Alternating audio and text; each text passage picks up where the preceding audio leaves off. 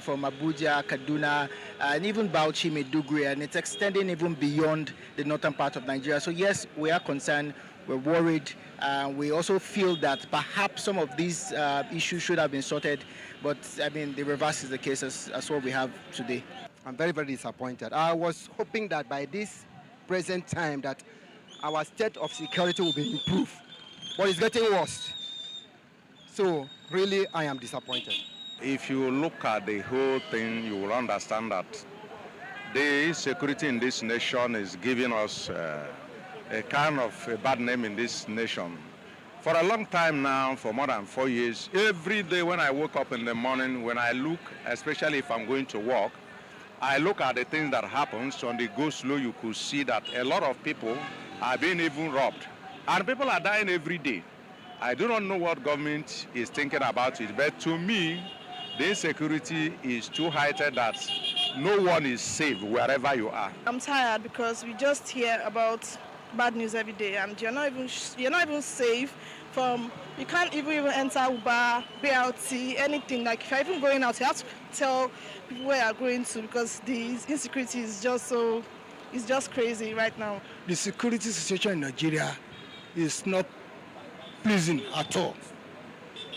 We will need to improve on the security system in Nigeria. It is disheartening to see what is happening presently in the country. So we need an improvement. So barbaric is nothing to write home about. We are insecurity in this country is something else. Because we need a good leader, somebody that can flush all those bandits or terrorists, just to flush them out, because the rate the people are dying is too much.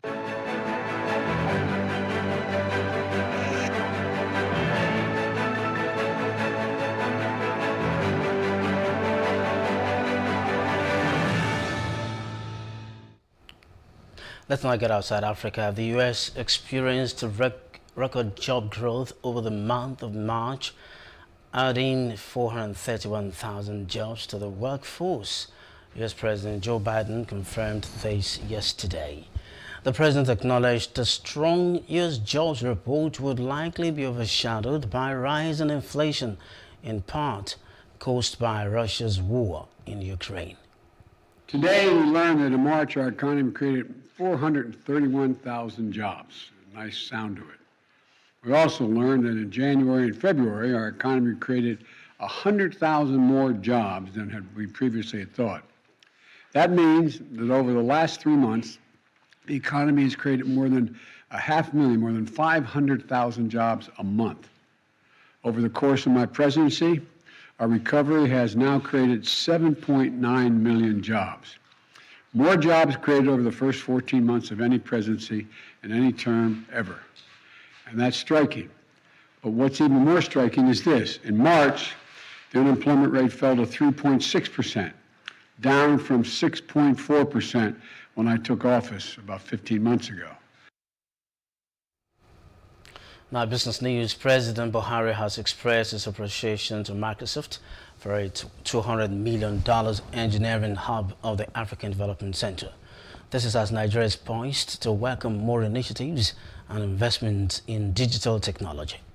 The president stated this when he received the president of Microsoft Corporation, Brad Smith, accompanied by the Minister of Communication and Digital Economy, Professor Issa Bantami, at the State House in Abuja. Smith said Nigeria is positioned to play a strategic role as the largest economy and most populous country in the African technology ecosystem. Now, entertainment news. Nigerian-born singer Adara is set to release a new single, Rock My Boy. According to Adara Music Management, the single was produced by Andrew Bez, one of Nigeria's finest and most creative producers. Speaking on the new song, Adara says the track takes listeners through a journey of love and sacrifice while seducing the listener with Oja, that's the elegant Igbo fluid. In a short chat with the singer, She said it has always been her dream to take the Nigerian music scene by the storm, which is doing well worldwide already. President Muhammadu Buhari has rejoiced with music superstar and evangelist Chief Ebenezer Commander Ebenezer Obey, as is popularly known, on the occasion of his 80th birthday, which comes up on April 3. In a congratulatory message issued by his media aide Femi Adesina in Abuja, the president paid tribute to the musician who used his art and skills to fly Nigeria's flag around the world. He lauded Obey for bringing joy and merriment to people with his sonorous voice and didactic songs for over 6 decades. Now, sports news. Russia's Daniil Medvedev will be out of action for 1 or 2 months. Is going under the knife to fix a hernia problem. He opened up on Saturday, casting doubts over his participation at next month's French Open. Medvedev won the US Open last year and lost in the Australian Open at the final to Rafael Nadal in January. That's the news update. For more stories, please follow us at PlusTvAfrica on Facebook, Twitter, and Instagram. And do subscribe to our YouTube channel at PlusTvAfrica and PlusTvAfrica Lifestyle. I'm Tolu Ojomi. Thanks for watching. Good evening.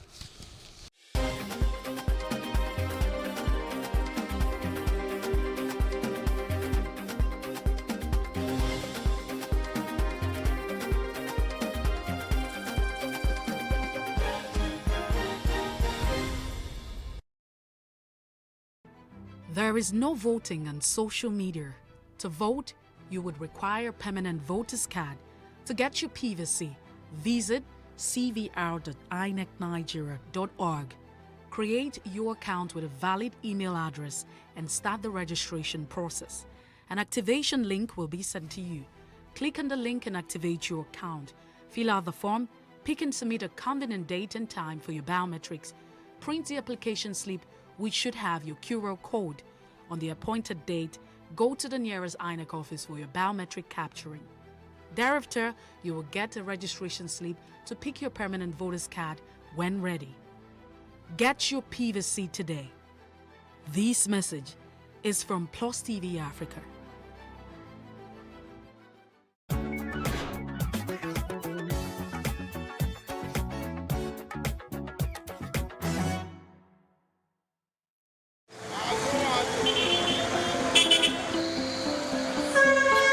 Nigeria is witnessing an increase in entrepreneurs, startup companies, and small and micro-scale businesses. Economists say one of the major reasons for this is a problem that has plagued the country: unemployment.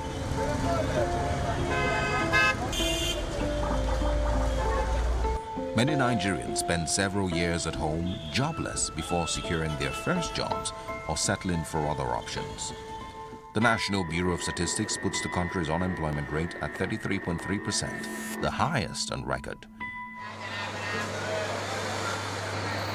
Rather than sit at home and complain, more young people are becoming innovative and turning their hobbies into businesses. Olayanwaju sold clothes in his undergraduate days to make extra income. He now does the same thing, but this time around to make a living. It came as a motivation for me since my university period, because I actually went into selling of NYSC kits, selling all these basic minor clothes. And after a while, after going to service, it occurred to me that the kind of set of people I roll with, this is what is going on in town. This is the fashion store. This is the brand. And I've been known as Roger Wears. So why is Roger Wears still selling this? Why can't he just move up from this business into the main industry? Samuel Joy learned to cut hair during her days of unemployment. It's now what she does for a living. Actually, it hasn't really been easy though, but a lot of challenges ahead of it, and some I've faced though, and it's cool. But I love it being, I was once a tomboy, That's when I learned barbing. And ever since then, I think I've been able to convince people to believe my skills. Unemployment and poverty also forced Willie to be a barber on the streets of highbrow Victoria Island in Lagos. When I was growing up, father actually wanted me to do something good. Wanted me to go to school, wanted me to have a good grades in school. Well, you know the system in the country. When after the school stage, you come back, you graduate from school, you still don't have good jobs out there. On the flip side, unemployment has led to the stagnation of some individuals who find it tough to adapt because of their specializations. Wale Scott, a professional sports broadcaster, lost his job at the peak of his career. His unemployment journey lasted about 7 years. Moving on and getting another job was more difficult than he had imagined it would be. A Wale Scott with all that talent doesn't have a job. But I realized that every office I went to, when I picked myself up, when I get there, the guys who are in my department there are like, I beg, I space no day, because they have job security problems. As in, if this guy comes, he's going to take our job. That was my major reason why I didn't get a job that early. Everybody felt like, it's good. If he comes, he's going to take our job and all that. So I didn't get a job for a long time. All this doesn't mean there aren't people who still get white-collar jobs. But what factors make some people employable and others unemployable? As a job seeker, you need to position yourself to get that fresh information. The longer a job opening is out there, the reduced or the more reduced your chances as a job seeker to get shortlisted. So that's the first thing first is the information and the network. Then the next step is actually your own preparedness, which is your documents, your marketing tool, your CV. Anything that will sell you best should come first on your CV or should be prominent on your CV. There are some schools that if you are a graduate of that school, just put it at the bottom of your CV. So if your CV is a 3-pager, let it be maybe like the second to the last item on your CV.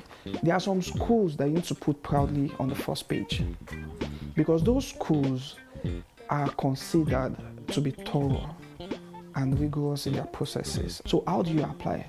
If you're applying to an online portal, fine, you have to upload your CV still. Or you could apply to an email. Usually such vacancies, there's always an email for you to send your email. So when applying, ensure that you're applying properly. And the basic rules are, the subject must be the job title you're applying for. So for instance, if it's an accounting role, the subject should be accountant or accounting opening, something like that. Everybody's got talent, but are you actually the right talent for that particular role? Then again, what exactly are you prepared? When I mean the right talent, do you have the right skills? Do you have the right qualification, experience? So all this, and also it has to do with your behavioral attributes for the role. So if you have all this, yes, maybe you could actually get qualified for the role. But when you don't have this, it becomes like a misfit for the role. What makes people unemployable is also a determinant of your readiness. Are you available? Are you actually what we want for that role?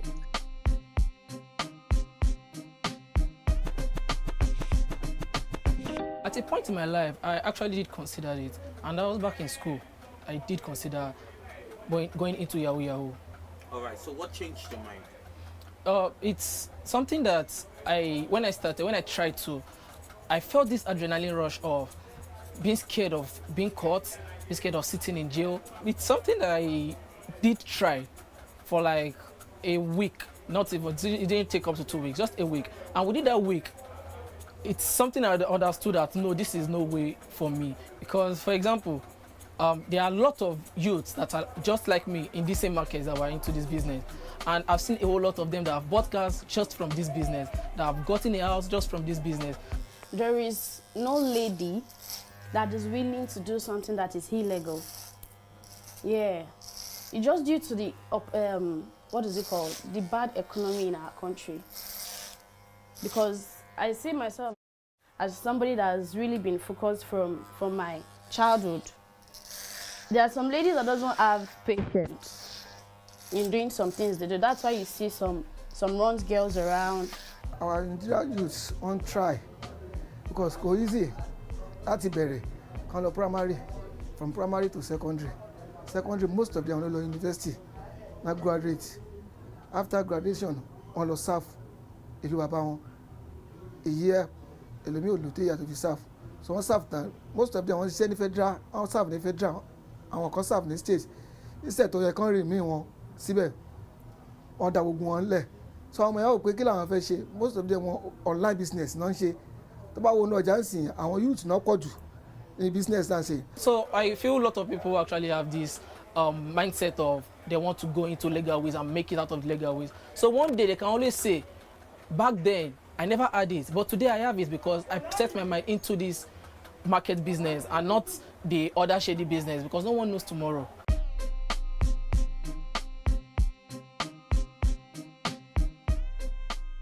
The problem is not the guys from the outside. It's actually from the inside. You don't get any more respect at home anymore. The wifey doesn't respect you anymore. Your mother, your parents don't respect you anymore.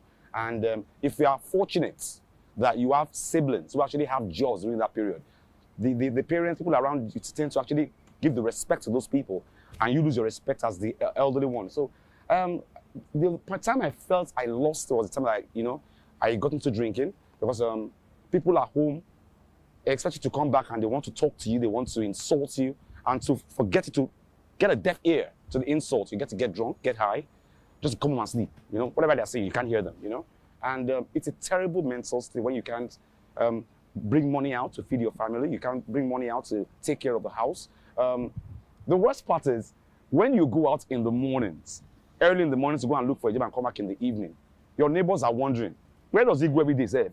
As in, when it's time for them to pay for the woman that sweeps the floor, he can't pay. Time to pay for the rent, he can't pay. So where does he go every morning? But you can't stay at home as a man. But you still go out all day, come back at night, no luck. And then nobody at home is understanding that no luck, it happens. They're like, why would you have luck? Most of my friends are already well made. And probably there are times when they will just call me, what's up? Knowing that I'm this kind of person that likes going to parties. I like going out. What's up, Proja? Come on, let's go out. Let's hang out. But due to the fact that I'm jobless and probably have no cash on me, I will just respectfully decline the offer.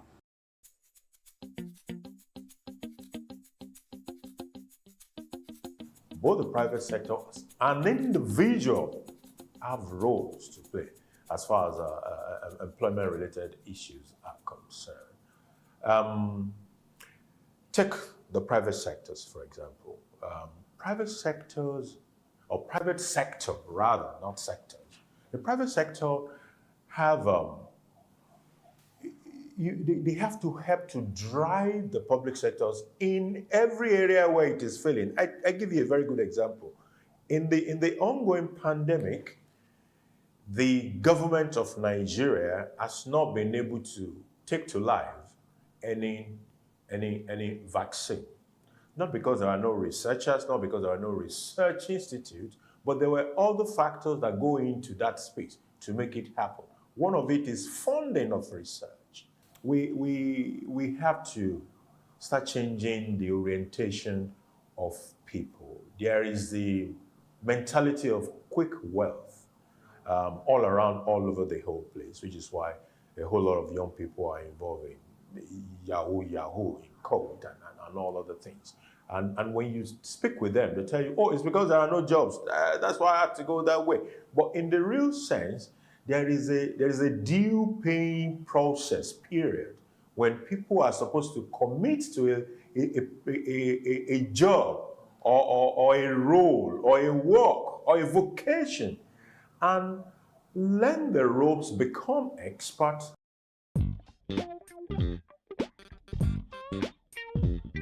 Everybody has a skill. Yeah. But it's just sacrificing the time and creating the time and making that thing grow in you. When we talk about vocational trainings, right, I've come, just like you said, not like white-collar jobs is not for everyone. I mean, we've come to realize that. At the moment, at Jobberman, we are in partnership with the MasterCard Foundation. We are upskilling about 5 million. Well, the mandate is 5 million young Nigerians over 5 years, right? And place 3 million of them in work. And of the 3 million of them that we are upskilling, some of the things that have come up is the importance of gig work, the importance of internship. So it's not just having a full-time employment, but having dignified employment, right? And blue-collar jobs also fall under dignified employment.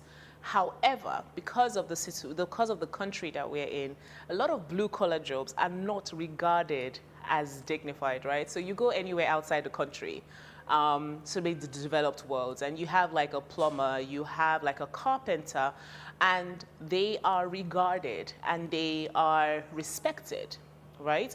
However, in Nigeria, you have carpenters, you have plumbers, and most times those professions, although not white collar, are not regarded, right? So what we really would love to do is to make these blue collar jobs dignified. And how do we make them dignified? By teaching these people, or teaching people who are going through vocational trainings, the necessary skills that will make them stand out. So yes, white collar jobs are not the only answer when it comes to employment. Blue collar jobs as well are our answer to unemployment. After all said and done, changing the public perception that white-collar jobs are the only dignified form of labor may just be a start in the eradication of the stigma of unemployment.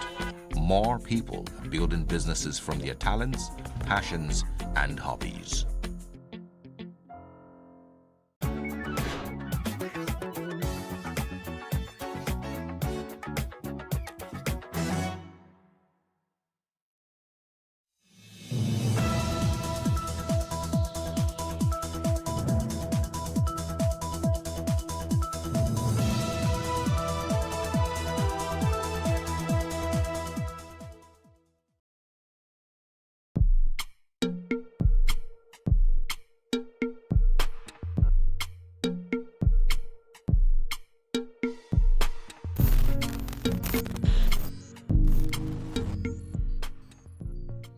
Hello and welcome to Plus Events, your favorite social diary show that brings you the best and biggest events to your screen. I am Jacinta Obiuku, and on today's show we have 3 interesting events that you will definitely enjoy. First is the event where the African Agility in partnership with the Lagos State Government and a Co-Innovation Center is trying to close the gap change in the technology industry by ensuring that more women are in technology through training.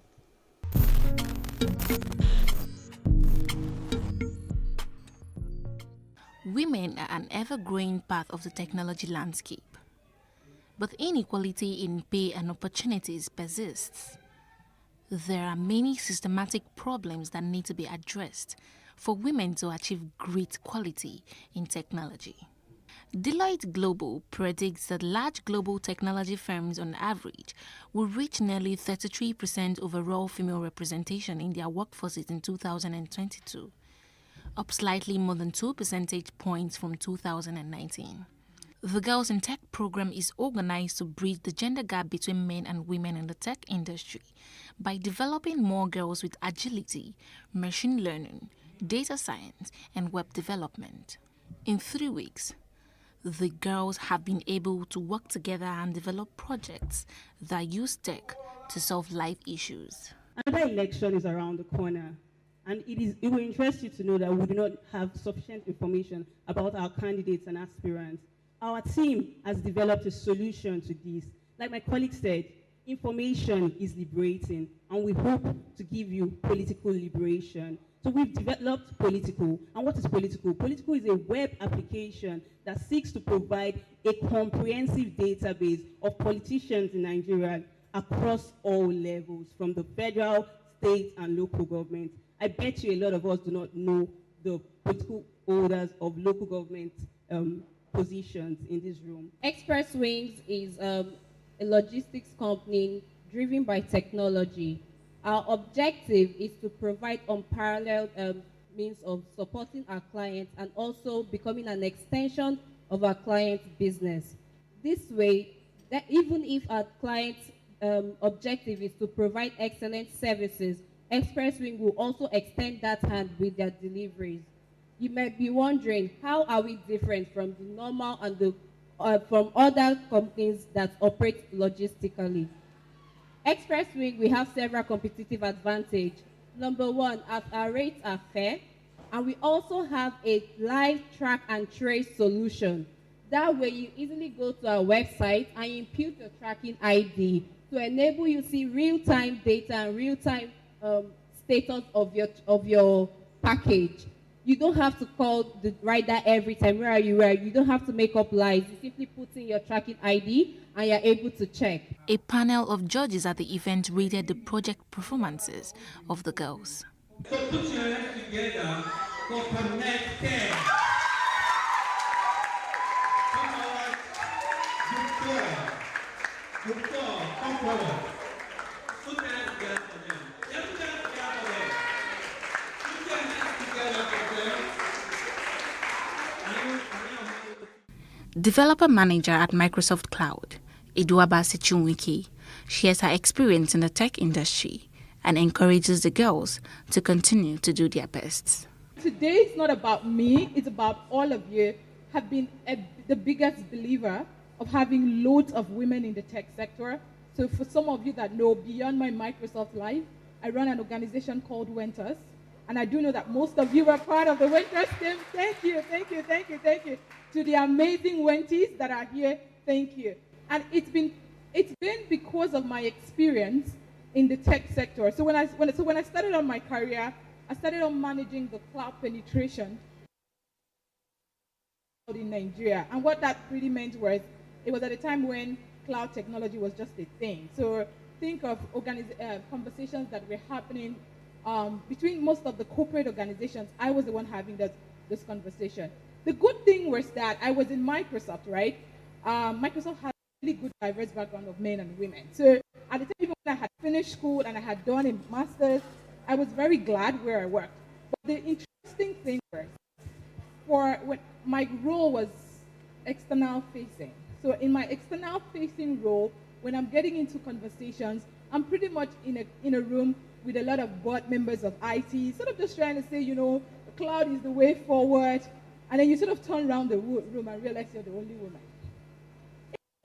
I didn't see that as a deterrent, right? I saw that as, this is an opportunity to get a lot more women, to do more, to be more.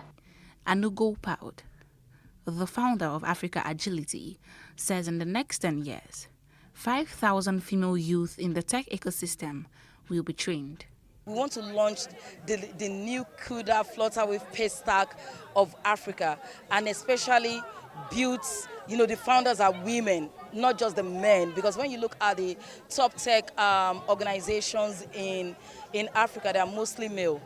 But now Africa Agility wants to launch the women into the tech ecosystem so that they can compete with their male counterparts. So we are launching Girls in Tech Business School, and it will be starting next month. And this is not just for the girls that have gone through our programs. We are targeting girls across Africa that have great, amazing business idea, but they don't have the skills and the competency to be able to launch into the marketplace. So we are going to take them through ideation into launching their tech startup. And also we are going to work with investors and venture capital that would fund this investment for these girls, maybe by getting equity or whichever way that they want to fund it. Then we're also going to get grant for them as well, so that they can have enough funding to be able to launch a very successful, thriving tech business.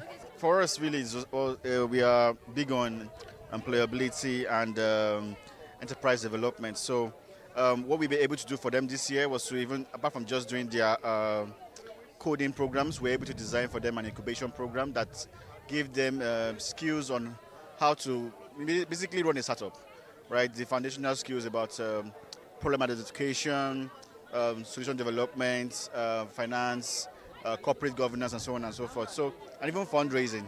So we're expecting that they will leave this program very well equipped with the tools and the skills to begin their own startup if they choose to go to that direction, rather than just going to the broad markets. And of course, as Eco Innovation Center, we are big on supporting startups. So the doors always open for them to come back to us with their ideas, and we will fund them, we will mentor them, and we'll provide them space for them to collaborate with seasoned entrepreneurs to be able to grow their products and scale their products and get them to commercialization. The young tech girls are super excited about this initiative. It has really been impactful, right? From the tutor, some of them are actually their student before that they hired, and some of them are not. So they are really good. If you don't understand anything, they will take you back. You ask questions, and there are Zoom meetings. You get to network with other people that are in tech, your seniors, people that have been in tech before, and there's community, the main community on Twitter and on LinkedIn, where you can just see anything that you want, and on Slack, anything you want that you don't understand, anything that is so vague, you just tell them and they will explain to you. So it's really, really impactful for someone like me that don't know anything about it. Now I can say I can do something. So let me just say now I'm a proud UI UX designer. It's been super amazing. I think that the sacrifice was worth it. And during the course of the training, I imputed what I learned, and I got job offers in 3 places just last week. And it's all because of this, and I'm so excited about it. Yeah.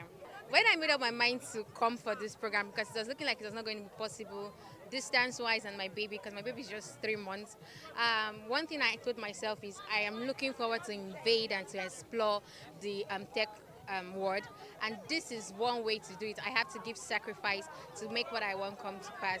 And so I believe that once I have learned what I need to learn, I will definitely be able to assist others to come up to and to encourage both mothers and young girls to do what they have to do to make it here. Despite the rapid growth in Nigeria's technology sector, there is no question women are in the minority in the tech industry, from the general workforce up through management and leadership roles.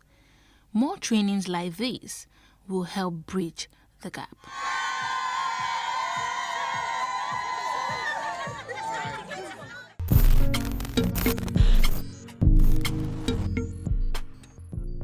This next interesting event is a wedding ceremony between Happiness and Ajasa. Oh my God, I love weddings. Do you? Take a look.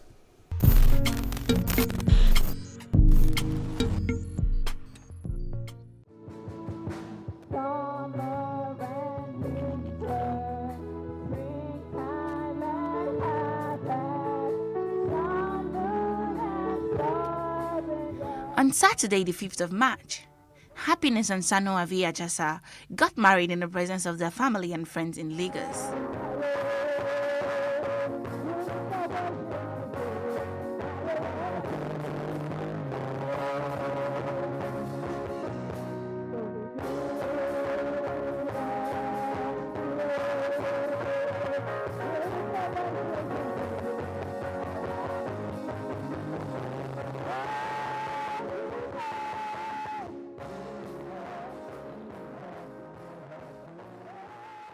The ceremony started in church at Christ Embassy Group Church Ikotun, where the newlyweds exchanged their vows and signed their wedding certificates.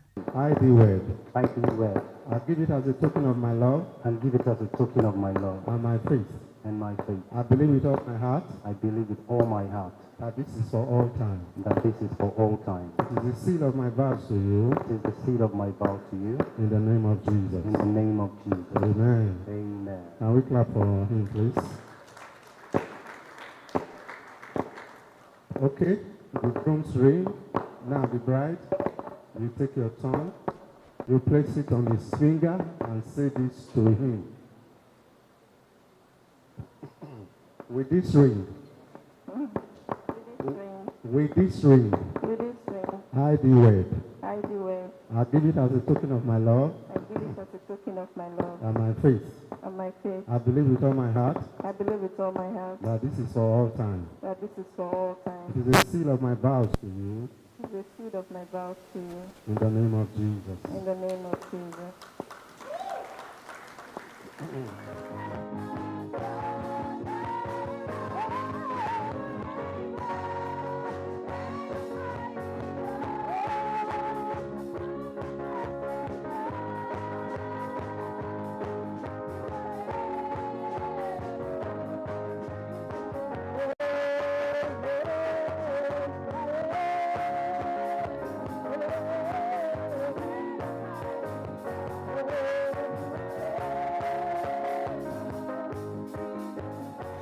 After the church service, guests proceeded to Hammond Hall, the reception venue, where there were lots of dancing, games, fun, and food.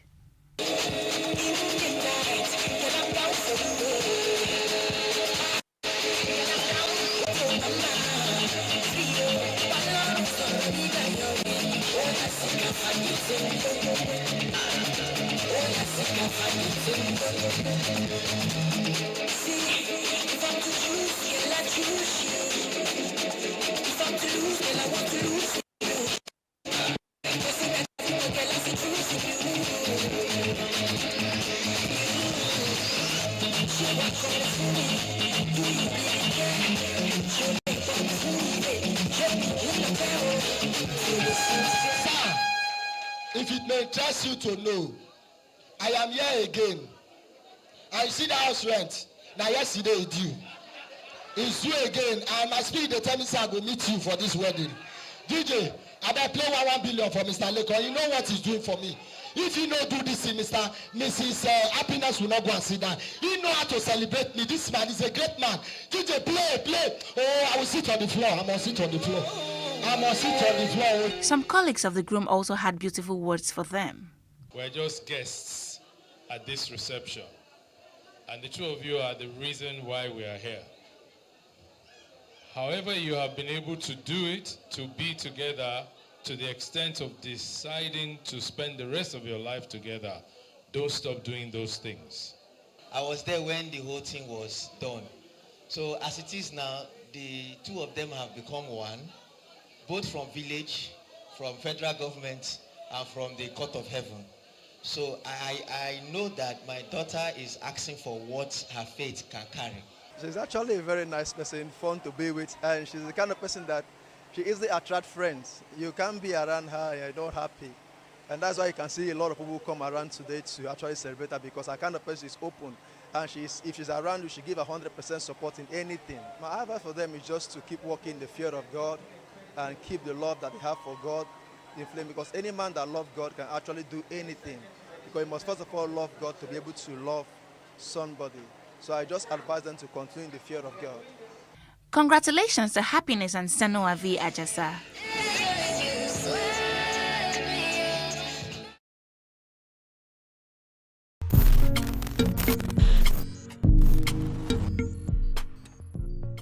And finally, on this edition of Plus Events, we've got another wedding between Grace Peters and Dixon Osage. Enjoy.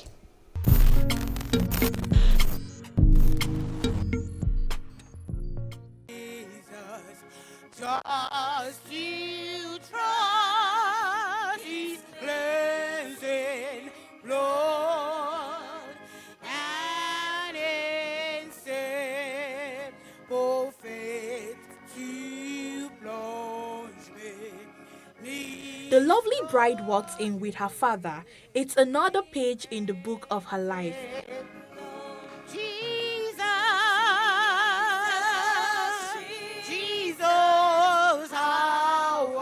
The church was filled with friends, guests, and associates who have come to witness the holy matrimony between Grace Peters and Dixon Osage at the Redeemed Evangelical Mission, Trem, Bagada, Lagos. What paraclete is where you get the word one who is your advisor.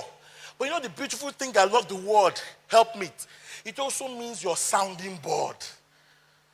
Grace and Dixon, Grace is your sounding board.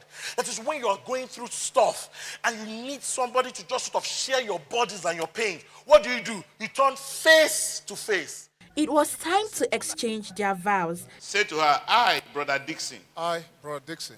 According to the word of God. According to the word of God. I leave my father and my mother. I leave my father and my mother. My father and my mother. And all my relations. And all my relations. From, I mentioned your village. From East and Southeast local government of Edo State. East and Southeast local government of area of Edo State. Yes. And I join myself to you. And I join myself to you. To be a husband to you. To be a husband to you. From this moment forward. From this moment forward. We shall be one. We shall be one. Please celebrate them. Put your hands together. I, Pastor Grace. I, Pastor Grace, according to the word of God, according to the word of God, I leave my father and my mother, I leave my father and my mother, and all my relations, and all my relations, from your village, from East and Southeast local governments of Edo State, from East and Southeast local government area of Edo State, and I submit myself to you, and I submit myself to you, to be a wife to you. to be a wife to you. Where you go, I will go. Where you go, I will go. Where you lodge, I will lodge. Where you lodge, I will lodge. Your people will be my people. Your people will be my people. And your God, the Almighty God, shall be my God. And your God, the Almighty God, shall be my God. From this moment forward, From this moment forward, we shall be one. we shall be one. And then to the signing of the marriage register. Hey, see what you have done for me. See how you set me free. Come and say it to the Lord in the highest. I say, who is greater than Jehovah, Lord divine? Oh, there is no one greater than Jehovah, Lord. Who is greater than Jehovah, Lord divine? There is no one greater. We call him Jehovah, marvelous. Yeah. Greater than Jehovah. They sealed it all as they were pronounced husband and wife. Been around the world, searching for a miracle, but I found no one like you. After the church service, guests proceeded to this beautifully decorated reception hall for the next chapter of activities.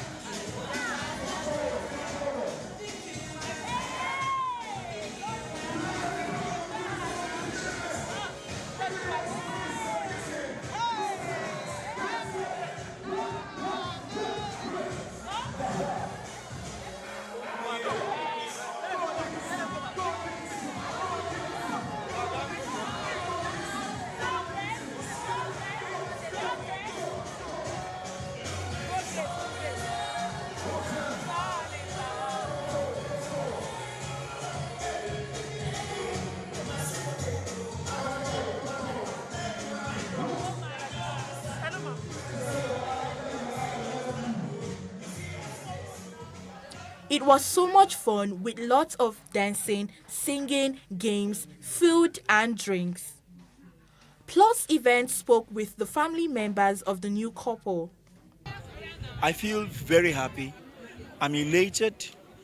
I feel good because Grace is a large-hearted person, loved by everyone who comes around her. She has been wonderful, and it is my joy today that God has given her a man who is also large-hearted, kind, loving, caring man. That gives me joy. I feel fulfilled because I long for it, even late to marry. I wish him to have married for long, but now that he consider it possible to marry, I give them my blessing. Marriage is an honorable institution, instituted by God himself. As you have heard in the sermon in the church, without the woman, the man cannot fulfill the injunction of the Lord that says, be fruitful and multiply and replenish the earth. I feel great. I feel great. The Lord has honored me, and I return all the glory to him. Today is my joy. So for my son, this. So when they say, never mind. No, say God have it time. And today, Jesus will do it. I very thank God we join them together with happiness and joy. It started like a joke, like a dream. I think somebody introduced him to me. We didn't click at first. It took a year. I think we quarreled from the very beginning. It took a year before things started working out. And then, of course, it's been smooth, actually. Moving from executive bachelor to husband is very, very important, you know. Thank you very much. I'm very happy to find a good wife, you know. The Bible says who finds a good wife finds a good son, obtain favor. So I've obtained my own favor, you know, it's my turn to shine, yeah. Friends of the bride and groom also had this to say. Yeah, it's exciting to see a young man and a young woman get married. You know, nothing can be better. Young people of these days want to live together without doing the proper things.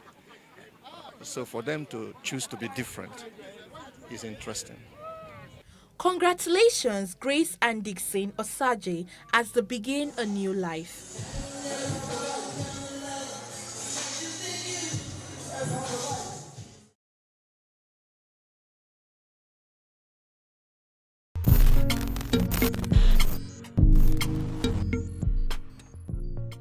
Well, that's a wrap for today. I hope you enjoyed the event on this episode of Plus Events.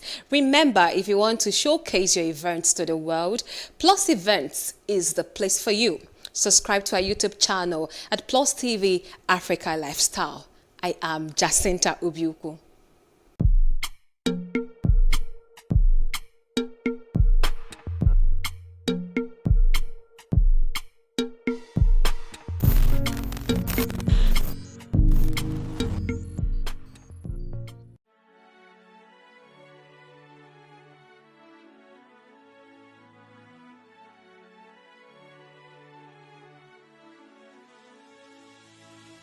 It is engagement we need to have. Those who suffer miscarriages are never taken into account. Members of the National Assembly are also influence peddlers. You are sitting on Nigerians' money. From the Babin, I pay my rent. From the Babin, I send my children to school. A consultative engagement. No any tangible notification before they ban us. It's one thing for people to be at your back and the heat of the moment, and another thing for them to still be with you when push comes to shove. I will do everything to take Lagos out of the national grid.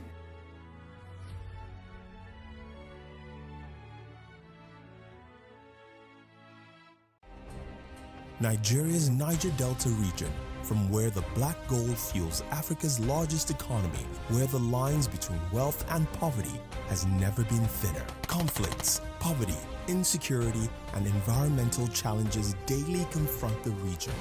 How can the Niger Delta story be changed for the better? Join Mamude Akuga at 9 p.m. every Friday evening on PlusTvAfrica as he probes deep in search of solutions. Inside the Niger Delta with Mamude Akuga, the authentic voice of Nigeria's oil-rich region. How can we have peace without justice? Plus Politics. It's not just another political conversation, it's about keeping you in the know. The relevant interviews, asking the tough questions to those that matter. Get the answers you need. Does it mean that the people who were injured, people who were shot at, those who were involved in that stampede are not going to get justice? It is unfortunate, it is sad that we have a government of deaf and dumb. Analysis from top experts. The last election was not really an election. We feel that Obasanjo has a very special place in his heart for hating Ijaw people. I think it really boils down to two things. One, trust and accountability. Plus Politics, every weeknight at 7 p.m. on Plus TV Africa.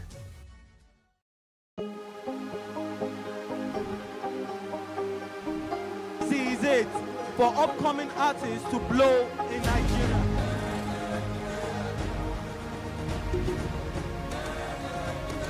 Welcome to Plus Trending.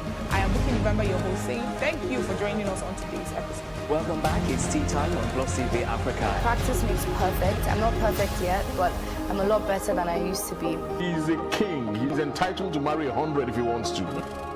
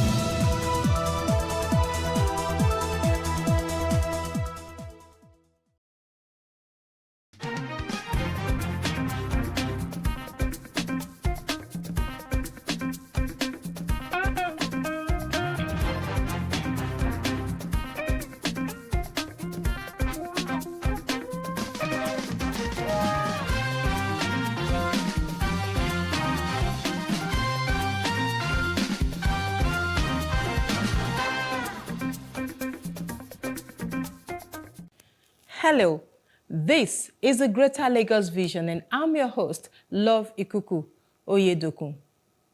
In fulfillment of his promise, Lagos State Governor Babajide Sanwo-Olu commissioned a state-of-the-art mini stadium and a computerized youth center in Ikorodu area of the state.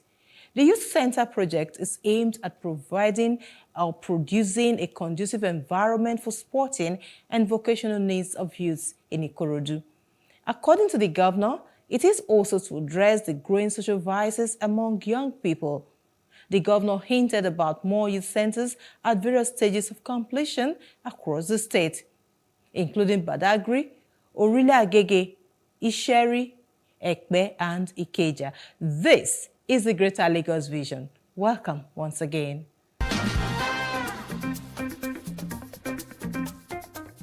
This episode features Lagos set to commence construction work on Badagry Deep Seaport in June this year. Lagos pays compensation to residents affected by the construction of Igbobo Road. These and many more when we return.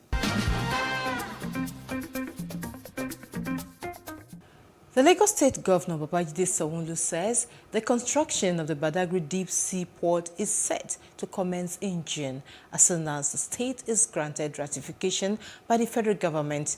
The governor stated this during a stakeholders meeting and community engagement on Badagry Deep Seaport project held in Topo, Badagry. Is the community engagement of the people of Badagry with Governor Babajide Sanwo-Olu. The reasons are not far-fetched. It is to deliberate on the delayed takeoff of the Badagry seaport.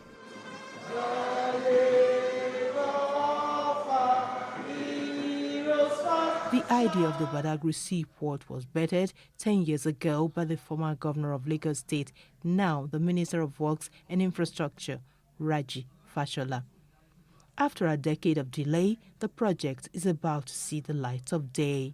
Governor Babajide Sanwo-Olu strongly believes that the project, when fully operational, will not only boost the fortunes of the people of Badagry, but also transform the entire economy of Lagos State and that of the entire West African sub-region. The Badagry Deep Seaport project is not just one project. This is a multi-level opportunity for progress for all of the people in this part of our great state. And the volume of the trade and quantum of investment opportunity that it will spring up in this area when this project commences and when it is completed and when it becomes operational. Very importantly, employment and capacity building for the teeming youth and the women in this great community will remain a priority for this project. He assures the people of his administration's determination to push development to the Badagry axis of Lagos State. Residents who lost their homes and lands to the construction will not be overlooked. We know for certain that a project of this nature and magnitude will require a lot of sacrifice on the part of the people and the affected community.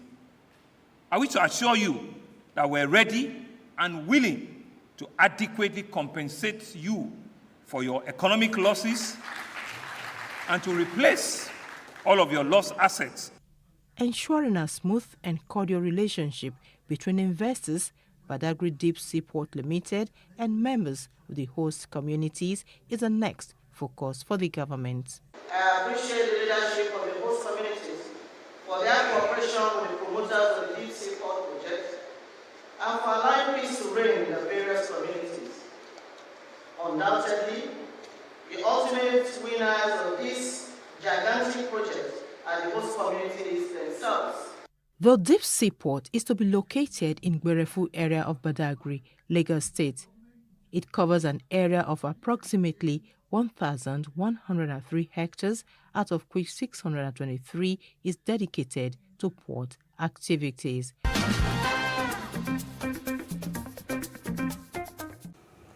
Over 500 million naira had been paid as compensation to residents and families whose property were affected in the construction of Bola Ahmed Tinubu Igbogbo Road in Ikorodu local government area of Lagos State. Governor Babajide Sanwo-Olu handed over the checks worth 5 million naira to 20 beneficiaries when he paid a walking visit to the area. A huge crowd waiting to welcome Governor Sanwo-Olu and his entourage to the venue. Soon, the atmosphere became electrified as the governor arrives.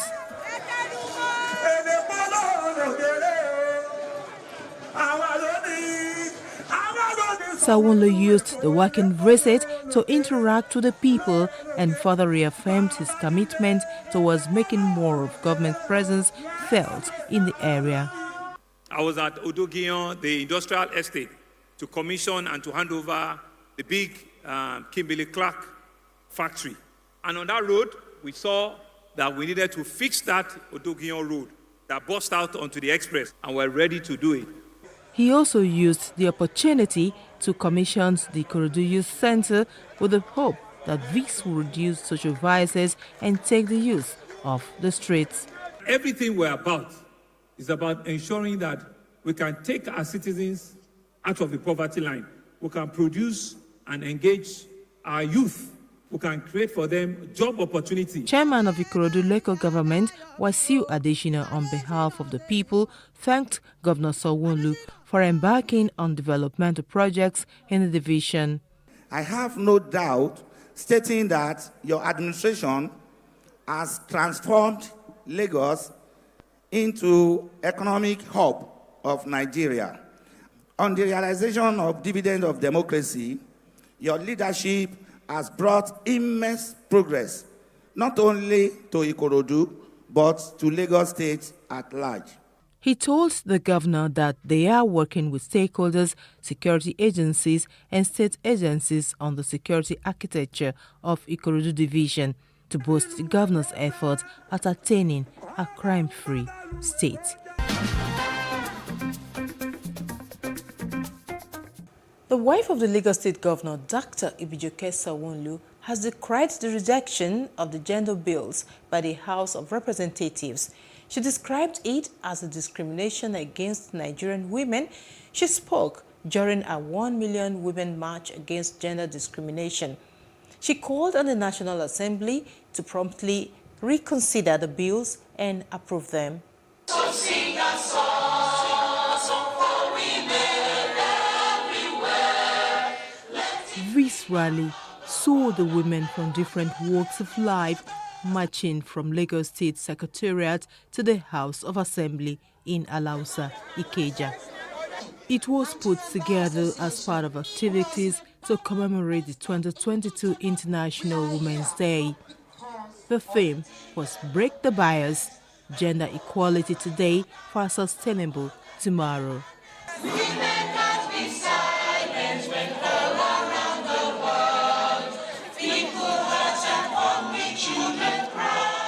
They want immediate passage of all gender bills in the House.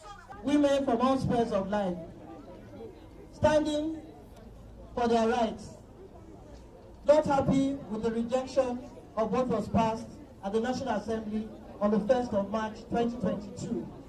Dr. Ibijoke Sawolo maintained that there can be no development without the full and equal participation of women in all spheres. The men, including the Speaker of the Lagos State House of Assembly, Mudashiru Obasa, were in consonance with the women in their crusade. You empower a woman, you empower the whole nation. So we always appreciate women in Lagos, in Nigeria and Africa for the good job you have been doing. You are the source of our family. You are the strength of the men. Dr. Sawolo also spoke on the death of Miss Oluwabamishi, who went missing after boarding a BRT bus and was later found dead. She described the development as sad, shocking, and devastating. This is a big slap on our face. Lagos State is not known for ritual killers, and we will not tolerate such. And from now on, BRT buses will have fixed cameras all over to monitor closely. The Lagos State government is set to launch a new resident identification card with improved features, according to the General Manager of Lagos State Resident Registration Agency, LASTRA, Dr. Ibilola Kasumu. The new card will allow users board a ride, make purchases, apply for loans, among others. I had a one-on-one interview with the General Manager of LASTRA, Dr. Ibilola Kasumu, for more insights.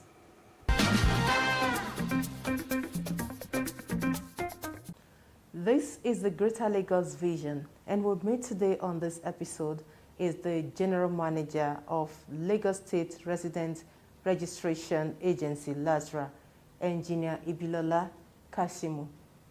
Thank you so much for being with us on the program today. Good to be here. Thank you very much for having me. Now, let's take off with the new resident identification card. Why do you think I should come forward to have it done? Why is the need for it? Thank you very much. So the new Lagos State Residence card, ID card, is going to be a smart card. And what it does, it uniquely identifies every resident of the state. And why we're doing this in Lagos State is so that we can plan adequately. So we take your demographic data, that's taking all your bio data, your name, gender, and just identify you and give you a unique identification.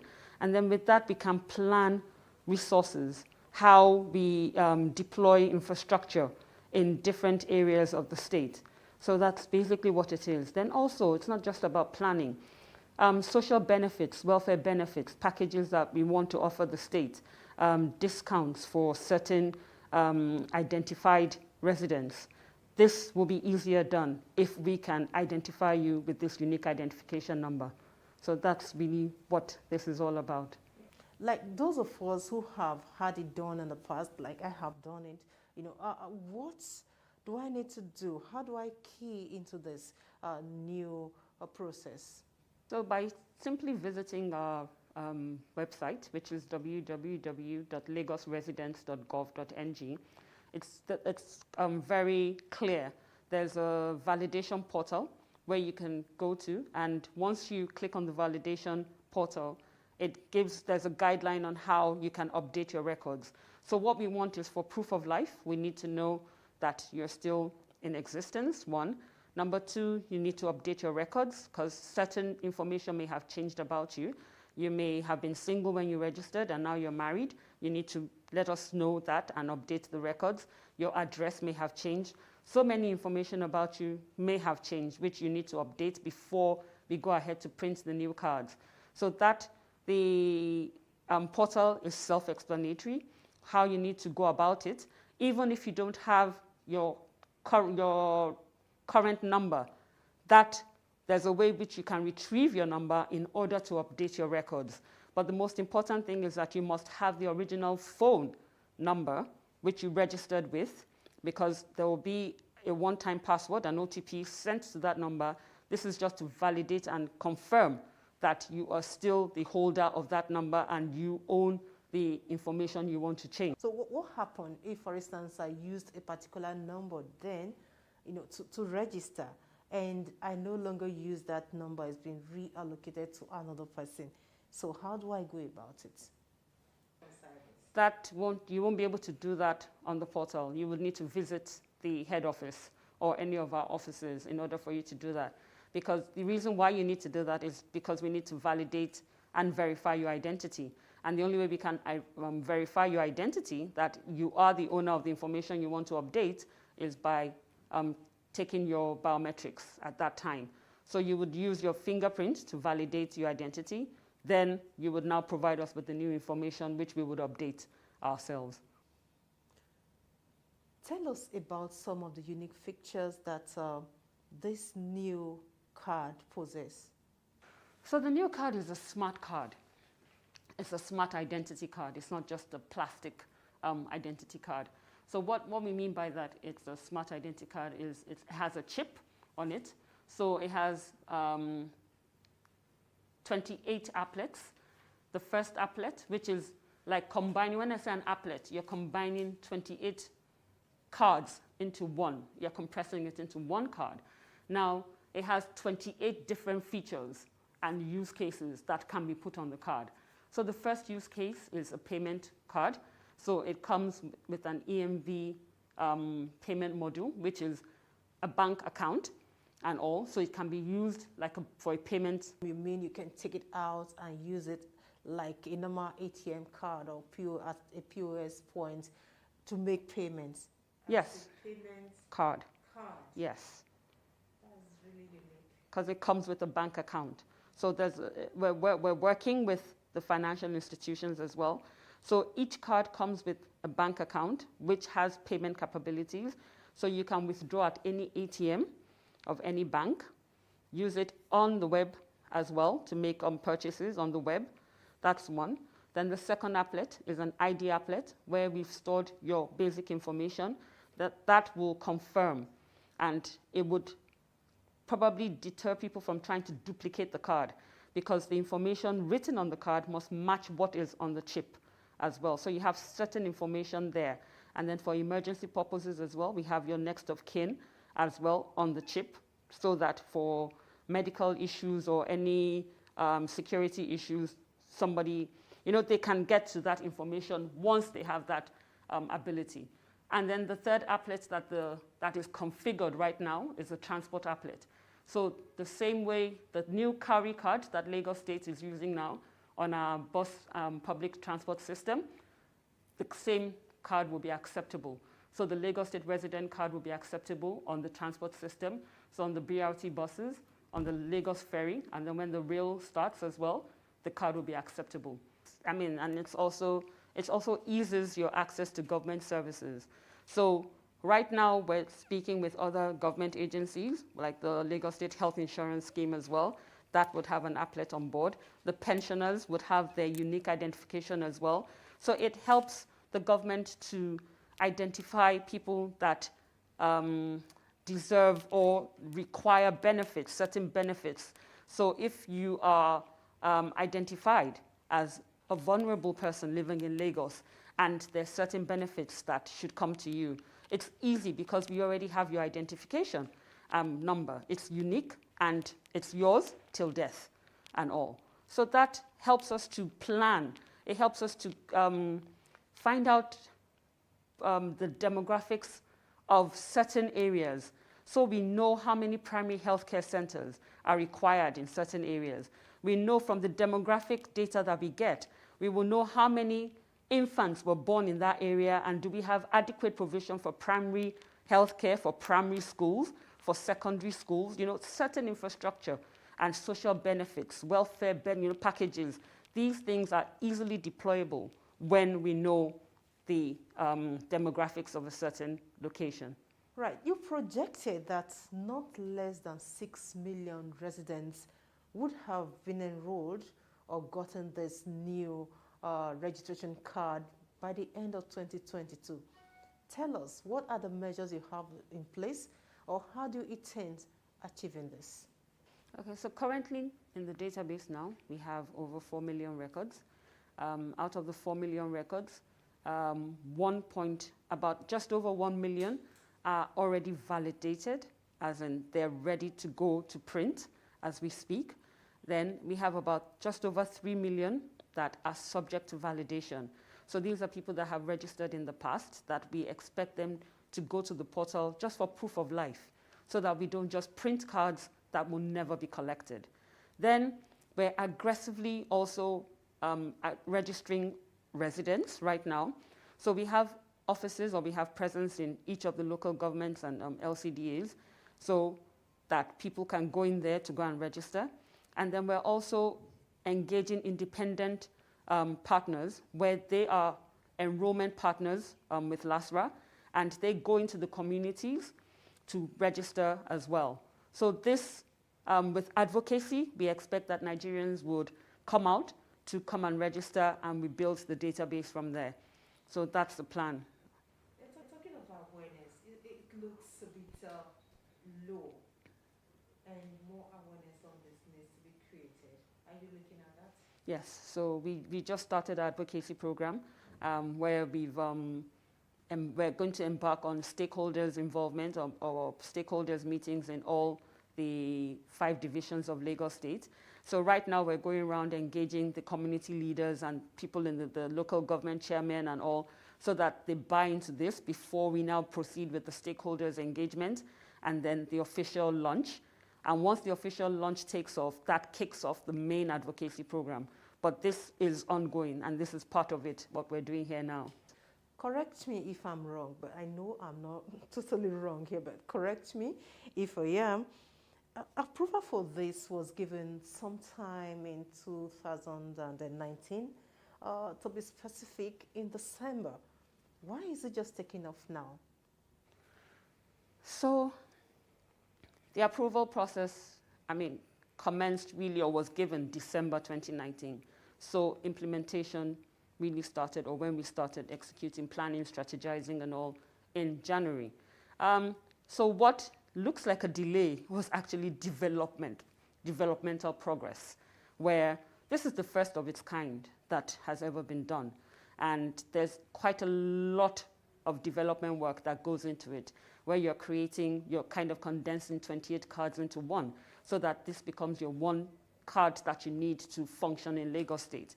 So it's not planned, or it wasn't planned as such, but a lot of development has been going on in the background, and we just wanted to get it right. And then also because of the interruption due to the COVID-19 pandemic, that created a little bit of a delay in enrollment, but it didn't stop the strategic planning and development, because you actually need interaction with the citizens, where they need to come to physically touch things, and the proximity can't be the distance when they're enrolling. So we had to halt enrollment for a little while, but it didn't stop progress ongoing, the progressive development. Now, let's try to juxtapose it, side by side with the vision of Mr. Governor, which you and I we are aware of, the Greater Lagos vision, making Lagos a smart city, and also the themes agenda. How does this, impact on that vision? So this helps because every citizen or every resident of the state is uniquely identified when you're uniquely identifiable, it makes it easier for us to deploy certain benefits and to plan accordingly. Also, I mean, we're trying to make it as easy as possible for people to reside in Lagos. So if it's the same card that I require to get on a bus, same card I require to get on a ferry, same card is required to get on the train when they do start, same card is required at the health facility that I'm going to seek treatment, same card is required when I attend certain schools, public schools in Lagos State, then it just makes it easy. You don't need to keep on going back and forth to enroll and be issued a different card. So that's part of it, making Lagos a smart city. Enrollment is free. Enrollment is totally free. But residents are expected, just like when you collect your ATM cards from banks, because it comes with a bank account, you're expected to activate the card with 1,000 naira. That 1,000 naira goes on the card as credit. So it goes in your bank account as credit to you. It's money, it's your money to be spent. But 1,000 naira is required to activate the card. That's all we have for you in this episode of the Greater Lagos Vision on Plus TV Africa. I'm Love Ikuku Oyedokun. Bye for now.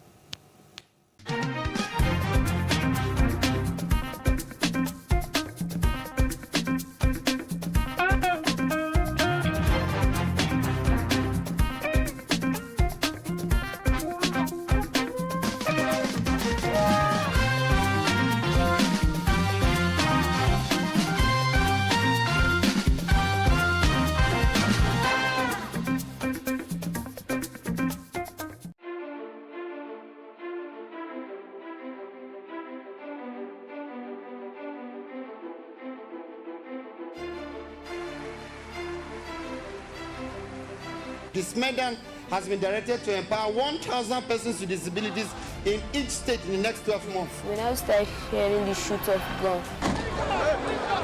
Whatever I have done. Every public policy has winners and losers, and some will not be very happy with you, while others, usually the silent majority, will be quite happy.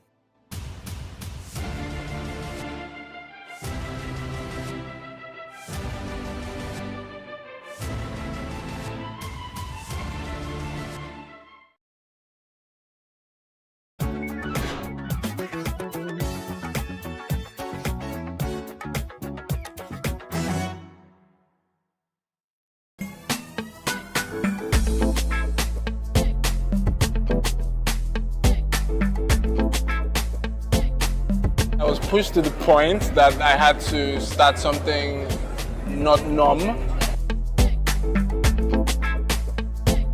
And I'm a big risk taker and I enjoy doing things that nobody really does. I wanted something different from every other art form that has been pushed out there. I didn't have that fulfillment in what I was doing and I really wanted to express myself more as an artist, and I decided to resign and go into practicing art full time.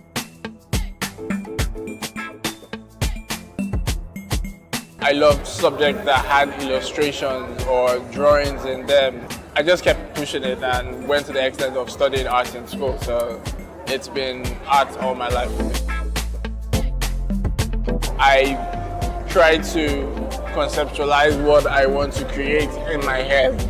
Even in as much as scattered as it might be, I create it in my head first, then I put it on paper. I sketch, then I try to pick colors, and I proceed to the main piece.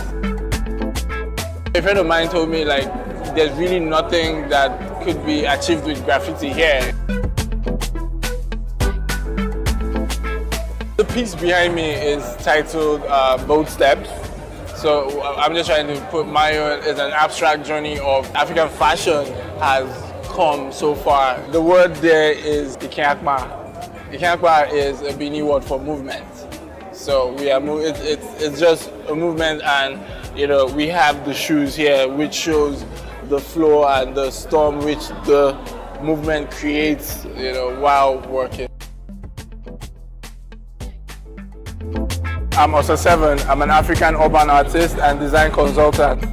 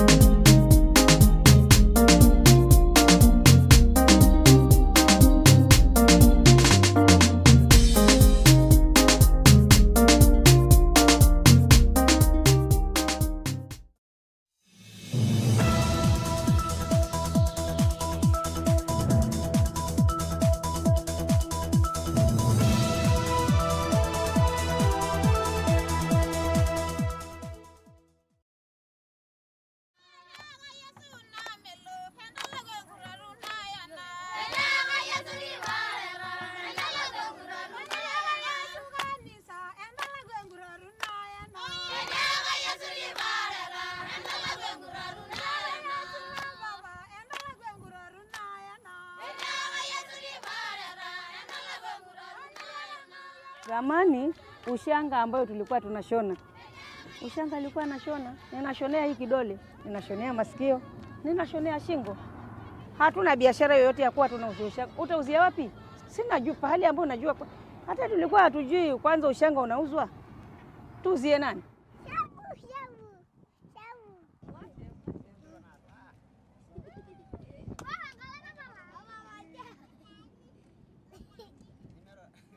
Kina mama wa Kimasai alikuwa atoke afanye kazi kwengine,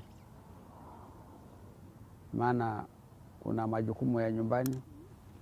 Yeye ndio anatafuta kuni, yeye ndio anatafuta maji, yeye ndio anaenda sokoni kununua chakula ya watoto. Kazi ya mzee ni kung'ang'ana na mifugo. Najua mifugo iko mara ngapi? Mara 3. Kuna ng'ombe, kuna mbuzi, kuna ndama wale wadogo. Sasa kazi ya waume ni kazi ya mifugo peke yao. Kwa hiyo sio rahisi mama atoke aende afanye kazi kwengine, maana mzee akitoka kama anaenda kung'ang'ana na mifugo yake, anayobaki pale nyumbani ni mama. Kwa hiyo si rahisi apate nafasi ya kwenda kufanya kazi. Mama tu ni kukaa tu kuangalia mali na kukamua na kupika basi. Mzee alikuwa anashughulika mambo zingine sote.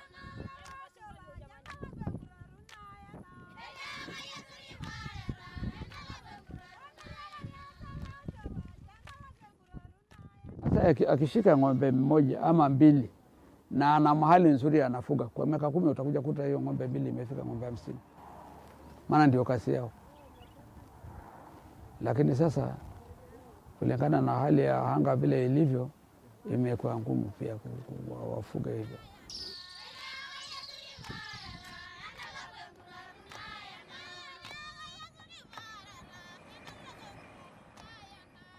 There was a lot of slash and burn agriculture in this area. People could just cut down forest. We had natural water pans in the forests, but those water pans have already dried up.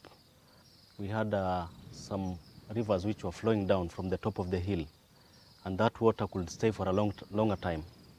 But these days, those rivers are no longer there.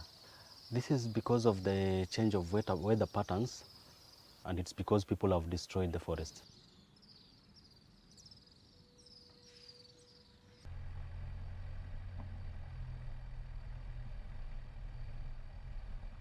Saa hii huwezi kupata mzee ako na ng'ombe 100 hapa. Kwa mfano mimi ndio nawaongoza. Niko na bibi 2. Niko na wakasa wanangu, bibi za vijana wangu 4, kwa hiyo jamii yote kuna mama ni 6 na ng'ombe haifiki hata 20. Silikufa hata imebaki kama ng'ombe 15 hivi. Sasa una shida ukigawanya hizo ng'ombe 15 kwa hao kina mama kwa kila nyumba pale. Anyasa na lenyoroi. Anya na ribanga samu kurunyabu. Anya bonwenga. Musa kwa juu kasi nyingine, kasi yake tu ni ya mfugo. Ikitaka chakula mpaka use mfugo. Sasa hizo mfugo ndio hizo sasa hausiki. Sasa tutabaki tu kuangaliana na hao mabibi zetu. Ndio sasa naweza patia ruhusa, si ndio nimekuja sasa kupatia ruhusa sasa. Aenda afanye hizo mamradi. Ndio sasa tuangalia kama atapata kitu kidogo ya kulete nyumbani. Halete chakula nyumbani.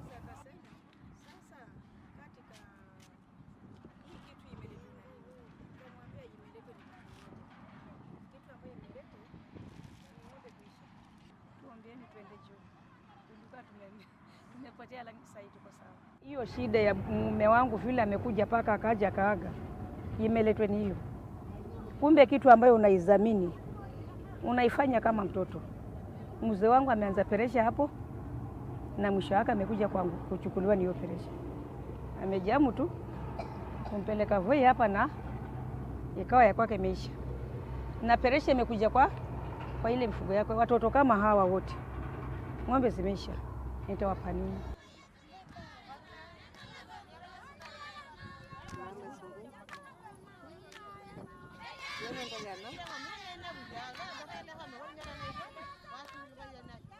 Tunenda tukashonee wazungu hizi bangili. Gari za wazungu zinakuja kama hapa, maana ilikuwa gari za wazungu zinakuja. Unaweka pale. Unanunuliwa penginepo, maana penginepo una nyoo moja ni shilingi 500 wala shilingi 300. Unakimbia, unajua mtoto wako atakula nini? Atakula nini?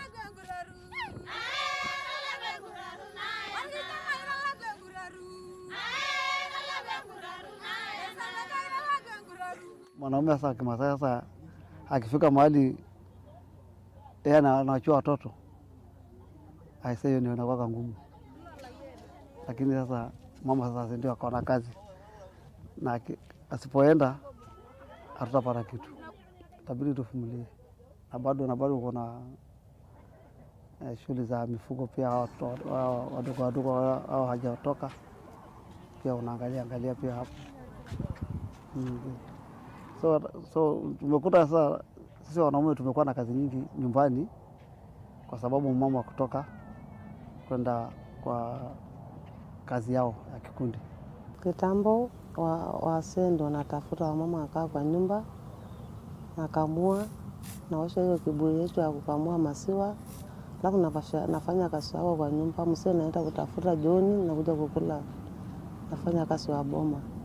Lakini siku hizi wamama ndio natafuta, wasee siku hizi hakuna kazi. Naangalia tu watoto, mbuzi, ile watoto ndogo ya ndama, alafu mimi naenda kutafuta na kuja kukula wote na yeye.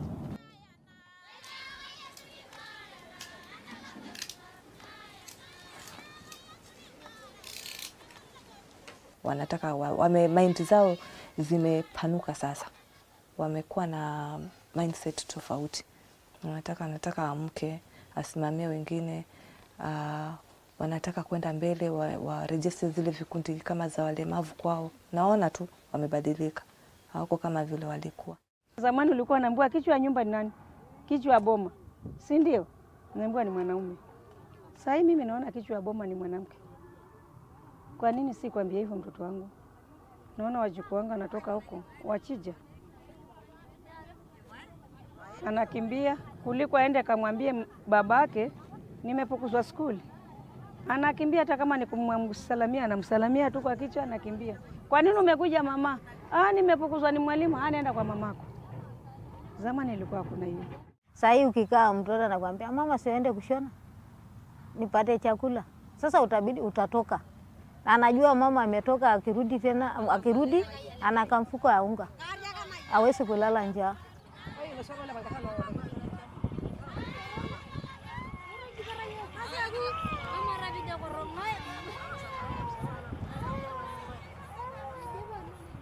Mimi kama mama ninafurahi, maana kama naenda nje kutafuta pesa yangu, nakuja kukula na familia yangu, nyumba nakuwa mzuri. Kama pesa ni nyingi, najenga nyumba yangu, najenga nyumba ya kupanga. Sasa hiyo kazi imekuwa mzuri sana. Naona kwa nyumba yangu iko sawa, hata kwa familia yangu. Maana kama naweza kupata pesa, hata mamangu naweza kupata kitu kidogo, ndugu zangu sina kula wote. Maisha yangu sasa hii imebadilika sana, kwa sababu vile nimeona maisha imebadilika. Watoto naenda mbele, kwa sababu hii pesa ambayo napata naendeleza watoto wangu kwa masomo, na naendeleza kwa kila kitu, kwa sababu nguo ya shule mimi naendeleza.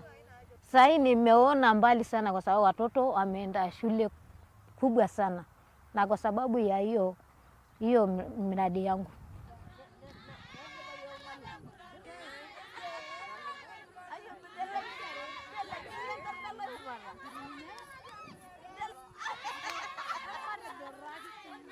Kule tumetoka tunataka tu hiyo nguo ambayo tumelikuwa tumelalia tuitupe. Tunataka nguo mpya. Tunataka mabadiliko. Ndio tunataka.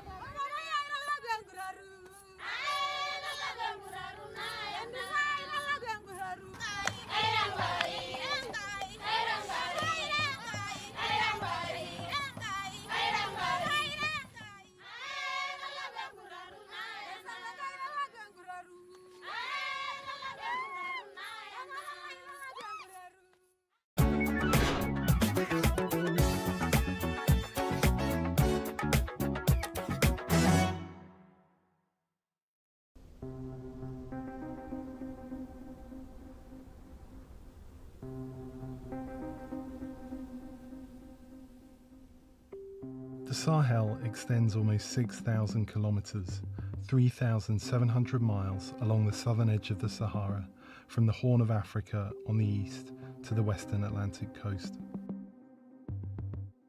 There's little rainfall in the Sahel, and farmers struggle to eke out a living in some of the harshest agricultural conditions on Earth.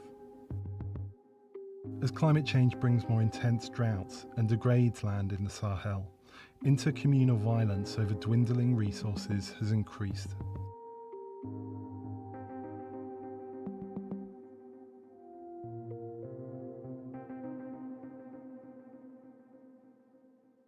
Much of the conflict is between herders and farmers who vie against each other to use the land for their own purposes.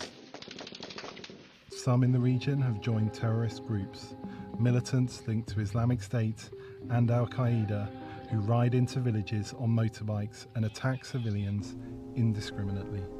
They wreak havoc and make parts of the region uninhabitable for civilians. While weak states and lack of development are big factors in the conflict, climate change is rarely discussed beyond the level of analysts and warnings from the UN. Unlike terrorists on motorbikes, climate change is a cause of the conflict people on the ground cannot see. But it is there.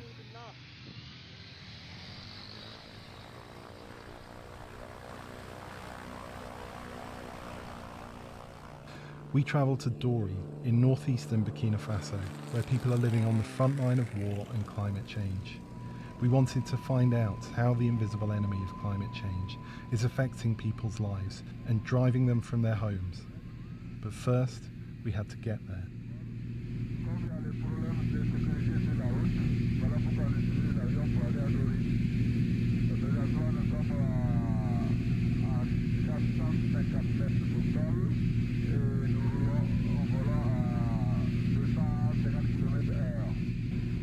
Dori is the capital of Burkina Faso's war-torn Sahel province and home to thousands displaced by the conflict.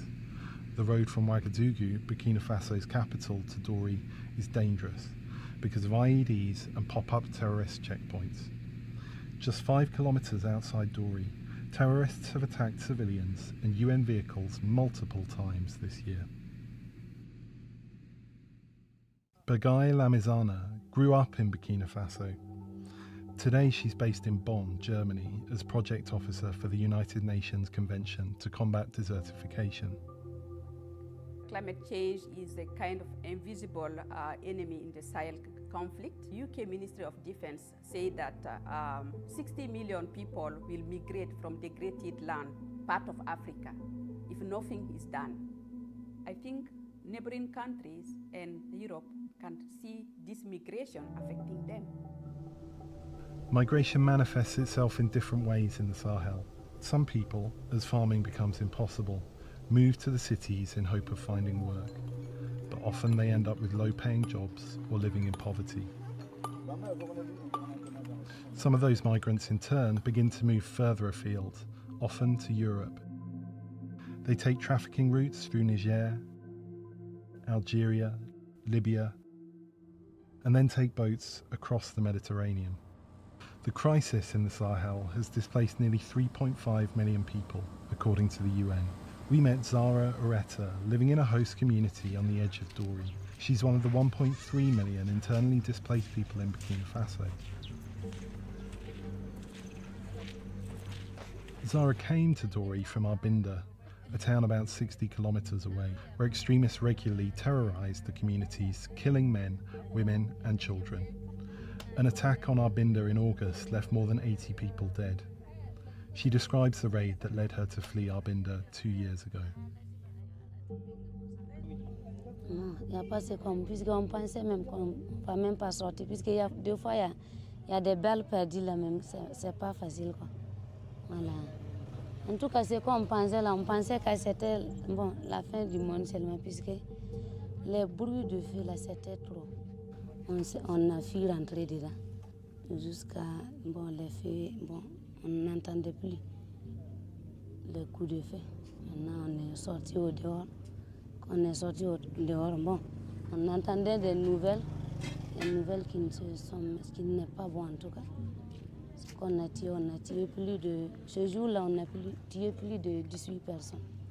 Mais tout ça s'était passé, c'est dans le marché, puisque c'était un jour de marché.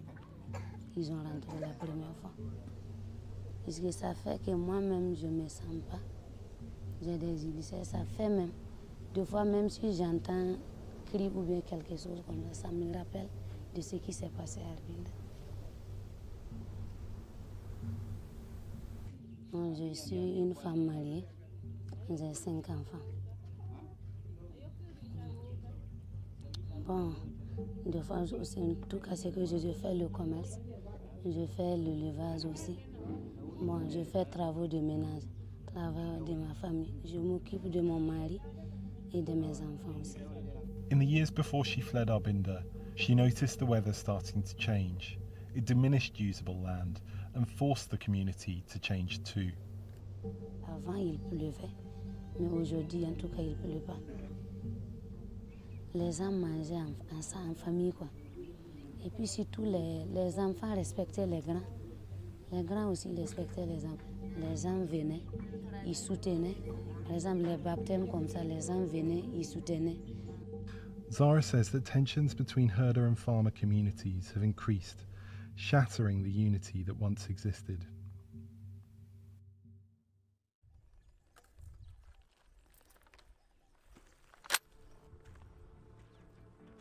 Salem is also a migrant who fled terrorism. Like thousands of others in Burkina Faso, he's joined a state-backed militia group known as the Volunteers for the Defence of the Homeland. They act as auxiliaries and local guides for the military, but they've also been accused of carrying out extrajudicial killings against civilians they believe are linked to terrorists.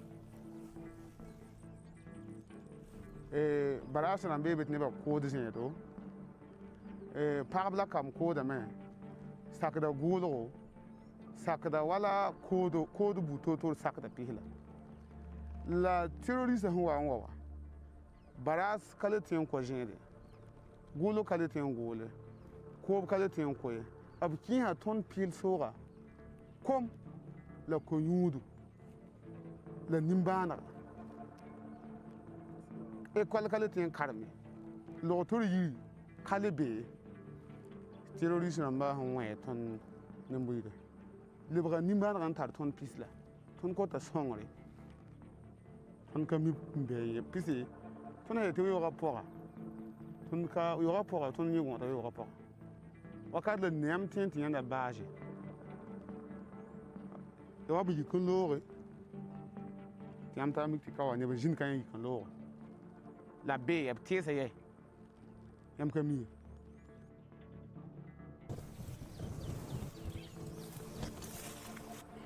Thế còn what na giờ mình làm mang cái phô bang đó na giờ mình phô.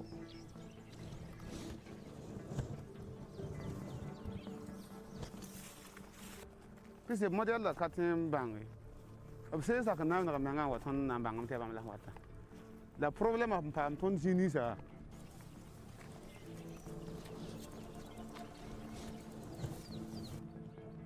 Ya lingri. Le problème de embuscade, embuscade na solo rien wat ndi conva la be kana mon ton tara panga la rawodo la tembo be ora ni ti za bra na sa ma ton ti fo bala ton kayai hede ton han yayi se ton ne tenga na je kenga ye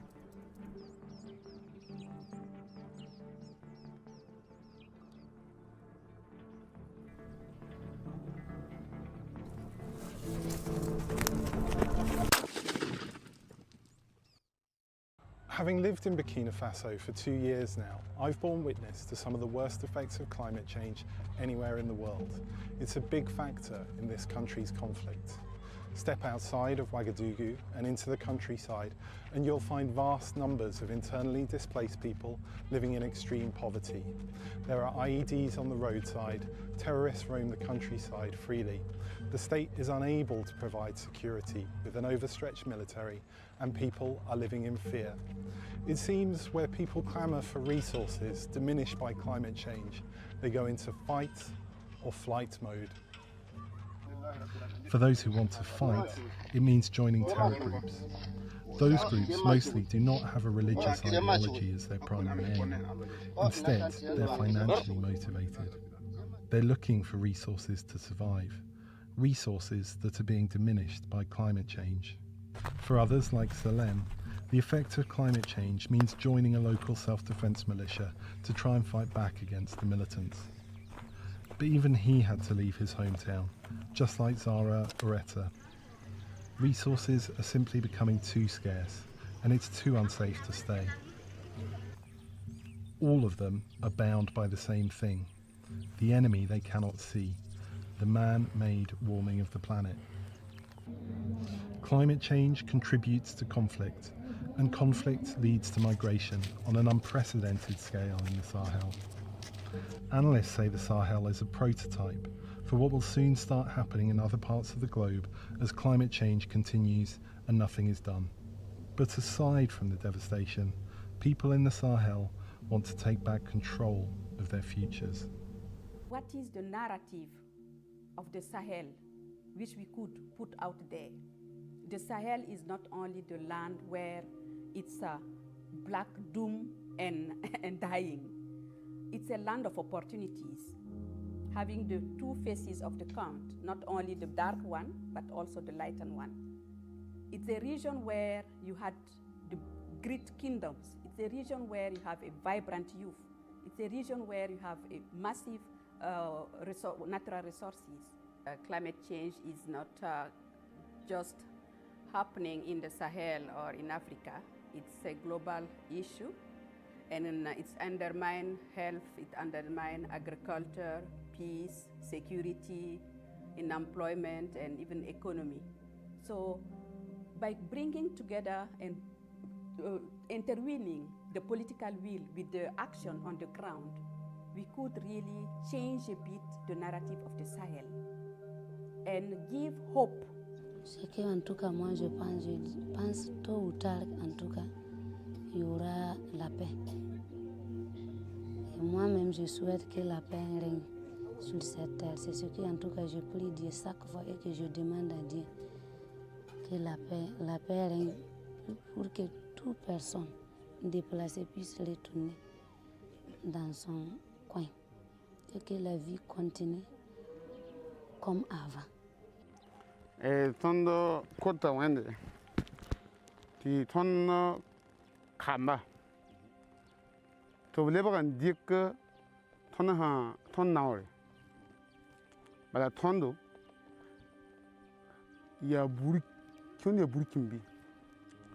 La patrie où la mort nous vaincrons.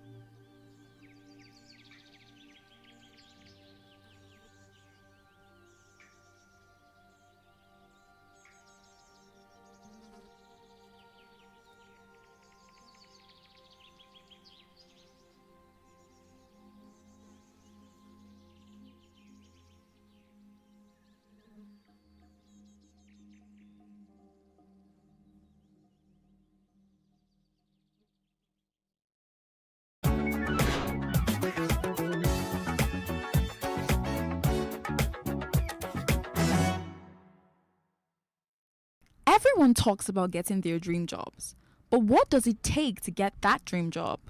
In a religious society like Nigeria, some people resort to prayer, but did you know that sometimes the only reason you're not getting the job isn't because you don't have the credentials?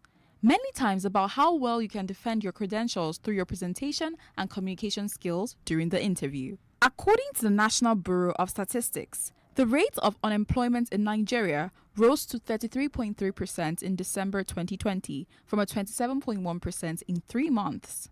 Interview phobia is a major issue that contributes to unemployment in the country. Some individuals are employable but don't know how to express themselves properly, present their resumes, and network effectively. An expert spoke to us about interview phobia and how it has increased the rate of unemployment within the country. Okay, so I mentioned I struggled. I went to Lagos State University, public university. Nobody taught you any of these things. And so I thought that if I come to the interview space, I would do well because I know I'm good enough. But coming in, it was difficult. I got plenty of rejections. And I made up my mind that if you can get past this thing, you would help other people who are also like you. And so sitting down in that space, I also see people like me and I feel for them. According to Student Graduate Report, more than 50% of graduates in Nigeria disclose that communication skill is the least skill their academic education prepared them with. Like we have a compulsory NYSC every year. I believe the government or the educational sector should do something like when they know somebody's in their final year, maybe they allow them go through a month or so, or they introduce a course and make it mandatory for them to be able to go out there and face the outside world when it comes to interviews, when it comes to networking and all of that. I've seen super amazing, intelligent people lost opportunities because they were not confident, and those who were not so smart but have built their confidence are able to get the job and get these networks and get these opportunities. Especially when you come from a Yoruba or Igbo family where you don't have to look at your dad in the eye. You get that kind of thing. So you have to learn to look at people in the eye when you talk to them. It makes them believe that you are not up to something. You're not hiding anything in your cupboard. We're going to school or having to attend different schools, all right? They just teach us, we only have syllabus on what they've been doing so far in past years, and there's no trend of bringing in new things. So the next time you complain about not getting a job, think about how well your CV is prepared. Assess your communication skills during the interview and think about how well you presented yourself.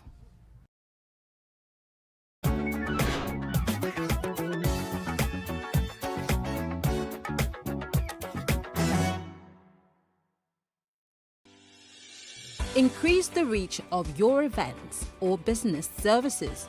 To advertise on PlusTvAfrica, please call 0906 000 5719 or 0909 040 8408, or send an email to marketing@PlusTvAfrica.com.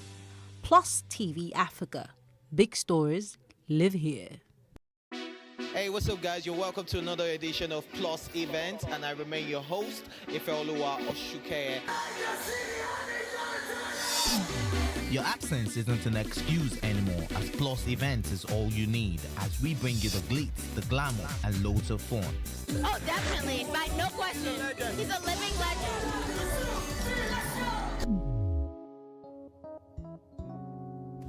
Oh, God forbid, Holy Ghost fire, I know. I just want to be blown away. I want to be wild. This is 11 years of doing it.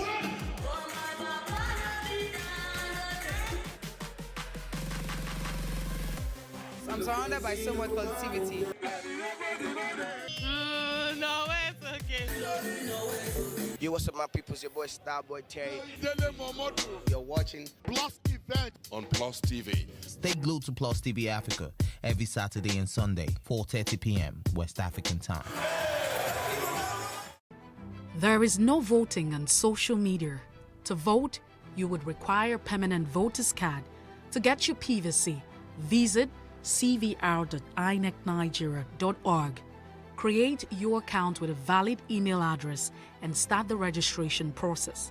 An activation link will be sent to you. Click on the link and activate your account. Fill out the form, pick and submit a convenient date and time for your biometrics. Print the application slip, which should have your QR code. On the appointed date, go to the nearest INEC office for your biometric capturing. Thereafter, you will get a registration slip to pick your permanent voter's card when ready. Get your PVC today. This message is from Plus TV Africa.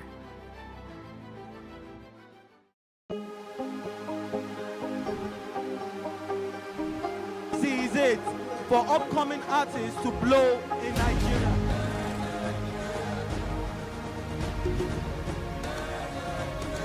Welcome to Plus Trending. I am Bookie November, your host, saying thank you for joining us on today's episode. Welcome back. It's tea time on Plus TV Africa. Practice makes perfect. I'm not perfect yet, but I'm a lot better than I used to be. He's a king. He's entitled to marry 100 if he wants to.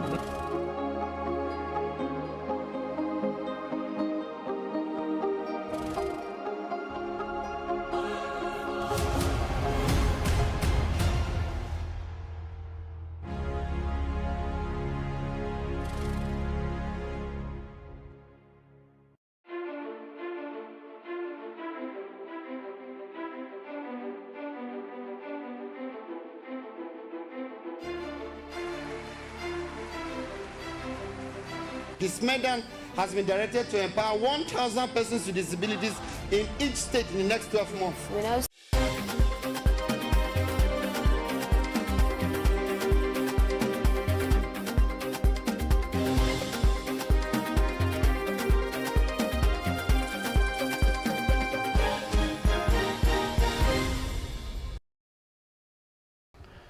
Good evening, I'm Tolu Ojomi, and this is the news update. No fewer than 13 people have been confirmed dead in a road accident involving a trailer truck in Jigawa State. The PPRO in the state, Lawan Adam, who discussed this in a statement on Friday, said the incident left 32 others injured. The vehicle was on its way to Lagos from Jigawa before the incident happened. The police urged motorists to avoid overspeeding, overloading, overtaking unnecessarily, and receiving phone calls while driving. A story building under construction in Taraba State has collapsed, killing 2 workers and leaving 3 others injured. Consequently, the state government has declared the owner wanted. The Commissioner for Urban Development, who visited the scene, said the collapsed structure was illegally erected. Eyewitnesses and some residents of the state want the state government to take action to deter others. We rapidly acted by sending our men to the sites, ensuring that evacuation has been done. And so far, our machine was here much earlier, and victims were evacuated. 2 were confirmed dead, and 3 were critically injured and were actually taken to the hospital, are currently receiving treatment. Meanwhile, the ministry, under my leadership, had ordered for the immediate arrest of the owner of the building, simply because the ministry is not actually aware. We had made effort to stop the building, haven't noticed that the owner has been at the site without our approval. We've not granted any approval to him. So as far as the ministry is concerned, this is an illegal structure. We have assessed the level of damage and particularly the quality of the product that was used here for the construction. And from the physical examination, we have seen what we are supposed to have taken note of. But the way we work, we still need to subject, especially the iron rod, to further test. And comparing also the size used here, whether it was good enough to be used for such product. Ever since this thing started, there are 2 casualties that are dead, and we have saved like 3 lives here. Some are in the hospital, and some are here already here. They are dead. Seriously, the people that are helping have helped a lot. But none of the government workers have come here to check whether there is life, death here, or there's anything that is happening here. But we thank God that life has been saved here. Meanwhile, the Nigerian Railway Corporation (NRC) has confirmed the safety of about 170 passengers that were on board the attacked AK-9 Abuja to Kaduna train on March 28. The NRC's Managing Director, Fidich Okire, said in a statement that the corporation was, however, collaborating with relevant authorities to ensure the safety of the other passengers. Due to the level of damage on the track and in honor of those that lost their lives, the corporation suspended train operations on the affected route. Banky W has officially joined the PDP. He has also declared his intention to contest for the seat of Etiosa Federal Constituency in the House of Representatives in the 2023 general elections. He made the announcement on his official Twitter handle. This would be the second time Banky W would run for the seat in the National Assembly.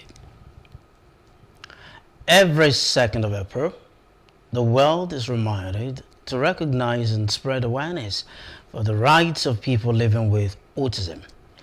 The condition typically starts during childhood and continues into adulthood.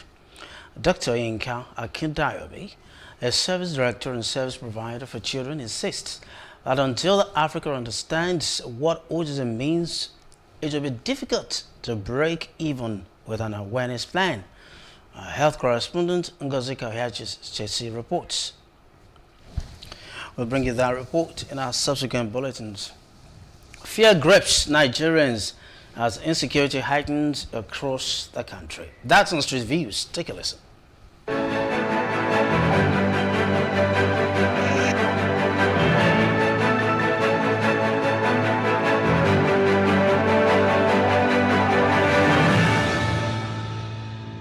We're concerned. We've seen constant attacks here and there from Abuja, Kaduna, and even Bauchi, Maiduguri, and it's extending even beyond the northern part of Nigeria. So yes, we are concerned. We're worried. We also feel that perhaps some of these issues should have been sorted, but I mean, the reverse is the case as what we have today. I'm very, very disappointed. I was hoping that by this present time that our state of security will be improved, but it's getting worse. So really, I am disappointed. If you look at the whole thing, you will understand that the insecurity in this nation is giving us a kind of a bad name in this nation. For a long time now, for more than 4 years, every day when I wake up in the morning, when I look, especially if I'm going to work, I look at the things that happens. On the go slow, you could see that a lot of people are being even robbed. And people are dying every day. I do not know what government is thinking about it, but to me, the insecurity is too heightened that no one is safe wherever you are. I'm tired because we just hear about bad news every day, and you're not even safe from. You can't even enter Uber, BLT, anything. Like if you're even going out, you have to tell people where you're going to because the insecurity is just crazy right now. The security situation in Nigeria is not pleasing at all. We need to improve on the security system in Nigeria. It is disheartening to see what is happening presently in the country. So we need an improvement. So barbaric is nothing to write home about. We are insecurity in this country is something else. Because we need a good leader, somebody that can flush all those bandits or terrorists, just to flush them out, because the rate the people are dying is too much.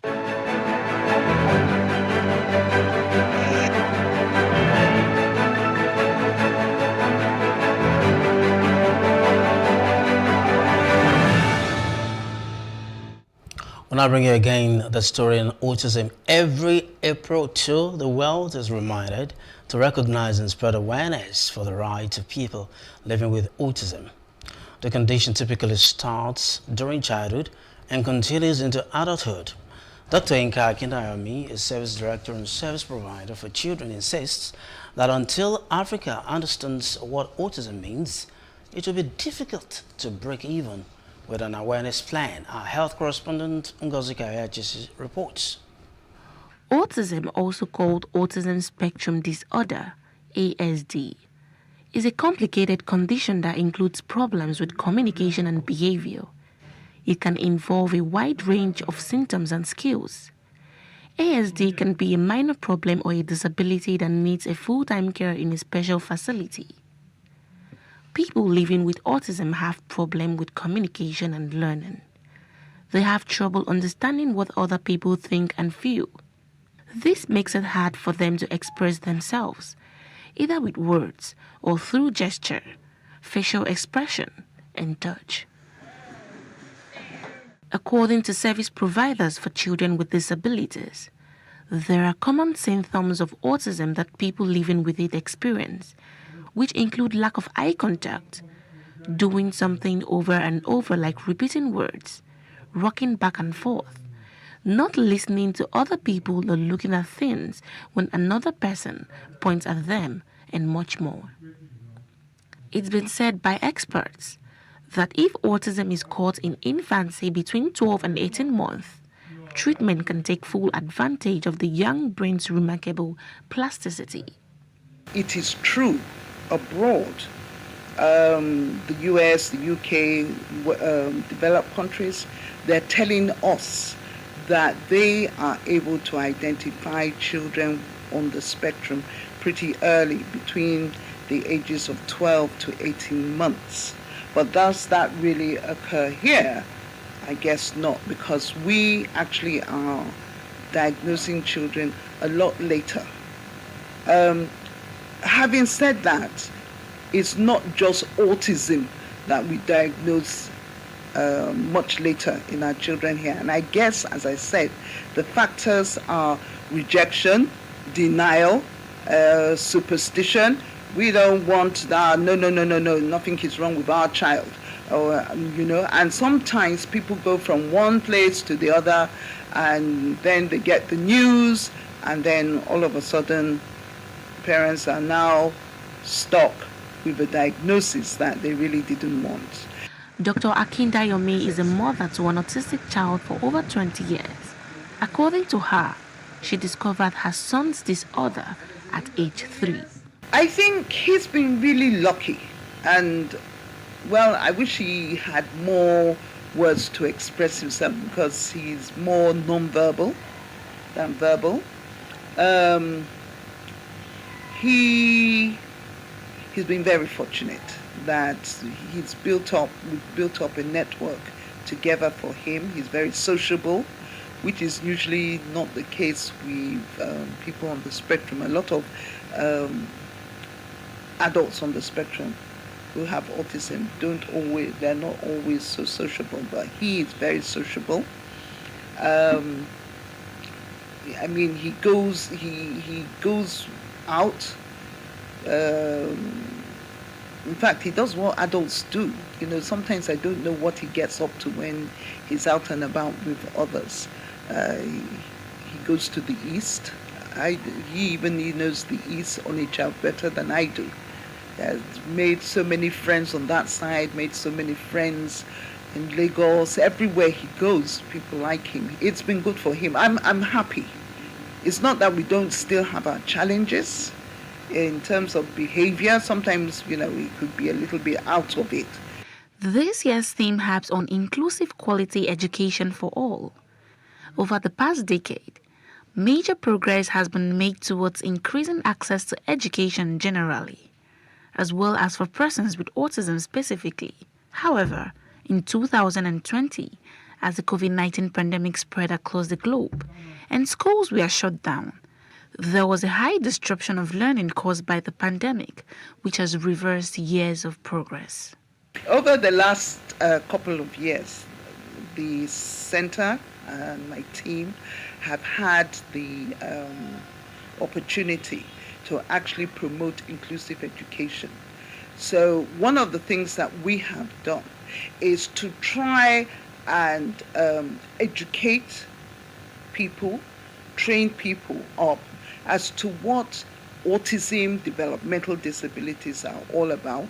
It's present, even if we don't have a common African name, it's present within our society. And we must include these children in our educational system. Now, inclusive education is not an isolated entity. It is meant to be part of your educational system, meaning that all children should be in the system. Yes, it's ideal, but practically all children should be part of your educational system. Not that you're developing a separate educational system for certain children, like children with autism. Creating awareness for autism is the major focus in Observing This Day. Being an advocate and educating people about autism will go a long way in helping sufferers cope with the disability and make sense of life. Ngozika Ohaichesi, Plus TV News.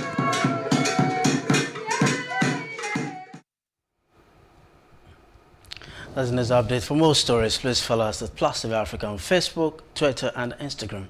And do subscribe to our YouTube channel with PlusTvAfrica and PlusTvAfrica Lifestyle. I'm Tolu Ojeumi. Thanks for watching.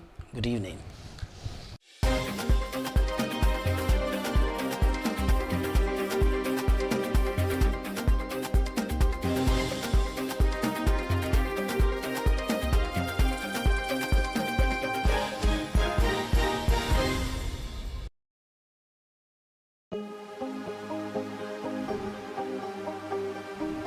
Is it for upcoming artists to blow in Nigeria.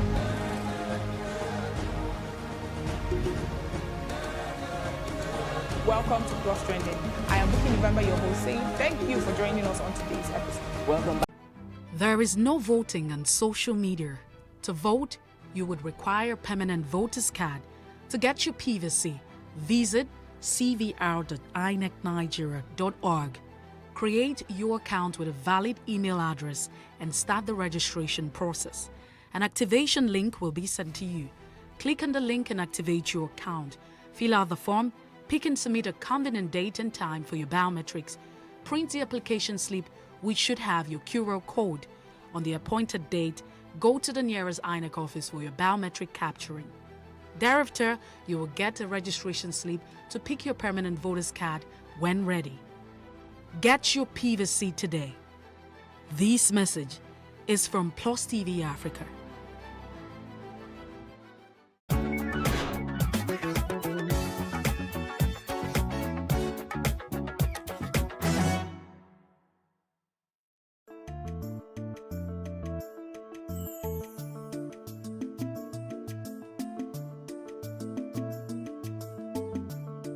Peptic ulcer disease is the disease of, not exactly disease, a condition, a clinical condition where there is an ulceration, meaning a wound in the stomach.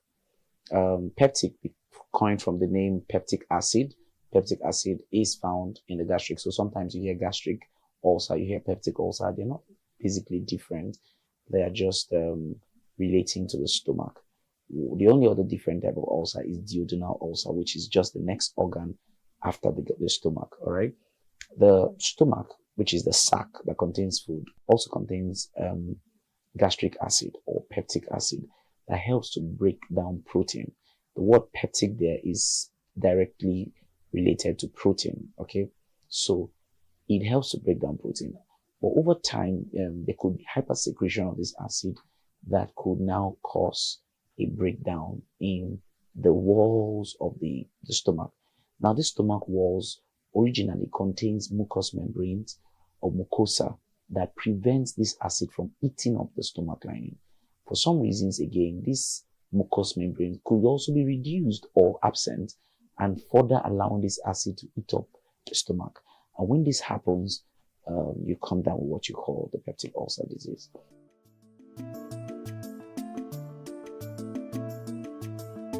Peptic ulcer disease can be caused by a couple of things. One of them is stress. During stressful moments, there is a hypersecretion of acid, right? Just to break down the food in it. It's natural. In the whole body, when you're stressed, the body metabolic rate is increased and intensified, and you have many activities going on. Carbohydrates is broken down, more proteins are broken down, fatty acids are broken down to provide one major thing, which is glucose, to allow you to think, send glucose to vital organs. One of them is the brain, the other is the eye, the other is the heart. All these organs, want to function optimally. Now, the gastric juice is also enhanced to break down any food in your body. So that's why if you just ate and you get into very major activity, not long after you'll be looking for the food. Or if you're chewing gum, because those are signs of stress. Now, so stress is one of them. But then when you try stress in an empty stomach, recurrently, you are giving room for this acid to act on the walls of your intestine. The second major cause of peptic ulcer disease is a bacteria called Helicobacter pylori. Helicobacter pylori is a very dangerous bacteria because, a bacteria that dwells in acid, I really don't know what you want to do to that bacteria, but basically, it stays there and it eats up the lining of the intestine, all right? So this is one of the implicative factors for those who are positive for ulcers. One of the third causes is the use of drugs, certain drugs, or certain chemical substances that are erosive, okay, caustic soda. One of that one is some of all these drugs you buy on the road, you just ingest them, you swallow them anyhow, especially pain relievers. That's why you don't just go out to take pain relievers just anyhow. They affect the stomach, and of course they potentiate, because what they do is they inhibit that mucous membrane I talked about that prevents the acid from getting on the stomach, and then they remove it. And you see, you have the acid, the direct contact, and then you have some ulceration, wounds in your stomach, and it can get so bad that by the time those wounds get then straight to a vessel, it ruptures the vessel, and then you have bleeding. So you have people bleeding sometimes, all right? And then one other cause is a genetic factor. So sometimes ulcers can be genetic, all right? It's called the Zollinger-Ellison syndrome, where the vagus nerve that supplies the intestine is hyperstimulated, and so you have excessive secretion of acid. And listen, this is specific for certain people, okay? Just the way some people sweat more than other people, just the way some people, eat more than the other people. Some people produce saliva more than other people. You can also produce gastric acid more than other people.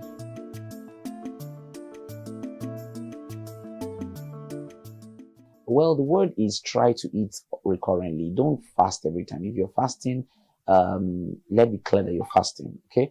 And you want to fast guidedly, okay? Maybe with your doctor. You like to see your doctor first and be sure that you're good to go, okay? If not, you don't do it recurrently, okay? What other things can you do to prevent it? Yeah, irrational use of drugs. Don't just take drugs because you see them. Don't drink chemicals easily. The use of alcohol potentiates it. Regular intake of alcohol exposes you to possibilities of coming down with peptic ulcer disease. Now, one other thing is ingestion of diet. What kind of food should you do? High levels of acid containing diet should be minimized. All right. Sometimes you see people taking all kinds of concussions, herbal concussions. You are exposing yourself to great dangers. Okay. When you do all kinds of acid containing meals or diet, lime, you're trying to mix lime and ginger, and you're trying to lose weight, but you are potentiating something else. So it's important that you are careful what you are mixing, prevent it. You don't have to take excessive protein diet. Some people like to take roasted meat, for example, what we call suya locally. You do a lot of suya and you do a lot of alcohol. That can potentiate peptic ulcer disease for people. So prevent it by reducing this type of foods. Try not to take a lot of carbonated drinks. Alcohol dropped drastically. Water is very important. And before you do some of these things, please eat right. All right, eat your balanced diet. Don't skip meals.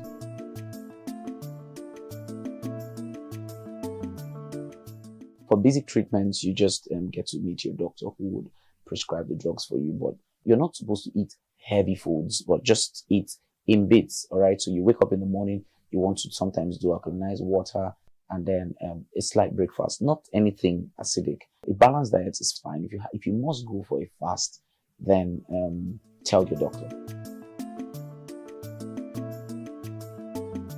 Major symptoms, remarkable symptoms of peptic ulcer disease is that you have painful sensation here on your upper stomach. Many times that gets you to the back. Many people have diagnoses of peptic ulcer disease, which are really not peptic ulcer disease. So they come up to the hospital and they say I have ulcer. And I say, who said? And they say, well, my auntie said, or my uncle said. No, you have to have a diagnosis of peptic ulcer disease. And one of them, like I said, is a test of H. pylori. The other test is, which is usually the gold standard. There's urine breath test, one of the tests, but the gold standard is an endoscopy, where you get to see the internal organ and be sure that there's a wound there. And this usually happens when there's bleeding, from the mouth or from the anus. All right. Other symptoms, like I said, is bleeding. You have bleeding. So you don't just have pain. You have pain that spans from this upper stomach down to the back. So it feels like a dagger piercing through you, down to the back. It's characteristic of that. Okay. Especially worsened when you've not eaten or when you just ate. The moment you take in food, you feel that sharp pain that, wanes for a while. So food affects the pain. Okay. Of course, bleeding is one of the side effects, one of the symptoms of peptic ulcer disease, bleeding, either from the mouth, just see slight trace of blood, or from the anus. One more thing is the heartburn. You feel that constricting pain, heartburn. Then lastly, there are few other symptoms, but one of the remarkable symptoms is a headache. You have a persistent headache that can be called a migraine. Not necessarily a migraine, but many people just say, oh, it's a migraine, but it's not. You notice that headache coincides with when you have the stomach pain, or it precedes the stomach pain. Now, that is a kind of symptom of a peptic ulcer disease. Usually, it's said that some of the brain cells, have some mimicking cells that look like the ulcer cells. So whenever the ulcer is firing, or whenever the gastric acid is firing, you have the same firing occurring in the brain, and you have that headaches. Whenever you have it, you need to treat properly for peptic ulcer disease.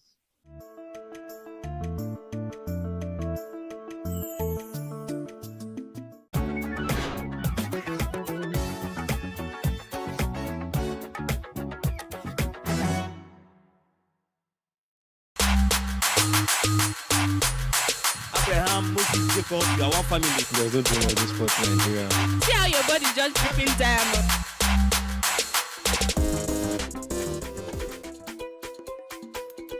I don't have one yet because I'm yet to be rich. So when I'm rich now, I will have one. But like this, I can just go. I do freestyle, go to wherever I like. But for now, I don't have any favorite. Now my own mind, I tell you, I know the life for you. It's not like you're on TV. I'm trying to film. I'm just studying my mind. So I don't have any favorite destination for now. In Nigeria, there are a couple of places in Abuja, a couple of amusement parks in Abuja. I usually, Wonderland, a couple of nice spots. Since I stay in Lagos, so my first destination is like Landmark Beach. This is one of the most favorite of mine. And then this landmark destinations, landmark park. I mean, it's pretty good. It's unique, It's well designed, and I think it's quite well known in international for international occasions. And I think many people will know it later on.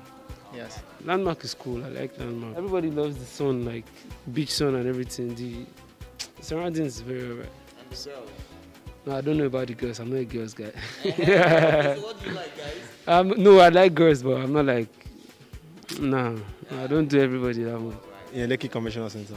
It's chill now. I like They are overhead roofs. Yeah, that's why. That's why it's cool. Obodo Katuran. And why is that? I've seen pictures and I've heard a lot about it. I think I'll go all through the cable car, the cable. Where I like Whispering Palms at Badagry. I like the place. It's serene. They have cool things. I like the place. So far, I would say the landmark has been pretty good. We just got some cabanas, so my whole family will be here. So it's a nice atmosphere, peaceful, not a lot of crowds. So that's why we like it over here. I'll say in Nagbo Resorts here. Abraham, Moses, Jacob, you are one family. There's no dream of this sport in Nigeria. See how your body just dripping diamond.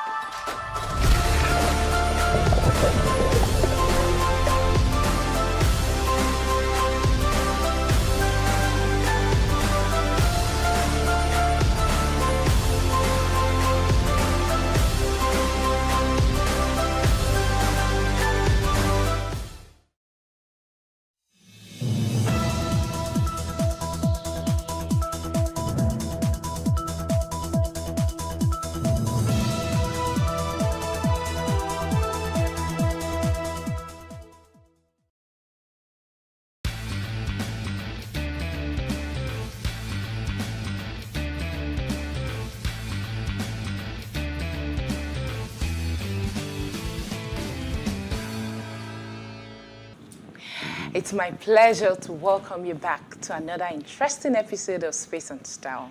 It's a real estate show designed to cater to all your real estate needs. My name is Olamide Onifade, and thank you for sharing your time with us today. Again, last week on the show, we had a very interesting topic where we discussed the importance of tenancy agreements, and I trust you learned one or two things from it. Today, we are going to discuss the rights and duties of tenants. Of course, where there are rights, there is a corresponding duty attached. And we still have our guest from the previous week to do justice to this topic. We also have other segments on the show to provide you with trends and tips to put you on the top of your game in all your real estate transactions. But before we jump into the conversation, we have to go on a short break, and we'll be back in a minute.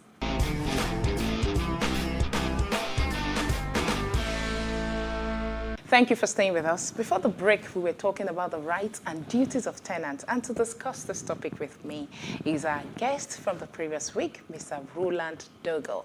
He is a lawyer who obtained his LLB degree from Ambrose Ali University, Ekpoma, and he also attended the Nigerian Law School, where he bagged the second-class upper division.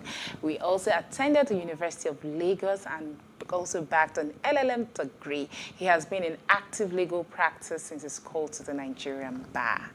Thank you so much for coming again. It's my pleasure to be here. Last week was really interesting. We talked about tenancy agreements and all that. And of course, to every tenancy agreement, there has to be tenants and landlords. So we'd like to take the rights of the tenant first. Okay. This week. So what are the rights of tenants? Because I understand that there are rights and there are duties. Essentially. So to even start the conversation, let's start with what are the rights of tenants? Okay. There are some basic and fundamental rights that would usually inure to the tenant upon the execution of the tenancy agreement. First of them, which is very important and basic, is the right to quiet and peaceable enjoyment of the demised premises. in a layman's language, this connotes that the tenant, upon the execution of the tenancy agreement, has a right to the enjoyment of the premises that Exclusive possession. Exclusive possession is a fallout of this particular right. This connotes that the tenant should have exclusive use of the place to the exclusion of every other person, inclusive of the landlord. So the landlord should not in any manner whatsoever or in any way whatsoever interfere with the right of peaceable enjoyment of the tenant. Another fallout of this right is the right, excuse me, is the right to privacy, which is a draw-out or a follow-up of the right to the exclusive possession. It is expected that throughout the duration of the term that has been granted to the tenant, that the tenant would have privacy and free from all forms of disturbances and interferences whatsoever from the landlord or any person claiming through the landlord. Let me cut you here. Okay. Well, of course, this is Lagos, particularly in Lagos. Yes, please. Your landlord might be living inside the same compound or probably living next. Yes. How is that obtainable? Well, it is very, very obtainable. That is why a tenancy agreement is very, very important. Once the agreement is there, the implication is that that premises which would have been adequately described in the tenancy agreement would be exclusively for the tenant. Once there is an interference, the implication is that that right has been breached. So the fact that the landlord lives with the tenant in the same premises does not give the landlord that right to interfere or disturb the Can you give right us instances of interference? It is expected that for the term granted, the tenant who is in possession would enjoy quiet possession. This presupposes that the landlord, without notice, cannot just barge into the premises, and for whatever reason, the reason may be justified, the reason may be tenable, but it is expected that some form of notice would have been extended to the tenant before visiting the premises.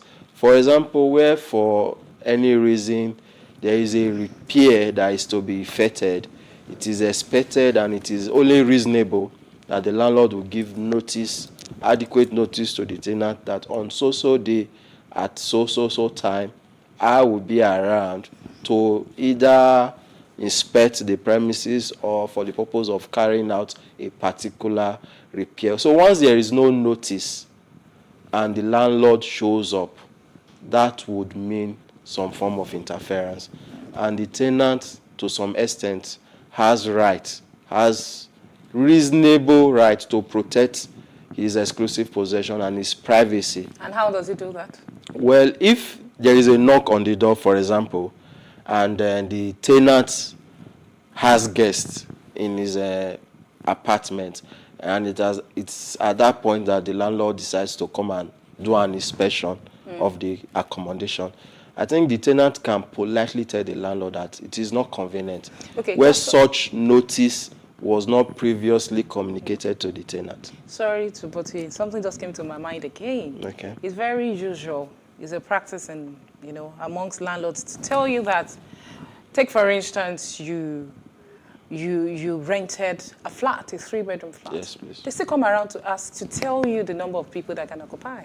Is that within the law? Well, if parties from the beginning agreed that a certain number of persons should be restricted to the use of the accommodation, then to some extent the landlord may be able to come and inquire or try to enforce those even provisions if he's not paying the of utility agreement. bills. Well, it is immaterial. Where in most instances, the landlord would ask, how many of you, what's the number of your family, you understand? And They even tell you can't take guests. Where from the beginning, parties agree that a certain number of persons will be the persons that will be living in the accommodation. I think the landlord, to that extent, can seek to protect that provision of the agreement. But where it is not provided for, it is expected that a tenant, for example, would have guests, would have visitors from time to time. I think to that extent, the landlord cannot now come to now seek to enforce that provision where those guests are just visiting, where those visitors are just coming around for a couple of days, and it is expected they will go back. So the landlord cannot now come and use that as a ground for seeking to disturb or interfere with the rights of the tenant. So, moving forward quickly, what about the issue of rent increase? Because, excuse me, if you look at the tenancy law of 2011, yes, I don't think there's anything that caters to indiscriminate increase in rents. So it's at the discretion of the landlord and the tenant. So what protection does the tenant have when you just wake up, or probably after a year or two, though you've paid a particular rent, your landlord just doubles it? What is the protection for a tenant? Well, the issue of rent increase is a matter of a negotiation. Just like every contract, parties are expected to be at the same point on the issue of rent. Where the tenant has moved into the premises and after a period of time, the landlord decides to exercise his option of rent review, I think usually parties are expected to agree, but that is not the position in reality.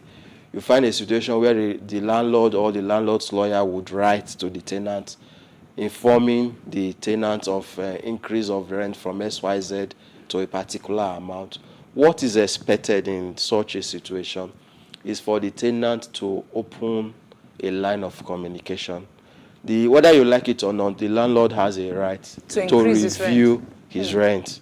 So the reasonable thing that is expected of the tenant in such a situation is to open a communication line with the landlord and seek to discuss the review so that the increment will not be so much that the tenant, as it were, would not be in a difficult or bad situation. Thank you so much. We're due for a short break. Okay. Just hold your thoughts. We'll be back shortly.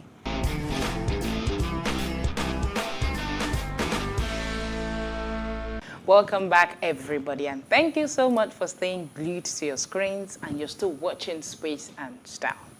So before we went on the break, we were talking about rent. Yes, please. Prevailing economic situation, does it have an impact on this? Definitely. Yeah. The landlord is not living in an isolated world. Definitely economic indices and all of that would usually affect the issue of rent. Inflation is a common factor and is usually a common ground that a landlord gives for rent review. And basically, like I mentioned earlier, the option to review rent when taking alongside prevailing economic circumstances, the landlord usually has an obligation to some extent to discuss the review with the tenant. And in situations where the notice of rent increments is given adequately, the tenant will have the option of either still choosing to remain on the property upon the expiration of his tenancy, or by paying the new rent, of course, or vacate same, where he or she is unable to pay the new rent. So the issue of adequate notice is very, very important. Okay, so moving on to this question. Who is responsible for maintenance and repairs? Well, the issue of responsibility on maintenance and repair would usually depend on the type or nature of the repair that is to be effected. Where the maintenance or the repair is of a major magnitude, it is expected that the landlord would be responsible. Issues of roofing, for example, that is so important. Issues of the structure of the property in question, then it is expected that the landlord would be responsible. However, for other repairs and maintenances that are of minor nature, for example, issue of wear and tear, it is expected that as facilities and amenities are being used over time, they will begin to deteriorate. Broken tap, broken security lights, and all of that.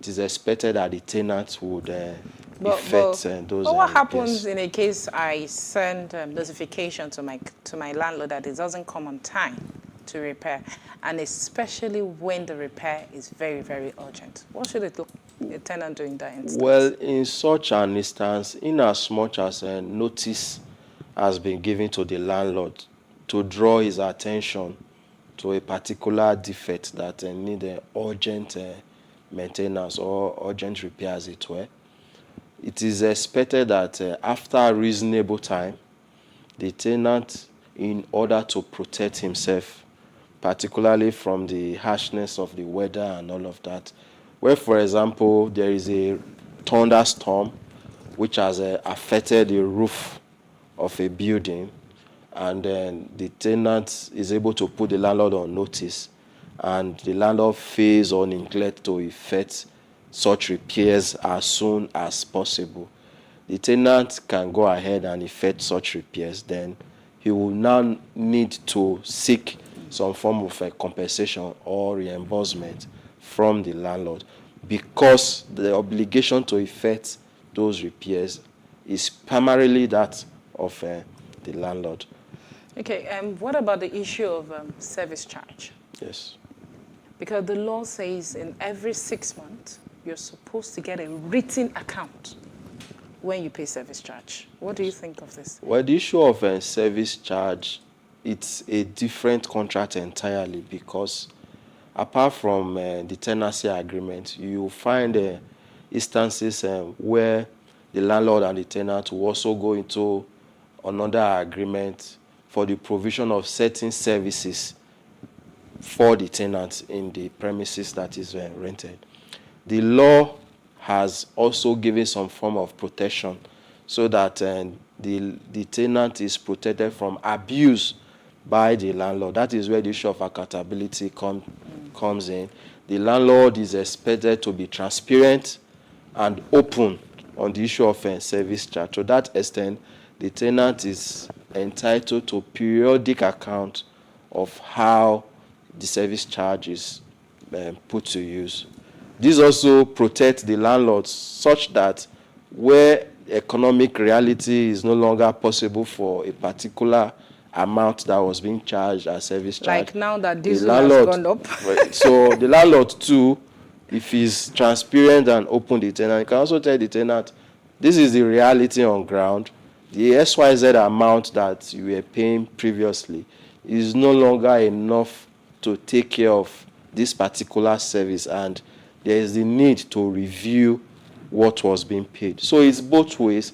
When parties are open and transparent, it helps the relationship. We have a lot of issues concerning the rights of tenants, but of course, we have obligations. Yes. But because of time, can you just quickly wrap up on what the law expects the tenant to do in correspondence? Well, then there are certain obligations that are expected of the tenant, like we have mentioned earlier. There is the duty of rent. The tenant is expected to pay rent. Rent is a fundamental term of the contract. So the rent is expected to be paid by the tenant in the manner and on the basis that parties have agreed to. Then another duty is the duty to maintain and keep the premises in a tenantable state. It is expected that due to wear and tear that as the tenant occupies the premises, that certain facilities will need repair. So there is an obligation on the tenant to ensure that those facilities are maintained, they are repaired, so that the property will continue to be in a state that will be habitable to the tenant. Then another duty that is expected of the tenant is the duty not to alter any part of the premises or the building without the consent of the landlord. We have instances where tenants on their own will begin to build extensions, build additions, begin to alter the premises or the accommodation without even putting the landlord on notice. That would amount to a fundamental breach of the tenancy agreement. So in that case, what are you supposed to do? You want to have an extension? It's expected that you put the landlord on notice to seek his consent. It is not bad to make improvements on a property or a premises, but it is only reasonable that before you begin to build extensions, before you begin to build improvements and additions, put your landlord on notice. That is the reasonable thing to do. And lastly, I would like to, just bring this also to your attention. Yes, please. The honesty of the intention of purpose. Yes. Some people get a property which is strictly residential, and before you know it, they convert it to a church. Yes. They convert it to a business, commercial purpose. This is a fundamental breach. Yes. What do you think about that? Usually the terms of the tenancy agreement would usually determine the use that the property is to be put to. Where a property is given out to a tenant for residential purpose only, and the tenant decides to use the property for commercial purpose, that obviously is a fundamental breach of the agreement between parties. And can that lead to an eviction? The landlord can, on the basis of that, seek to recover possession from the tenant. So in that instance, what the landlord will do is to write to the tenant, informing him or her of his breach of the tenancy agreement.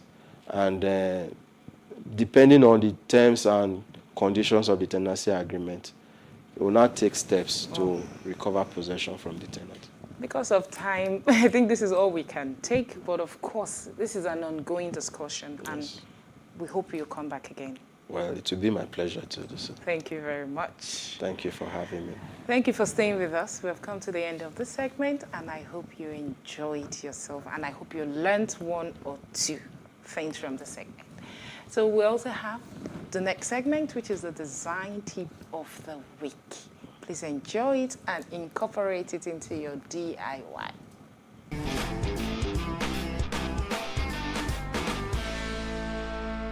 I'm Dr. Morenike Basharu, CEO and Chief Creative Director at Dewey Options Limited, an interior design firm. So today we're going to talk about lighting in interior design. Lighting is one of the most important elements of design. And it's simply because an interior project is brought to light with lighting. Imagine a space that you do a beautiful colors, beautiful furniture with no light. It's not going to be lively. It will be drab. So lighting brings life to every design project. So we're going to talk about, today I'm going to talk to you about the importance of lighting, and also I'm going to talk to you about the different types of lighting we've got in interior design. So light creates depth and it creates coziness in a design project.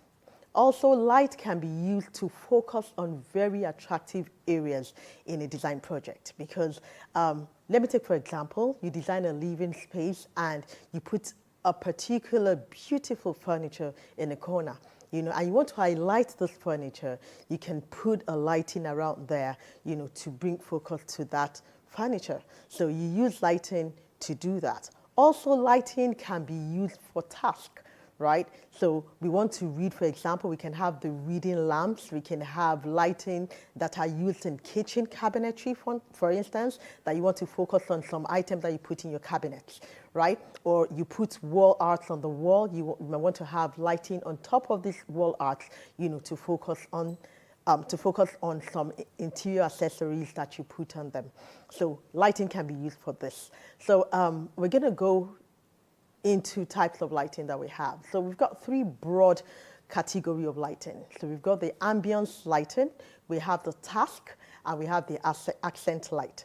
So for the ambience light is like the light that gives the ambience to the space. So it's the bright lighting. So you can use chandeliers to create that. You can use your spotlight to create that. So that's what gives the mood to that space. So let me take, for example, in a workspace, like an office, a corporate office, you want to have bright lighting. So you don't want to start using like the mood yellow or very amber lighting. You want to use the white lighting because that is the function of that space. In a home, for example, maybe you have a living room or you want to have a place where it's cozy, you might want to use like your amber lighting. So we have got the ambient light. We have the task light that is used for purpose. So let me take, for example, in the kitchen, I want to put it under my cabinetry. So if I want to work on the kitchen top, I can put it on and I can chop and see clearly. If I want to read by maybe a reading table in a corner, I want to put light there so it helps me, it illuminates the area properly for me. So we also have the accent light that can focus on pieces, just to accentuate those pieces. So let me take, for example, a wall art. You can have a beautiful wall art on the wall and you want to put a beautiful lighting over it to focus on the wall art. You can have like a pretty piece somewhere, you want to put light on it to just focus on it. So those are the different categories of lighting that we have.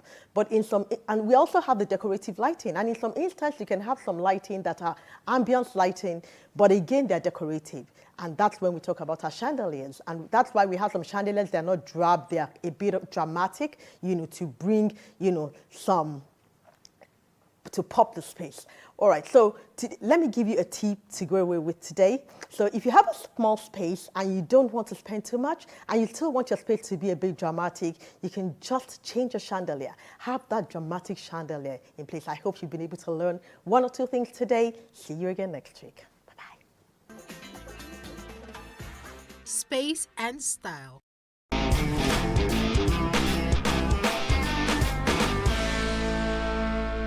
Ti wà ní ẹnu iṣẹ́ yẹn sí ọgbọ̀n ọdún. Ó wà fẹ́ ti wà torí situation iṣẹ́ wa yẹn sì. Bí dọ́là yẹn ṣe ń rise ni owó orin yẹn náà wọ́n máa ń gbé owó ẹ̀ sókè. So whatever ń sìn, assuming irin tá à ń rà ní bí 1,000 tí dọ́là bá rise, wọ́n lè ta fún wa 3,000. So àwọn tó dẹ̀ ń gbéjẹ́ fún wa náà ọ̀n ní fẹ́ fowó kù. Ṣùgbọ́n míì kan ti mọ̀ wá pẹ̀lú iṣẹ́ yẹn. Kò sí nǹkan tá a lè ṣe ju pé káwa náà tẹ́ wọn lọ́rùn. Challenges pọ̀ gan-an níbi iṣẹ́ yìí. Ìgbà míì wà tó yẹ pé iná máa disturb wa. Àní rí iná ṣiṣẹ́. Generator tá a dẹ̀ ń lò kò powerful bí iná. Ó ti yé yín. So àwọn challenges tá a máa ń face, tá a máa ń dojú kọ lórí iṣẹ́ nìyẹn. So táwọn oníṣẹ́ bá dẹ̀ lọ́wọ́ fẹ́ gbéṣẹ́, kò dẹ̀ sí nǹkan tá a lè ṣe ju pé ká wá means láti fi parí iṣẹ́ yẹn. Iná generator náà la lè lò. Àsúnmì tó bí èmi ṣe wà yìí, máa ń ní program fún iṣẹ́ mi. So mo lè níṣẹ́ 3 4. So àwọn ọmọ tó ń bá mi iṣẹ́ wà. Tó yẹ pé tí bá ti níṣẹ́ tó pọ̀ bẹ́ẹ̀, màá kọ̀ pé wọ́n wá. Àjọ handle iṣẹ́ yẹn. So lórí iṣẹ́ yìí náà, àwọn ọmọ wà tó yẹ pé àti kọ́ iṣẹ́. Tó yẹ pé èmi wà nù wọn tó yẹ pé ó ń lọ school, ó ń ti school, tó bá close in school, á wá síbi, á wá kọ́ṣẹ́ yẹn. So ó fi ń ṣe part time. So along the line, ó dẹ̀ náà ti wà láyà rẹ̀. Client wà tó yẹ pé èmi wà ó lè lóun fẹ́ gba iṣẹ́ òun níbi ọ̀sẹ̀ kan. Tíṣẹ́ mi dẹ̀ ti wà lọ́wọ́ mi. So mo lè fún grace fún ọ̀sẹ̀ 2. Tó bá lè afford ẹ̀, so I go ahead. So èmi ìtàn dẹ̀ ti mọ iṣẹ́ wa, so kò ní doubt. Okay, kò sí problem wọn á ṣe. So láti bẹ̀ lọ, iṣẹ́ ẹ̀gbọ́n lè má tó time tèmi wá dá fún yẹn. A gbé àwọn irin tá à ń lò, àwọn irin quality. So àwọn nǹkan tá a dẹ̀ fi ń ṣe, ó máa ń last débi pé ẹlòmíì gan tó máa padà fún yàn ni. Ìyàtọ̀ tó wà nínú foreign àti local nìyẹn. Foreign bóyá wà yẹn kò ń strong ṣùgbọ́n wọ́n máa ń wo finishing tiwa dẹ̀rẹ̀ finishing tiwa ó lè farapẹ́ díẹ̀ ni ṣùgbọ́n tiwa ó máa ń strong ju ti wọn lọ. Ìyàtọ̀ tó wà nínú finishing foreign ni pé material tiwa tó ń mòdì kíní yẹn fún wọn lọ́hùn tiwa ń bí ọwọ́ làwa fi ń ṣe. Irú ìsìn ìgbà táwa fi kọ́ṣẹ́ tiwa ń gbà yẹn àwa lo 6 years a tún fi 6 years sin ọ̀gá ṣùgbọ́n ń sìn láyé òde ni àwọn ọmọ tó ń kọ́ṣẹ́ ń sìn grace wọn ò ju one and a half years 2 years so àwọn náà ti wà àwọn ti gbàyàn dá àwọn náà ti máa dáṣẹ́ ara wọn ṣe. Nígbà tí mo bẹ̀rẹ̀ iṣẹ́ yìí gbà yẹn mo wà ní bíi 19 years mo fi bẹ̀rẹ̀ iṣẹ́ yìí nígbà yẹn. So ẹ̀kọ́ méjì mo kàn rí lórí iṣẹ́ yìí ni pé ìgbà yẹn náà mo fẹ́ kọ́ ṣùgbọ́n àwọn òbí tó bí mi wọ́n ti ríran jù èmi lọ so àwọn ní iṣẹ́ yìí ló máa kọ́ along the line bọ́ọ̀lù ohun mi kì í gbá ṣùgbọ́n mi ò fẹ́ tàpá sí òfin àwọn òbí mi ni mo ṣe ìyànṣẹ́ láàyò ìgbà tèmi náà dẹ̀ wá wọnú ẹ̀ wọ́n á rí i pé iṣẹ́ tó rọrùn ni. Ṣe rí iṣẹ́ wẹ́dà ọ̀pá àti obìnrin ṣe ráwa ọkùnrin wa gan ládé ní ayé ìsìn ọ̀hún fẹ́ kọ́ṣẹ́ wẹ́dà torí iṣẹ́ tó le ni iṣẹ́ ojú ni ó ti yẹ nǹkan tó máa fi ń sá fúnṣẹ́ yẹn nìyẹn. Space and style. We have come to the end of the show this week, and I hope you enjoyed all the segments. I am still Olamide Onifade, and thank you so much for watching. Until next time, this is Space and Style.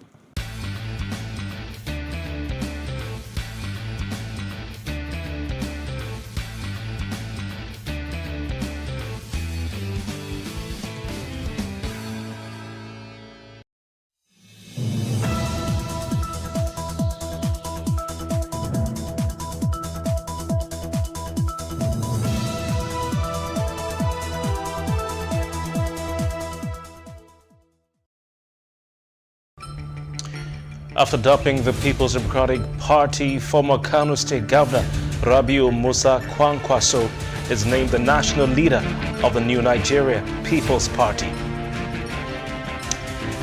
And as the leading parties in the country jostle for their political future with conventions and issues of zoning, how do we ensure that the right candidates are picked to bear the flag of these parties?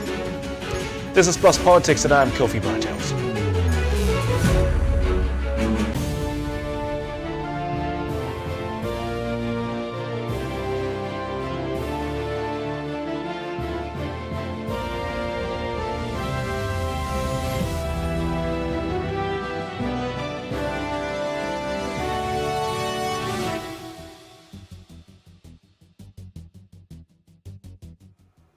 As you may already have noticed, political maneuvering is heating up to replace President Buhari as leader of Africa's most populous nation, but the race remains open with several heavyweights in the running. The All Progressives Congress, APC party leaders and delegates have selected a new chairman, and other positions have been filled in the final stage before the primaries later this year for a presidential candidate for that party. There are also talks about zoning, which gets heated up, or which has heated up the People's Democratic Party. And the focus now should be about picking the right candidates ahead of the party primaries and the election. Now, do Nigerians go about this? Well, joining us to discuss this issue, we have the National Auditor of the Campaign for Democracy and convener of the Yoruba Stakeholders Summit Group, Olufemi Lawson. Good evening to you. Thank you very much for your time. All right, sir.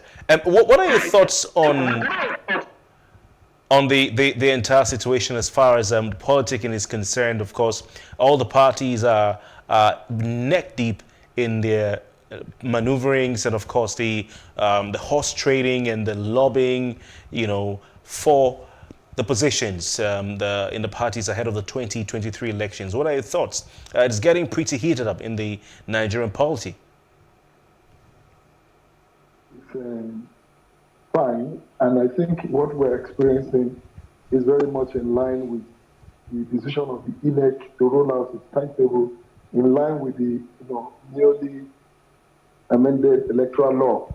You must understand that now the conduct and activities of the political parties towards 2023 election has now become guided by the INEC timetable. So all political parties are now working towards ensuring that they meet every deadline as stipulated by INEC. And that is why you could see these political activities, parties conducting their conventions, electing national officers.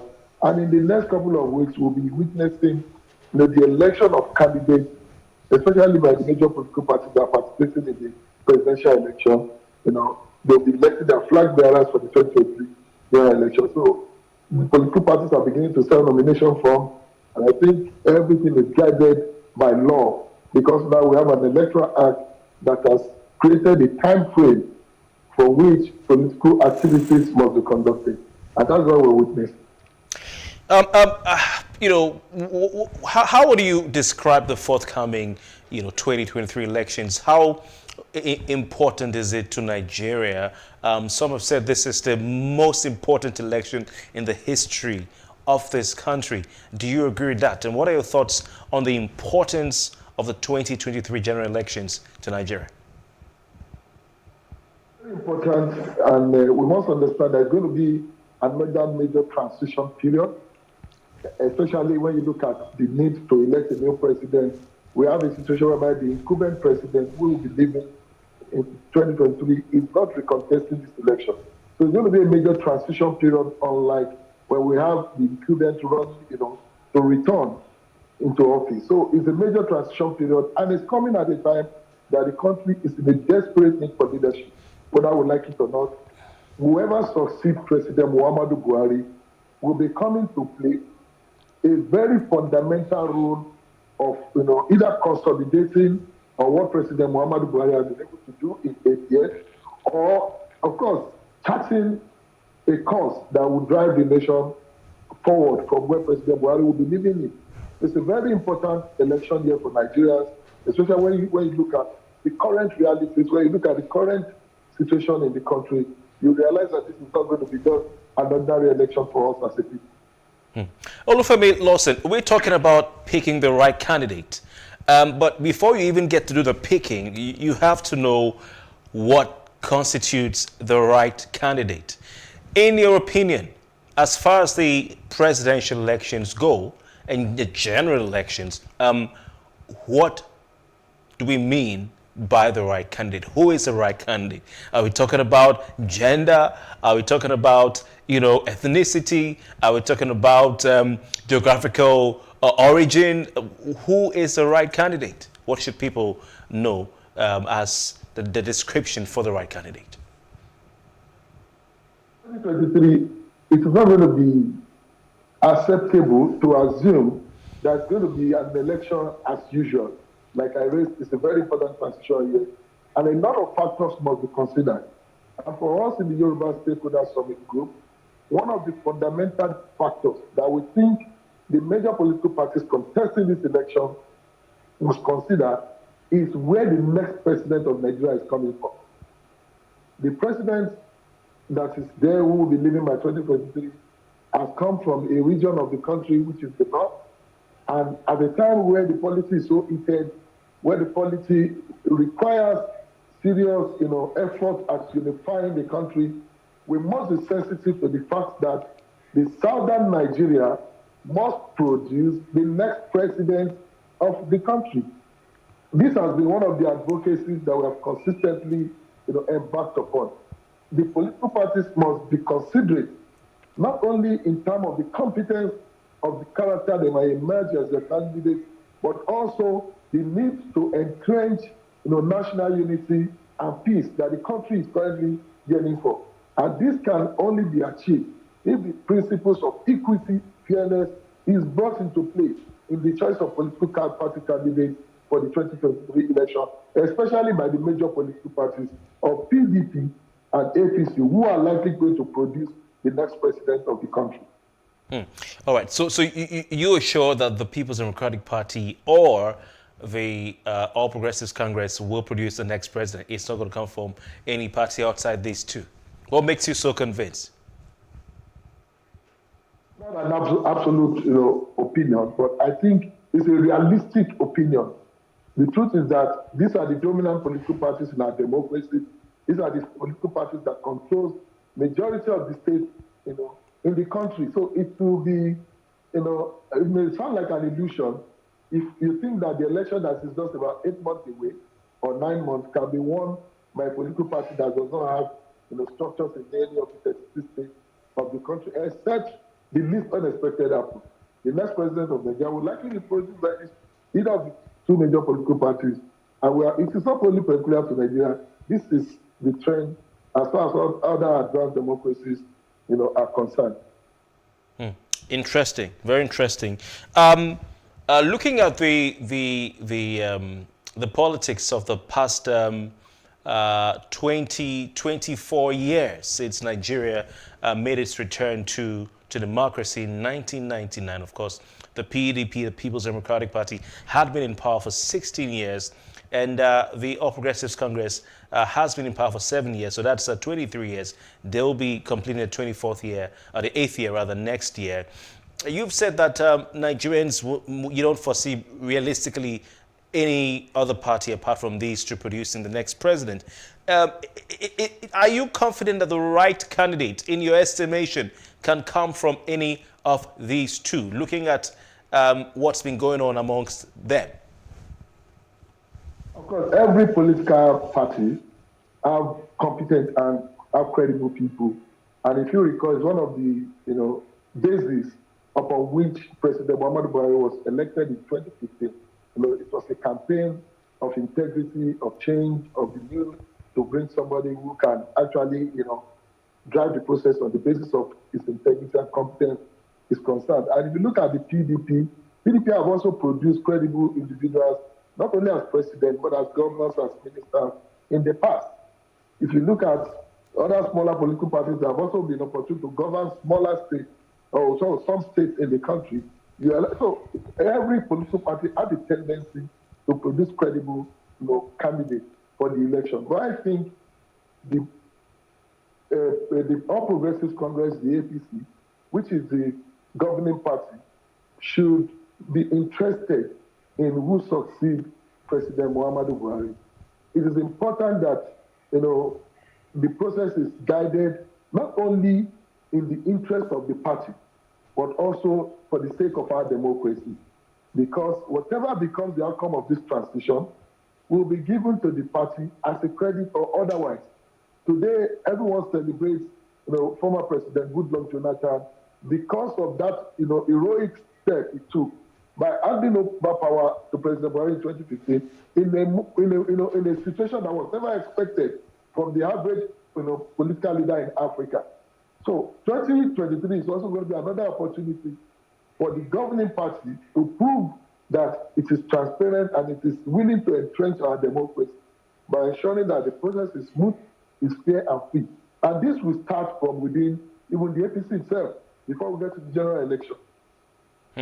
Okay, you seem fixated on the PDP and APC, especially the All Progressives Congress.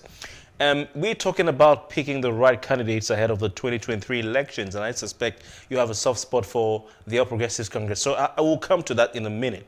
But you're saying that you've given us your definition of who or what the right candidate is, and you've said that you feel that the presidential election will not be won outside these two parties. But should Nigerians be looking outside these two parties? Femi Lawson, the situation in Nigeria in the past 23 years, since 1999. Are you happy with the state of affairs and the way the country has been going in the past 23 years? I just want to give me a honest-to-God answer. So, fairly, the country has not really fared well since 1999 and we returned to democracy. But it's a journey. And I think we are still, growing this democracy. But in fairness, Is this still a democratic experiment? Femi Johnson Lawson, is this still an experiment? Because I mean, lives are being lost. Are we experimenting with lives? Don't we have the capacity, to do the things right now? You are saying it's a journey.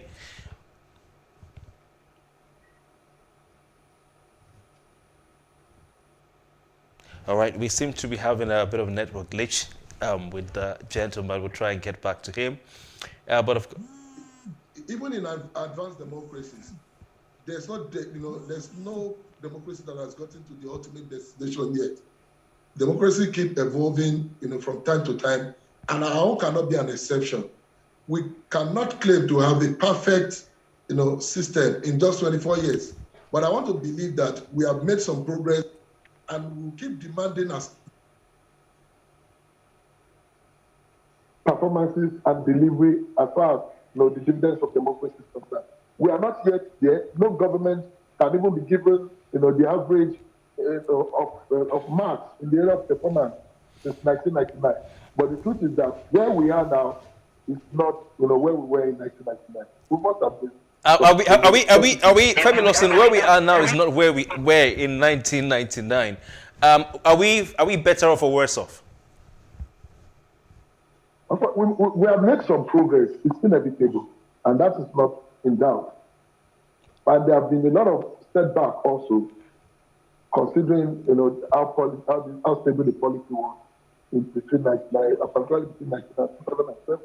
And that is why we can no longer leave the business of democracy in the hands of politicians. We cannot continue to wait for one government to come and turn the situation around. To get to that destination, it requires the effort of all Nigerians. But for as long as we begin to think a Messiah will come as president or somebody is coming with an extraordinary power to come and transform society, nothing good or nothing new will happen. Getting the kind of society we want would only be achievable by us as Nigerians coming together to push the system forward. Okay. All right. So you've talked about getting the right candidate.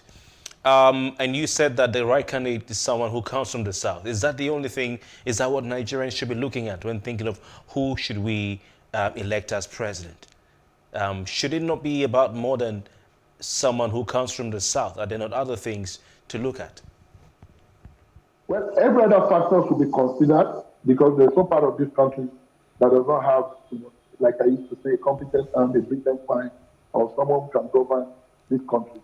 But we must be interested in the fact that you will only come and demonstrate your competence, your brilliance, if we have a stable society. One of the things required for Nigeria to stabilize at the moment is the question of equity and fairness in the distribution of political power. And if we don't elect a country that can stabilize, a president that can stabilize Nigeria in 2023, and where the president that will stabilize Nigeria is coming from is very fundamental. You cannot go and bring another president for the region that has governed the country for 8 years in this kind of situation. No matter how brilliant or how exceptionally competent he is, we may have an unstable country, and we don't want that. So the political parties must be conscious of that fact, and the next president, the presidential candidate. But Femi Johnson, you're talking about stability. Femi Lawson, sorry, you're talking about stability, and we understand that. But of course, after we looked at north-south balance in the country, and the feeling, the mood from the two leading political parties, the APC and the PDP. Then, well, last election was that we should allow the North, produce the next president. That has happened, and is Nigeria more stable than it was, or less stable than it was? Because you're talking about the fact that if the next president comes from the South, that will be the right candidate just for stability in the country. So, of course, after several years of having Southern leadership in the country, we had a Northern leadership. Is the country more stable than it was, or less stable? The truth is that the current situation today can never in any way be compared to what we had in 2014, 2015. They are incomparable. There was no situation like we have on our hand here in 2014, 2015. The country, as we speak, is visibly, divided. The tension is so glaring, the fault lines have become so obvious that it has never been, even before 2015. The need for political stability and the question of equity and fairness, as of today, cannot be compared to any time before now. There has never been any time that we have the level of agitation that we have today in this country on the basis of the need for equity and fairness that we're having today.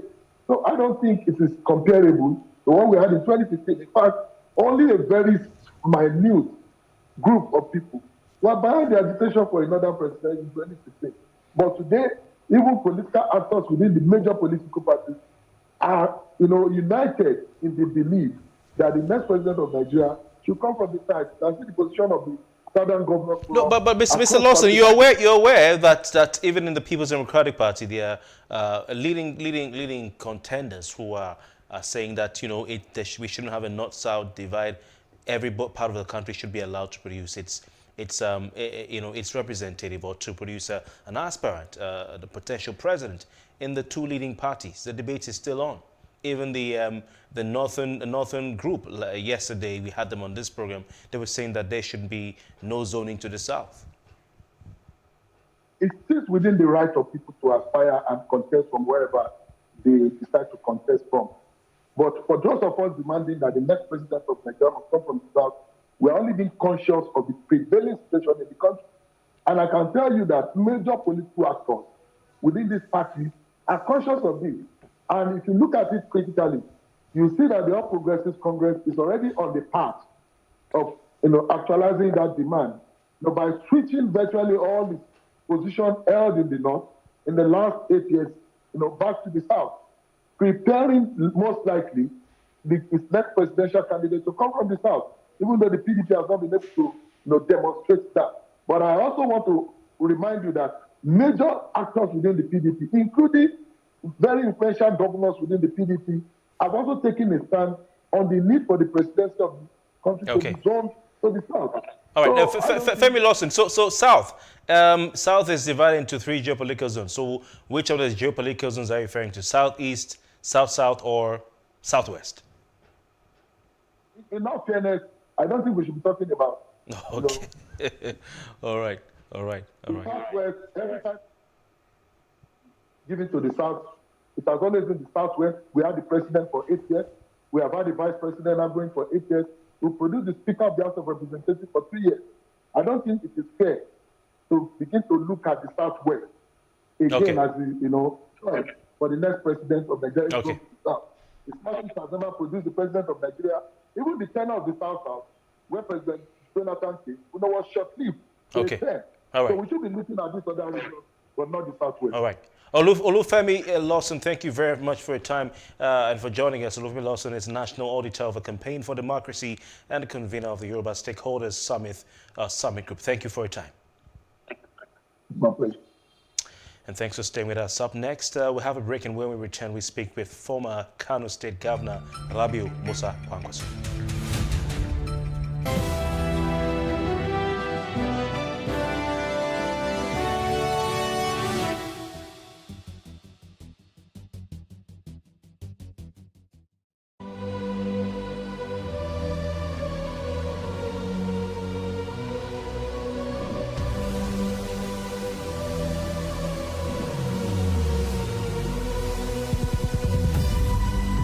What we do not understand, we will stigmatize. What you can see is the remaining of the tanker that exploded. It's also equally confessed.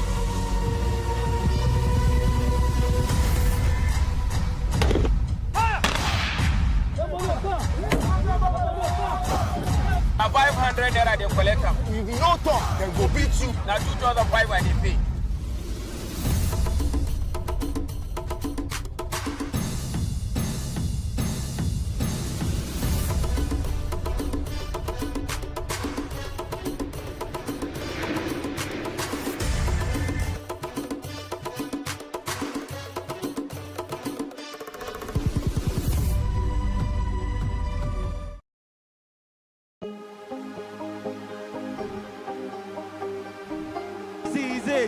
For upcoming artists to blow in Nigeria.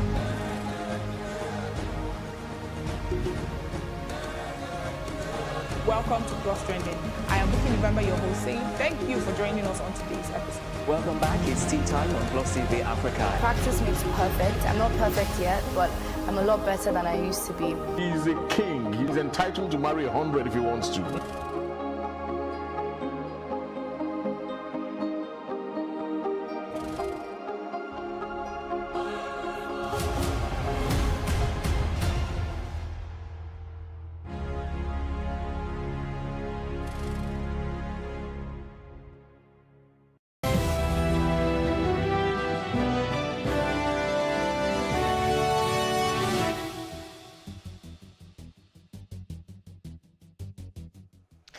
Former Kano State Governor Rabiu Musa Kwankwaso was yesterday named the national leader of the new Nigeria People's Party. Kwankwaso was adopted at the party's convention in Abuja a day after he announced his exit from the People's Democratic Party.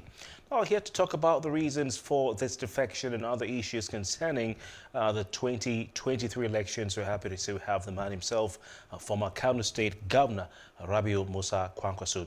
Governor Kwankwaso, thanks for your time and thanks for joining us. Thank you very much. You've been a mainstay of the People's Democratic Party, not just in Kano State, but in the country. What informed your decision to leave the party for another party? Thank you very much. As we all know, that PDP ab initio was formed to ensure that the military was kicked out in 1998. And we were part of that formation. In 1999, immediately after the formation, I became the governor, elected governor of Kano State under that platform. And of course, in 2003, I became the Minister of Defense. I was in the NDDC representing Northwest, all under the platform of PDP. But you see, as time went on, we realized that there were people in terms of ideology that we would find very difficult to work together with. While we are on one way working hard to ensure peace and stability of the democracy itself, when we are working very hard on the issue of economy, when we are working very hard in terms of education, agriculture, and other sectors, many of them did not understand. Many of them were struggling by all means to put their own sons and daughters and their relationships in positions, even when those people were not competent to be there.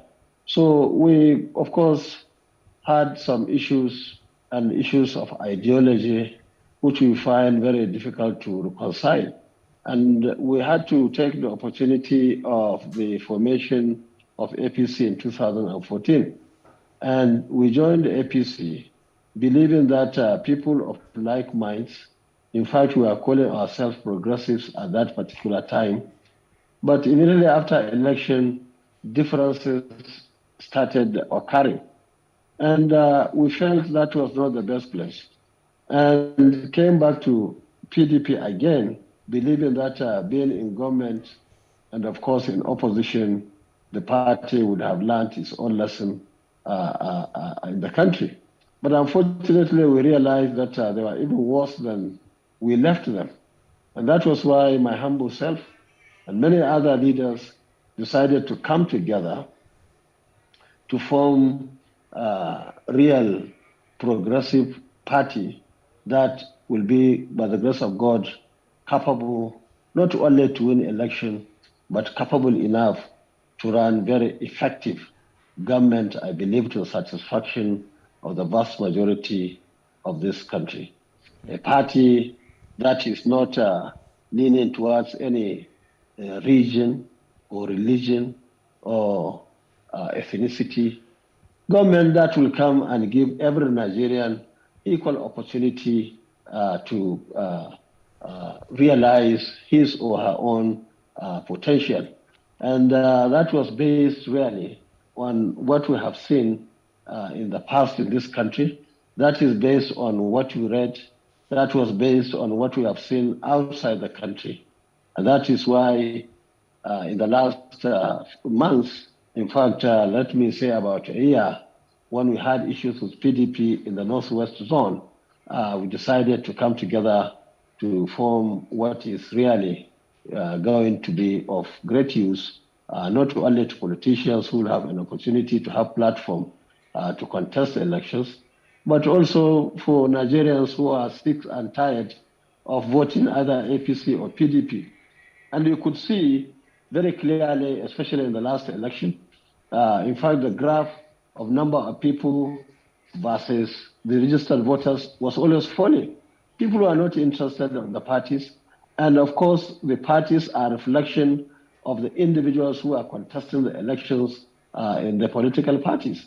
And that was why we thought we should provide this opportunity for everybody in this country. Okay. And I'm happy. Yes. So, Senator Kwankwa, so I listened to Buba Galadima, on television some time ago, talk about the process that led to you and your group, the National Movement. I believe he mentioned that group moving to the NNPP. But he said something. He said that you had to go through about 5 political parties to see which one to pick. Some would say that this is not about, any ideal, any ideology. This would be probably about looking for a platform to advance your democratic or your political aspirations. What do you say to that? Now, you see, that process of selection was very necessary. It was not based on who, or the personalities alone. We are also looking at the party, constitution, and so on, that is similar to what we believe in. There was no way we could leave these 2 parties just to go into any political parties that looks like the PDP or APC. So we want something new. And when we get this party, the New Nigeria People's Party, we were very happy with the name in the first place. Everybody wants New Nigeria. Nobody wants to continue with this rusted system that is not working for anybody except those who are in government and their cronies and people around them. And when we go to the New Nigeria People's Party, we're happy with the New Nigeria, and we're happy with New Nigeria People's Party. And you see, we are not only looking for party with the majority of people. We were looking for party that has a potential of receiving people who are of like minds. And we are very careful initially in selecting those who are going to work together with us, because we don't want to go from frying pan to fire by bringing faces that are no more relevant to Nigerian voters. And we are very careful and very selective, because we are not in a hurry. We want to get a party that is good for the young men and women of this country, the party that will come head on to tackle all the issues, the challenges that we have today, and those that are likely to come in the future. And that's why we selected this party. Okay. And above all, in addition to that, we had the gentleman who registered the party right from the beginning, about 21 years ago. A gentleman, when he saw us, he was so happy. He believed that God has answered his prayer. And he handed over the party for us to manage on behalf of him and Nigerians generally, so that Nigeria can be a better place for everybody. So, distinguished Senator Kwankwa, so now this is what brings to the next point. Of course, you're saying that the founder of the party handed the party over to you to manage. I mean, you've emerged as the national leader of the party. Your ally has emerged as the the chairman of the party. Out of the 39 elective positions or members of the National Executive Party, a committee of the party, your group has, your loyalists have clinched the top position. So in other words, you've taken over the structure of the party. Some would argue that it will be hard for you to convince the average person, the average Nigerian out there, that this is not just a vehicle for you and your group to achieve the political aspirations. So you just went party shopping, just so you can find a platform to push your political aspirations. Yes, you see, each and every politician is in politics to succeed in winning election. Because no matter the good intention, no matter the capacity, if you don't win an election, it's as good as not having the ideology or the capacity at all. So the issue is that people need to win election. Every politician would want win election. That is common to all of us. The only difference is that when you win that election, what do you do next? We have seen people get in power for whatever reason. At the end of the day, it becomes a big liability to them in the long term and big liability to the country or to the constituency that they contested the election. So yes, every politician wants to win an election, no matter how good the intention or bad intention. So the difference is when we win the election, we have good intention, we have the capacity, and even the formation of the party itself shows clearly that this party consists of people of very high integrity, people with a lot of capacity, people who have the capacity to register members in millions, to do their ward, local government, state, zonal, and Congress within a span of just 1 month. We have done that very successfully. Today, you go around the country, there is no single ward that we don't have the leadership on the ground. And in addition to that, we have people who are now vying for all these positions. Of course, we are so happy with that. And as you rightly pointed out, we want win an election because it is only one win an election that we can prove to Nigerians that we are the very people who have worked in various places and succeeded. Like myself, who has been Deputy Speaker of the House of Reps, we performed creatively well. I was an elected delegate to the Constitutional Conference in 1994-95, and I was governor twice in Kano, and Minister of Defense, and so on and so forth. So you see, I was in all those places proving myself because either I won election or somebody appointed me to be there. And that is the sort of thing that is on the ground now, and that is what is convincing all Nigerians, not minding the region or the zone or the religion or the ethnicity, to support the NNPP as a political party. And I can assure you, people will say we are third force.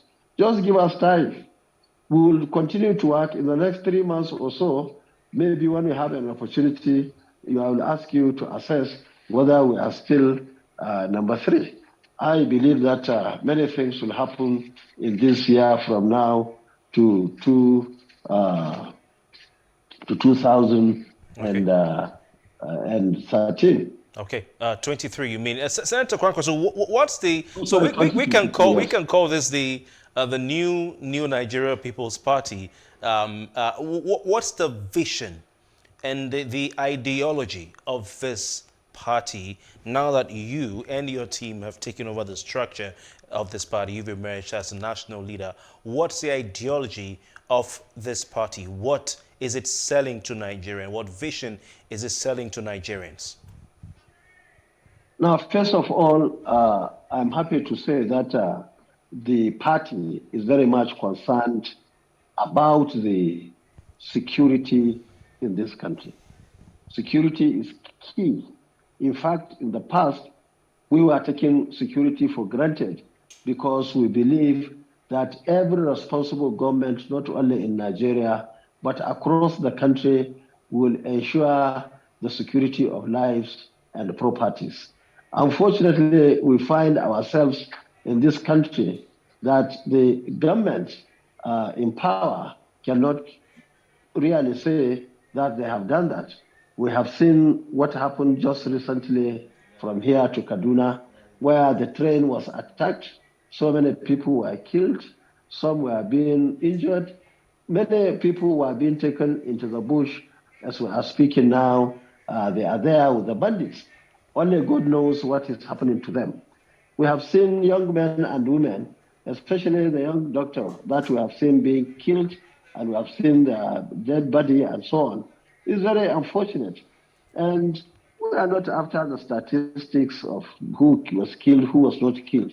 What we are interested in is for the government to go and fish out those bandits and terrorists that are killing innocent Nigerians, people who know nothing about what is happening, people who have worked all their lives, and people who are young, who are preparing or planning to have good life, to have children and so on, just to have their lives being truncated on the road.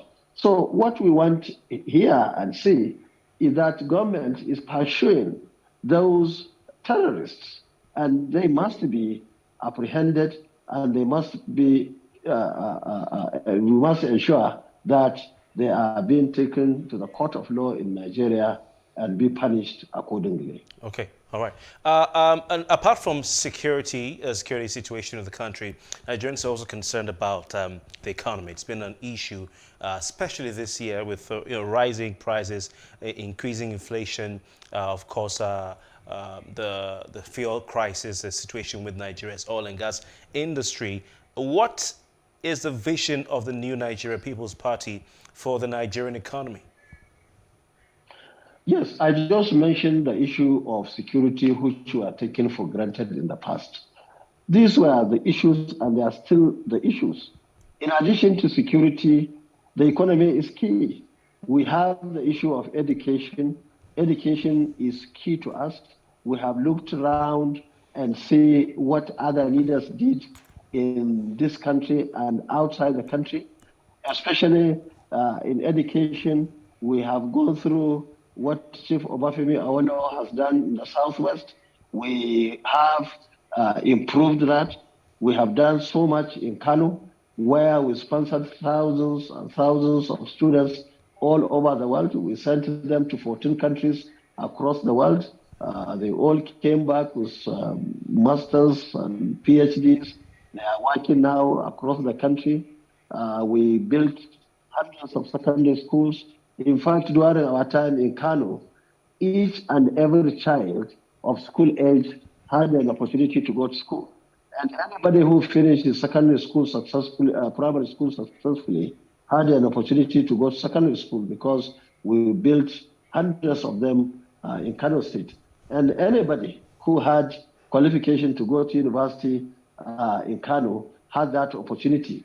In my second year of second term, we were looking for people to go to universities. We mopped up everybody, either they were abroad or in this country. In our state, we established 2 universities, one in 2001, that's Kano University of Science and Technology, and second one, Northwest University in 2012.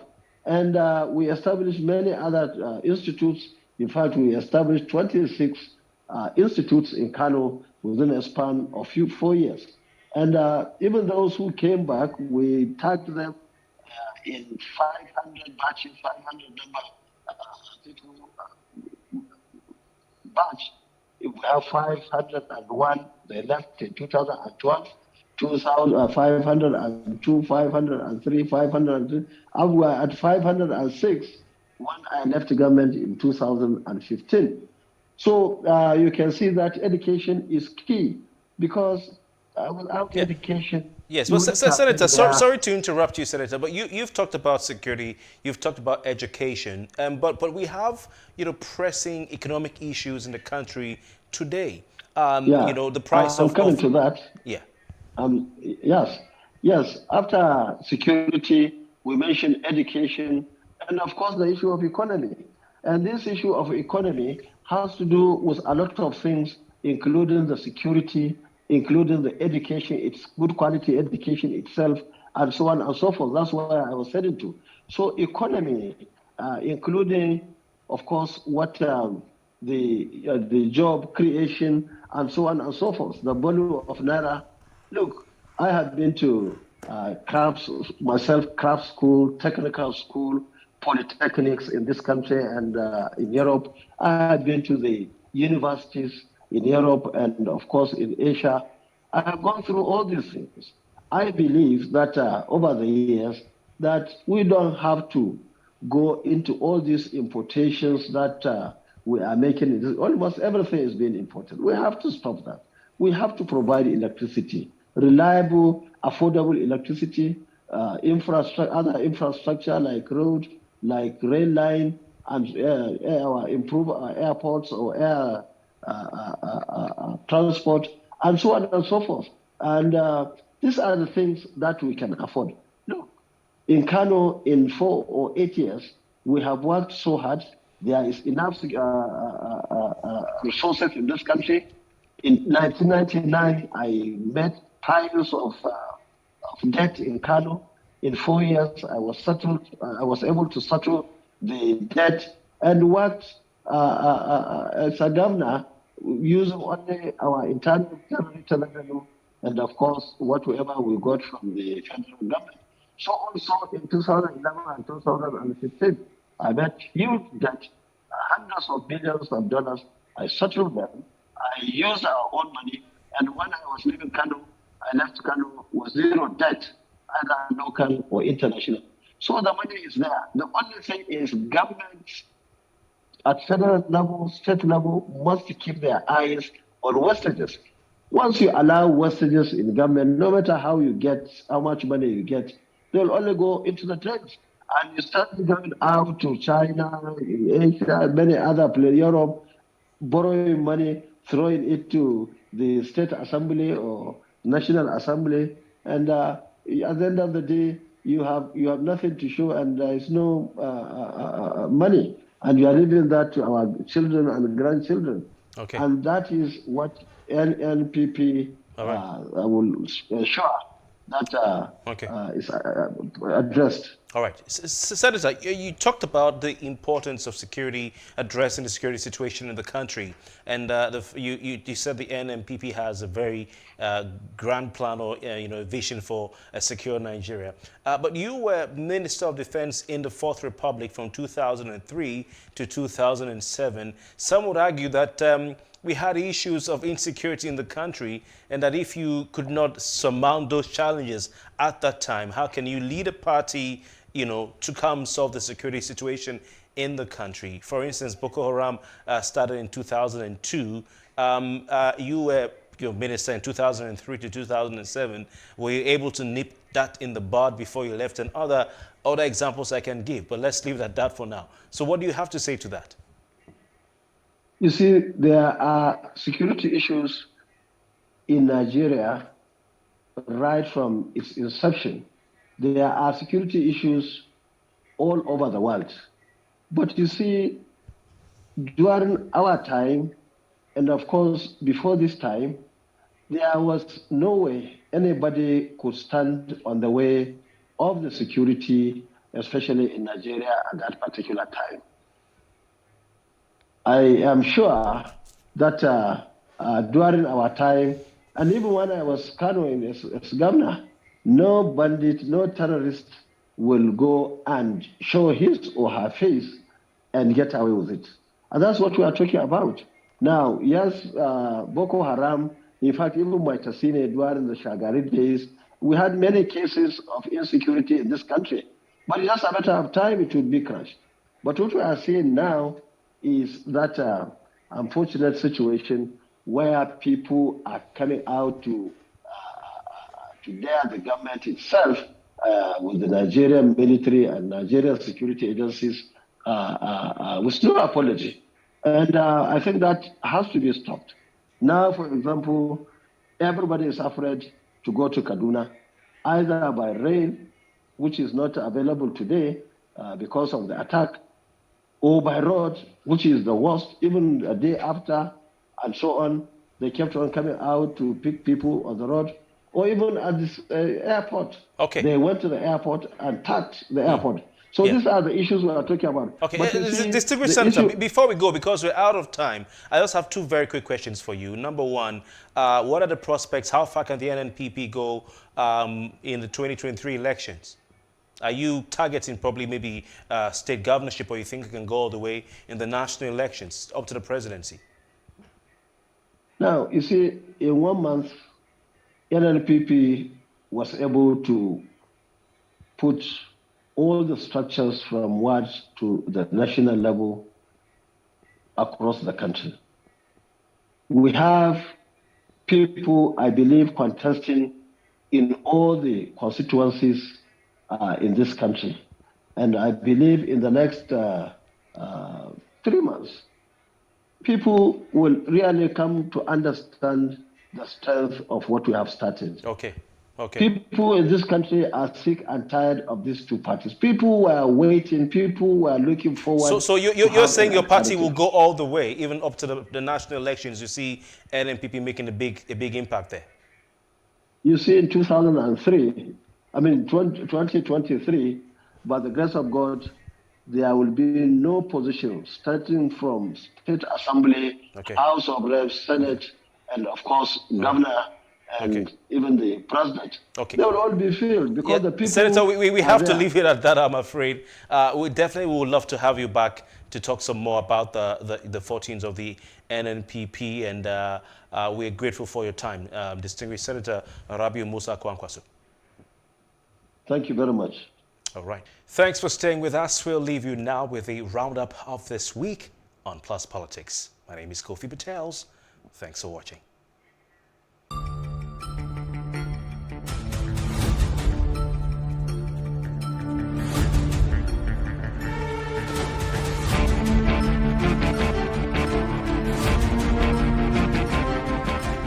The emergence of a man like Abdullahi Adamu, and in the person of Abdullahi Adamu, is the best thing that happened to our party.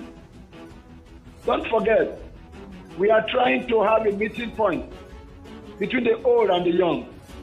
You are speaking to a young man who is described as one of the youngest state chairmen today in the country. My emergence was not also without any rancor and disagreement and disapproval of so many persons. Oh, you are too young. Oh, you are this. At 46 and a half, people said I was young. And I was too young. At 60-something to 70, people said Abdullahi Adamu is too old. Whatever you do, people will always talk.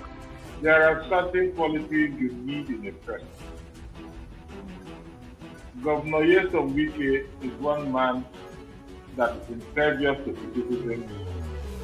He is one man that is loose with his words, especially the use of new words and language. A man that does not control his temper. And for a president, you need this courteous public personnel that will serve as a coat of armor, protecting your anger in public. He's not that kind of person. The Governor Wike has a lot of things to bring on the table because he's a man that is properly informed, taking from his political lineage, talk about as a chief of staff, as a local government chairman, minister, and now governor for 2 terms. He understands the problems of Nigerian people. He understands that we have a lot of policies and laws in this time. Our problem is the implementation, and he's ready to offer that. So I wasn't surprised because up to today, the government has not been able to succeed in exterminating the group that has been unleashing mayhem within Kaduna and Niger State.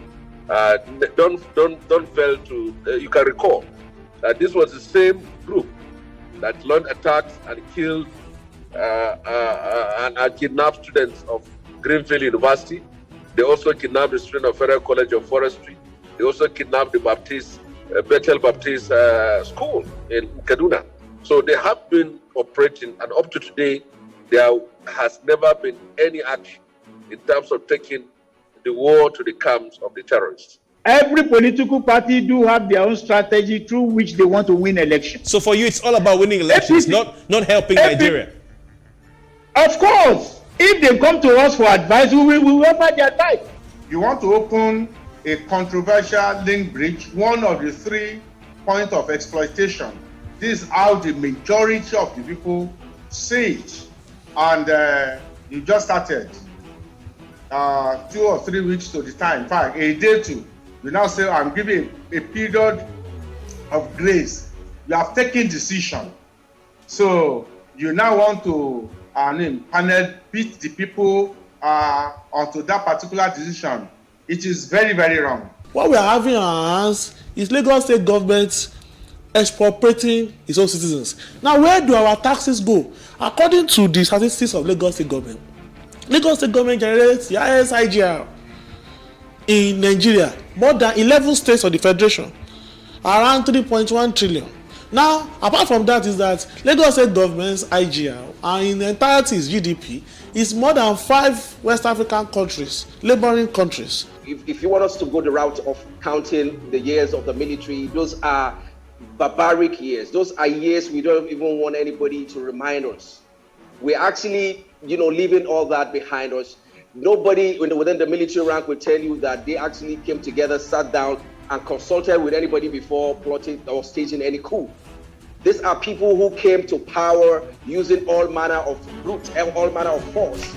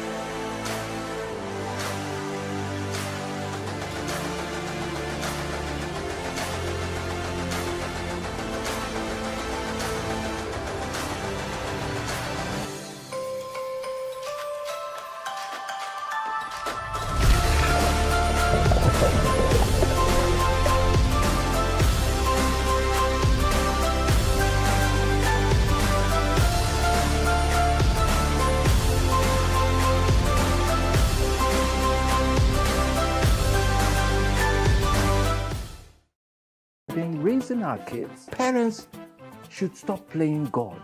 The internet is actually using the people. But when you're looking for money to help other people, then it becomes easy. Don't rush into marriage. I always say this. You rush in, you rush out. Family is the bedrock of every society and the essence of life. On Today with John and Helen, we dig deep into family values in every sense of the word. Join us every Saturday at 9:15 a.m. on PlusTvAfrica, DSTV channel 408. With you, we play a part in strengthening the values passed from generation to generation.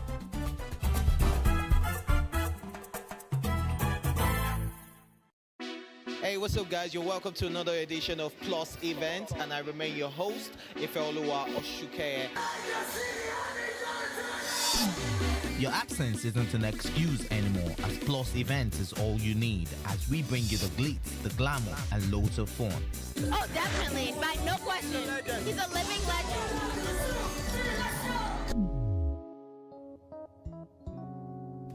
Oh, God forbid, Holy Ghost fire, I know. I just want to be blown away. I want to be wild. This is 11 years of doing it.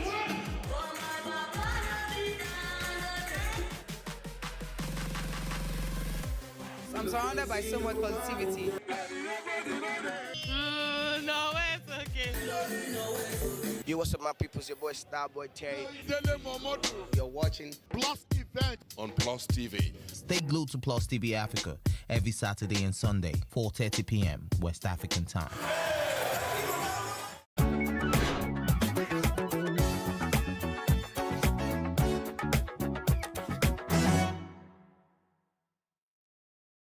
Kindness is the word that inspired Emmy Award-winning filmmakers Kahani Cooperman and John Hoffman to make The Antidote. The documentary focuses on how American communities across the country are coming together in times of need. My name is O'Connell. I'm Dr. O'Connell. What do you need? Anything? I need mental health. Dr. James O'Connell, founder of Boston Healthcare for the Homeless, goes out in the streets to treat homeless people. I'm Russell. I work here at the college. Tell me your name again. In Amarillo, Texas, Russell Laurie Hart, president of Amarillo College, helps underprivileged students manage their personal lives, thrive academically, and escape generational poverty. At Peter Johansson High School in Modesto, California, Sherry McIntyre teaches a class about religious tolerance and the diversity of faith in America. We need to protect the rights of the smallest minority, because in doing that, we're protecting our own rights. We can't get too comfortable. We have to stand up for each other. The stories go on and on. We came up with 6 questions that completely informed our creative process, which are: how do we raise our children? How do we teach our children? How do we take care of the sick and the dying? How do we live and work together? How do we welcome the stranger? And how do we lead? Hoffman says the film was made as a counterpoint to the growing political and social divisions in America. Those stories are all examples of working to right these systemic wrongs that we call fundamental unkindnesses. It's, fundamentally unkind to not have a safe place to sleep. Fundamentally unkind to not have access to health care. Racism is fundamentally unkind. Homophobia is fundamentally unkind. Sexism is fundamentally unkind. Cooperman says that although the film was made just before the country was ensnarled in the grip of the pandemic, it is relevant today. More relevant, perhaps, than when we even started. Certainly with COVID, it was about communities coming together. Such as how communities in Anchorage, Alaska are welcoming African refugees, or how elderly communities in Portland, Oregon are caring for children in foster care. The filmmakers hope the documentary inspires people to reach out to one another and to feed the force of good rather than fan the flames of hatred and divisiveness. Penelope Pulu, VOA News, Washington.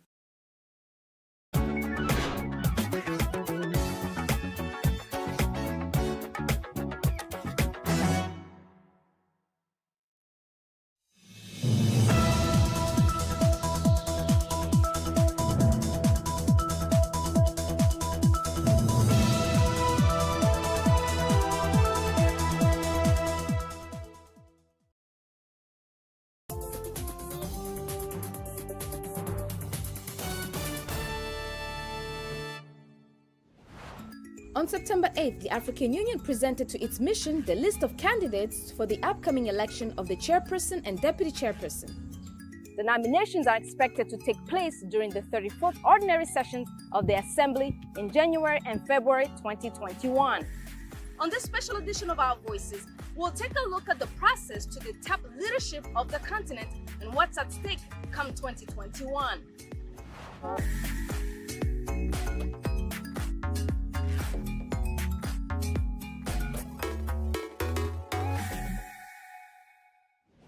Another important vote for a key position in Africa is generating controversy: the election of the African Union Commission Chair. VOA's Anita Powell reports from Johannesburg, South Africa.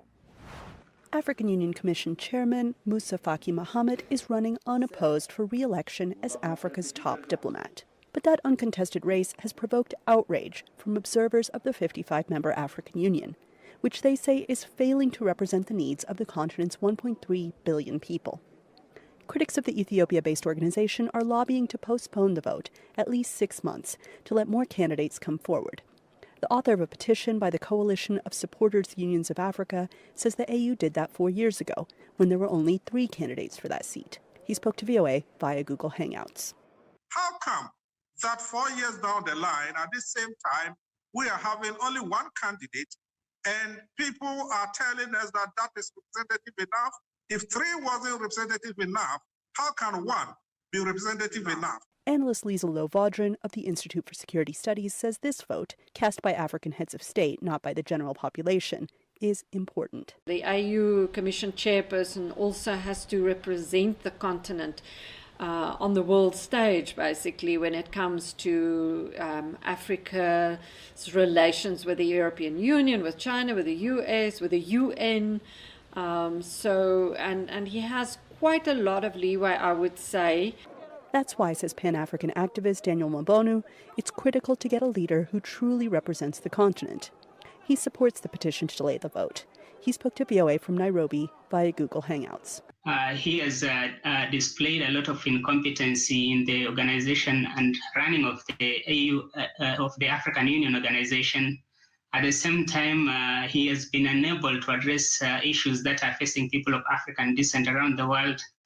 And there have been allegations of massive fraud at the African Union, corruption, nepotism. So if not Mohammed, then who?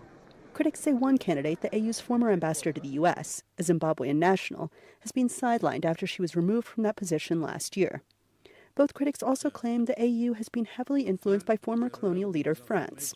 Since 2002, 4 of the 5 commission chairpersons have hailed from Francophone nations. Just by the uproar that came around after, the purported sack of Madame Arikana Chiombo-Rikpao.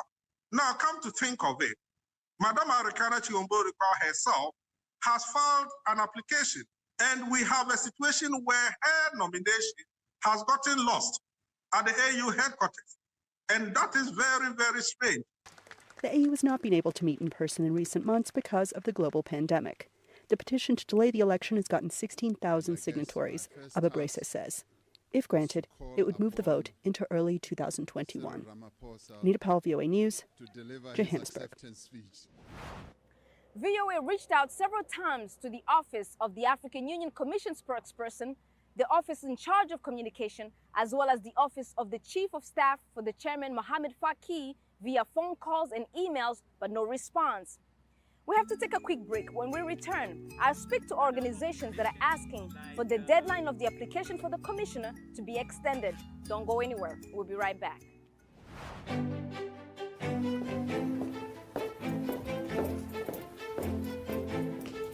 Being part of Our Voices is about more than just sitting here and talking about women's issues.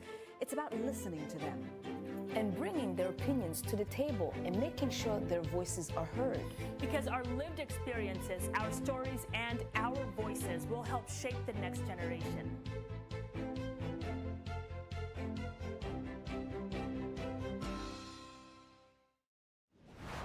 Now in Ghana, the Kwame Nkrumah Ideology Institute adds its voice to the numerous petitions to extend the nomination deadline for the commissioner position.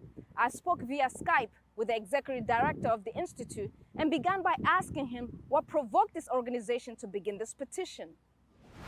Our organization is taking a huge inspiration from our founding fathers, all those who really thought it wise a point in time in the history of Africa to ensure that we come together as a body. We really think that what they stood for and what they fought for is not what is reflecting today, contemporary. We think that there's been some kind of problems, infractions at the AU corridors in terms of the current nomination for the African Union chair. And so we think that the processes towards that hasn't been fairly executed. And so there's the need for us to add our voice to the numerous voices out there to ensure that the right thing is done. And so we have come together with other organizations like the Global Pan-African Network, the All African People's Organization, Coalition of Supporters Union of Africa, and many more. The 1.3 billion Africans must begin to talk. Now, in your view, why don't we see other names of qualified candidates coming from the different regions of the continent? And of course, the diaspora, which is the 6th region of the continent. Why don't we see more candidates? That is a big question that should begin to awaken all of us. Because we have the 5 regions you have mentioned, including that of the diaspora, that makes it the 6th region. We cannot allow the position of the African Union Commission chair to go unopposed without being contested, because we believe that we have qualified, competent people from these regions. From what we gather, Ghana had submitted a candidate for the commissioner position, Dr. Mohamed Chambers, known for his experience. After 2 days of submitting his candidacy, from what we gather, he pulled out. What do you make of that? In the petitions, we have asked the same question and waiting for a response. The right person to explain to the 403 million people within the sub-region is Dr. Mohamed Chambers. He has to explain why he withdrew at last minute. We don't just understand, and we still want answers to that. The reason, because we've been told that he went to Chad, and in consultation with Chad, he withdrew. What consultation went on? What consultation went on? Read once again your petition. The heading of your petition says that Africa is not for sale. Could you elaborate on what you mean by that, and whom does it seem that the African continent is being sold to precisely? The AUC say, the commission say, it's all about who has the key, who will have the key to the African Free Continental Trade Area, right? And once you have that key, that influential key, you are in position to decide whether you are going to use that key to the benefit of Africans or not. That is where our challenge is. We want a competent person at the AU who will serve the interest of the millions upon millions of women who are suffering in Africa, who are having difficulties in healthcare. You do not see that in Mr. Mohamed Faki. You do not see that. Look, the important thing is that this year has been penciled down as silencing the guns in Africa. What has the AU done so far? And so we believe that those who have proven their worth, those who have come out to speak and pursue issues relevant to the growth and betterment of the African people must be given the chance. We don't have confidence in Faki. That is His Excellency Faki. We don't have confidence in him with regard to he being the AU chair. He doesn't measure up to our forefathers, those who stood and fought for the AU, for which he is now the chair. If not, why should you make that position unopposed? Why does he want to be there? That amounts to a forceful takeover of the African Union. And so we are appealing to all the African heads of states that they should use their sovereign authorities given to them by the people at the grassroots to ensure that the right thing is done. We also contacted Mohamed Chambers to find out what consultation went on with Chad, if any, but were unsuccessful as he did not return numerous phone calls and voice messages. Now, the vision of the African Union seeks an integrated, prosperous, and peaceful Africa driven by its own citizens, represented by a dynamic force on the global arena. I sat down with Johannes Mesgabe, who held several positions at the African Union, including the coordinator of the African Leadership Academy, while on a trip here in Washington. He tells us the importance of the youth in fulfilling the vision of the African Union, as well as his take on the current controversy on the election of the commissioner.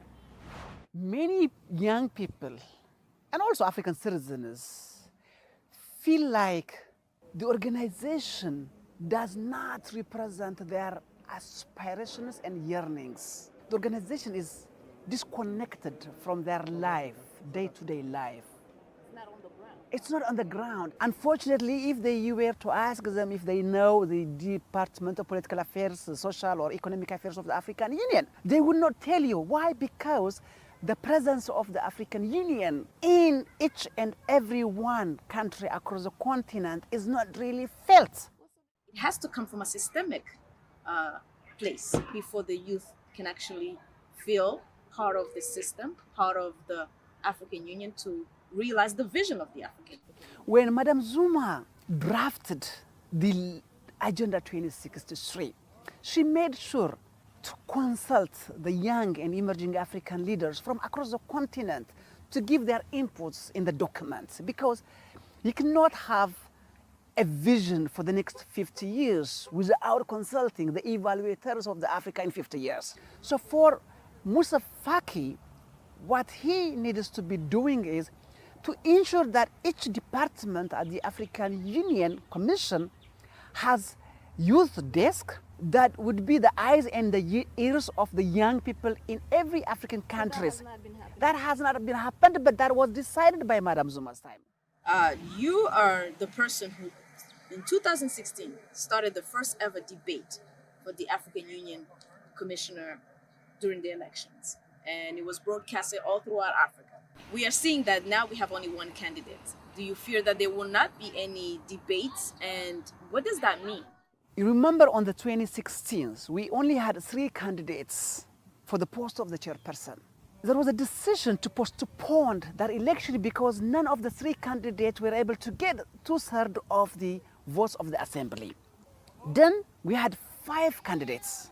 So when we had that debate, we were able to bring the 5 candidates to present their manifesto and give an opportunity for the citizens to actually engage them, the opportunity to know who has what and how do they see the challenges of our continent for the next 4 years. What is their objective? What are the priorities for the next 4 years? Now, so being inside the African Union, the current controversy that are going on right now suggesting that there are efforts to make sure that the incumbent Moussa Faki is unopposed. What do you make of that?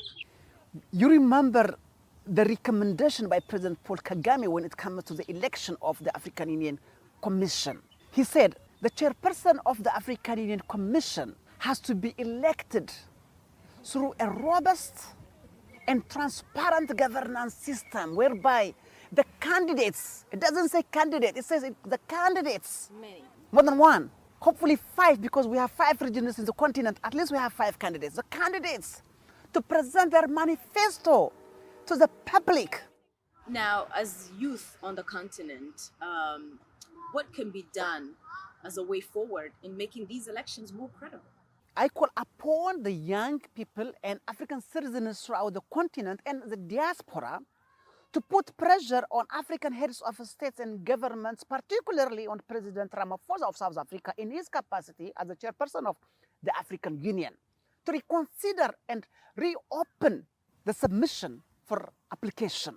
Now, South Africa, whose president is the chairperson of the African Union, have 2 candidates for the post of the deputy chairperson, and both of them are male, which means if Faki Moussa, who is only an opposed candidate for the post of chairperson, is elected as the chairperson of the African Union Commission, these 2 candidates for the post of deputy chairperson of the commission are automatically disqualified.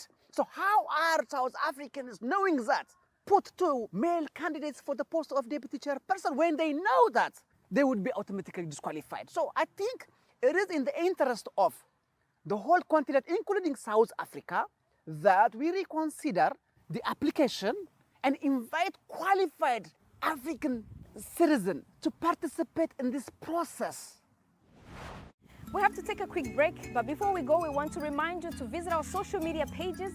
Our Facebook, Instagram, and Twitter's handle is at VOA Our Voices. You can also send us a message on WhatsApp. Our number is right there on your screen. When we return, we'll speak to Dr. Chiombori Ford, the former African Union ambassador to the United States, who says her application was blocked. Don't go anywhere. We'll be right back.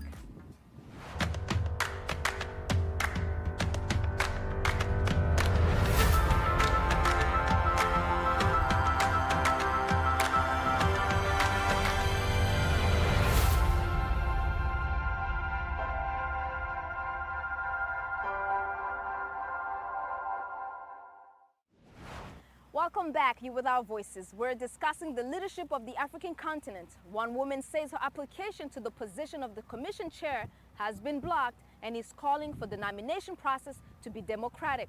She's none other than the former African Union ambassador to the United States, Dr. Arikana Chiombori Quo.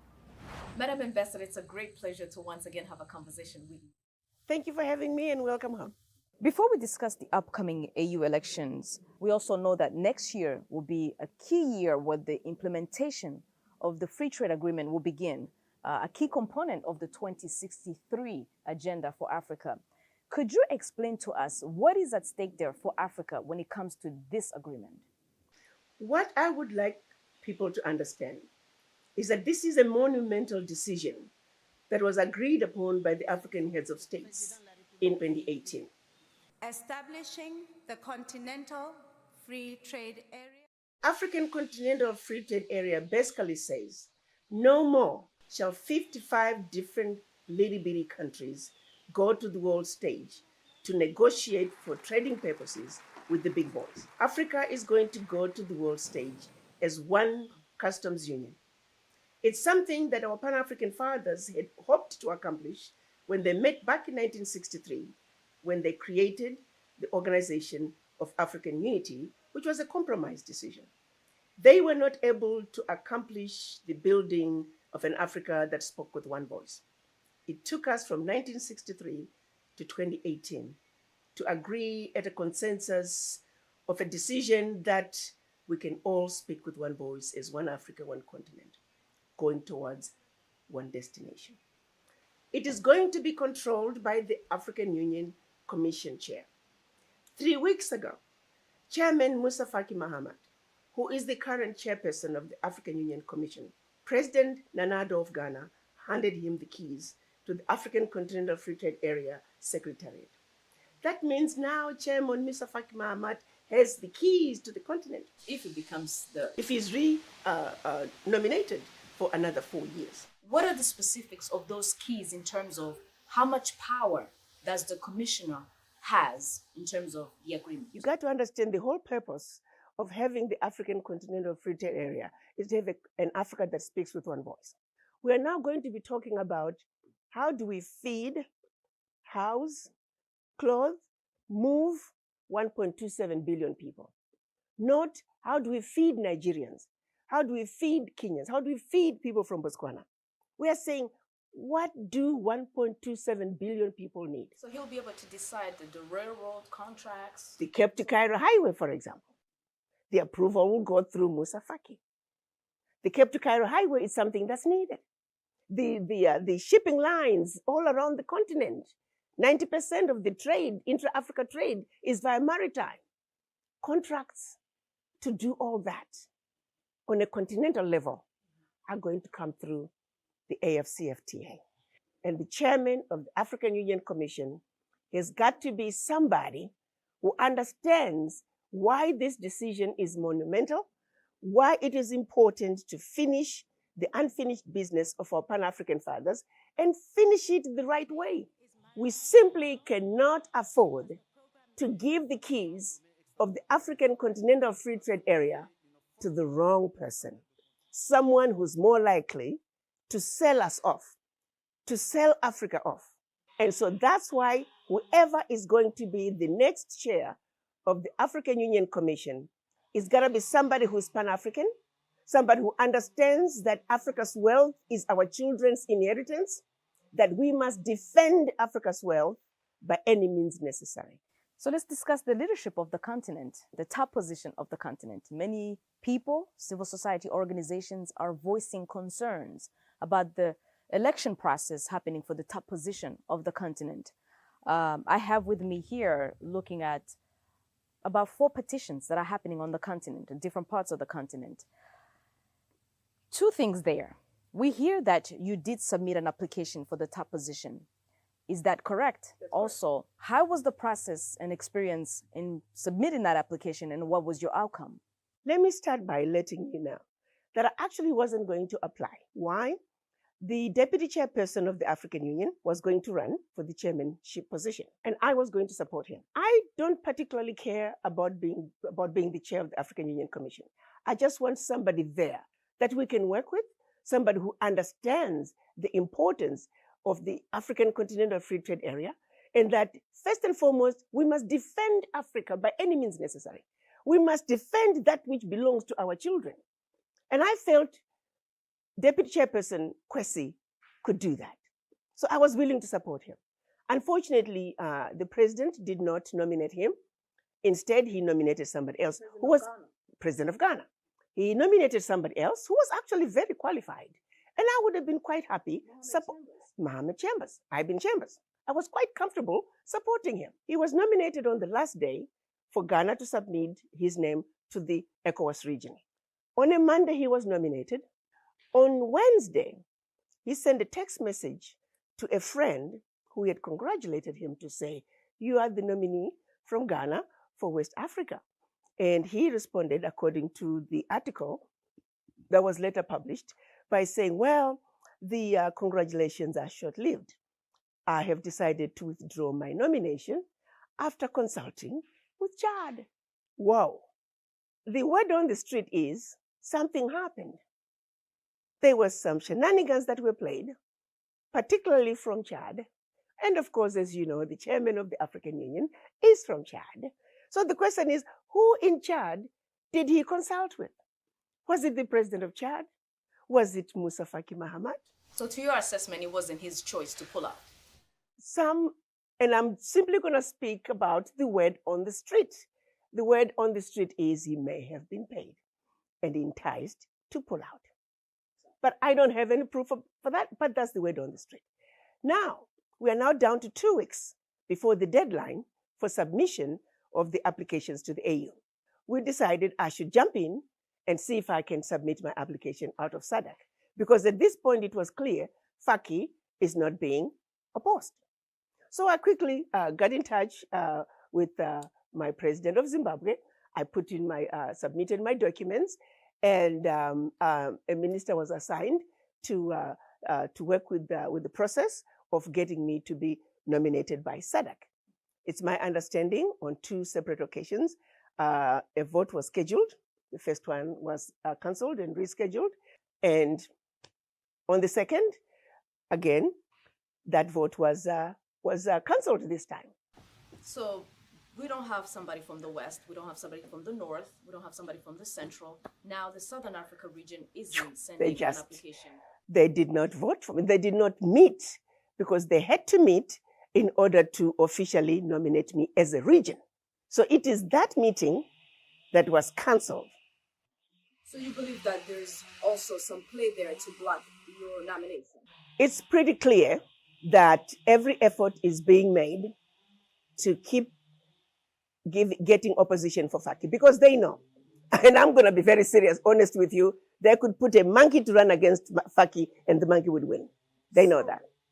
Now, if a positive response comes from these petitions that we're hearing that are coming up from different places on the continent, is it your hope that South Africa, your region, SADC, and specifically President Cyril Ramaphosa, will indeed this time submit your candidacy? They really don't have a choice. They need, if people apply, they must at least submit the nomination.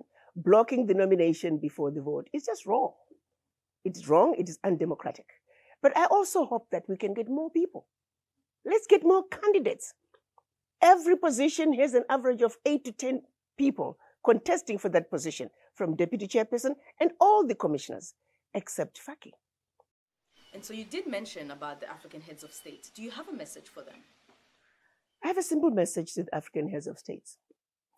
I would like to remind them of the millions of babies that are going to bed with an empty stomach tonight, of the millions of women who are dying today while giving birth to another child, of the millions of the unemployed youth who are committing murders. This one is so painful, out of desperation and despair.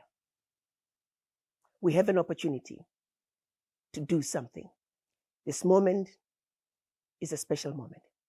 It is a time that we might understand that it is a time that we have been waiting for centuries.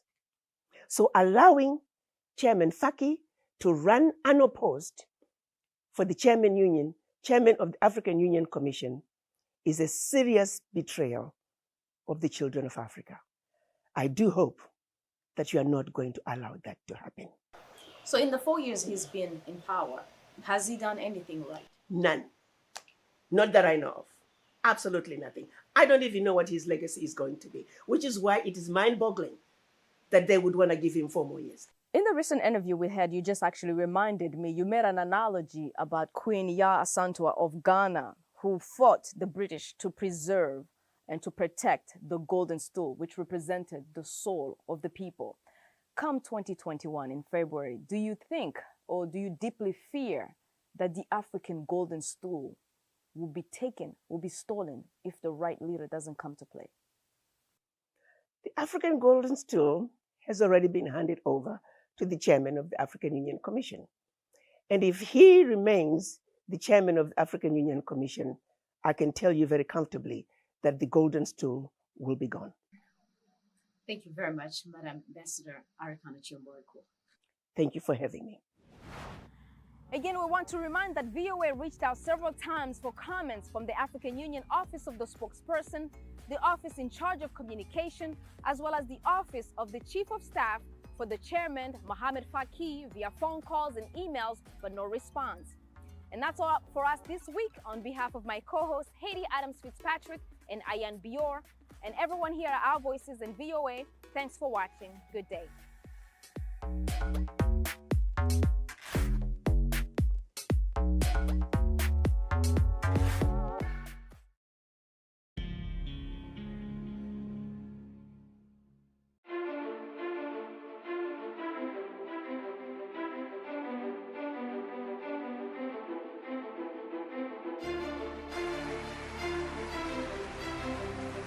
This medal has been directed to empower 1,000 persons with disabilities in each state in the next 12 months. When I start hearing the shoot of gun, whatever I've done. Every public policy has winners and losers, and some will not be very happy with you, while others, usually the silent majority, will be quite happy.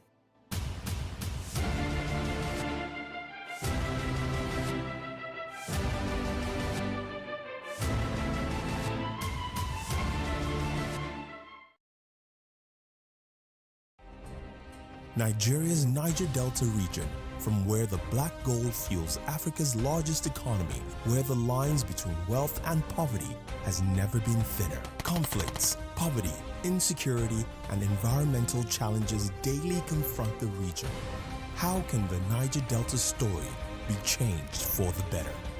Join Mamude Akuga at 9 p.m. every Friday evening on PlusTvAfrica as he probes deep in search of solutions. Inside the Niger Delta with Mamude Akuga, the authentic voice of Nigeria's oil-rich region.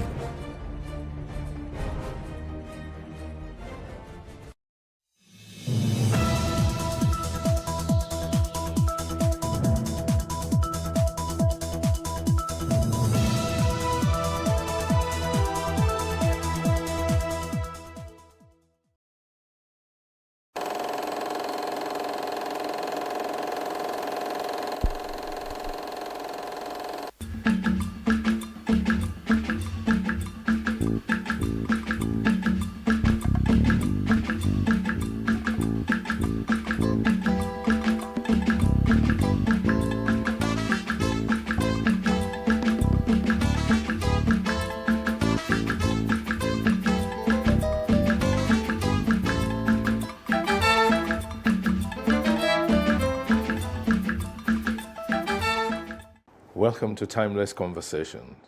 This is the very first edition of the program, and it's such a privilege for me that my first guest is someone with whom I have this very personal relationship. A great performer he is, a leader, an icon, someone who at the very tender age of between 13 and 14 formed his own band. This man has put so much into the music industry in Nigeria. He's turning 79. That means he has spent close to 63 years performing. My guest is a member of the Federal Republic, someone who has mentored great numbers of young, aspiring, and successful musicians. Please welcome with me Chief Commander Ebenezer Obey. Ebenezer Obey began his professional career in the mid-1950s after moving to Lagos. After tutelage under Fatai Rolling Dollars Band, he formed a band called the International Brothers in 1964, playing high life and juju fusion. The band later metamorphosed into Inter-Reformers in the early 1970s with a long list of Juju album hits on the Decca West Africa music label. Though he did not create the Juju music style, Ebenezer Obey has been a seminal force in reinventing what has become part of Nigeria's national sound. Well, sir, I know that everybody calls you evangelist now, but we're going deep into music. Welcome, sir. Thank you very much, Lego. Yes, sir. It's good to see you. And I see that you're looking very healthy. It's my pleasure to see you too. Yes, sir. It's really, really nice to see you. I want us to go back to Idogo. Okay. That's your roots. Yes. What was it like growing up in Idogo? Well, I think I will have to put the whole story of my life in order. You are right to talk about Idogo being my root. But I want to say that both my parents, my father and my mother, they are from Abeokuta. My father is from KC, Abeokuta. They call us Omulakesi, Omorula Shika. That is our Oriki, Omosun Abinu. Anybody ṣe ìkà lọ́sàn kò ní fara rẹ̀ lọ. So my father is an Egba man, and my mother is from Owu. So Owu Lakoda. Yes, and Omoye, Omajiri, and so on. That's my mother. But the miracle about the boy, Ebenezer Obey,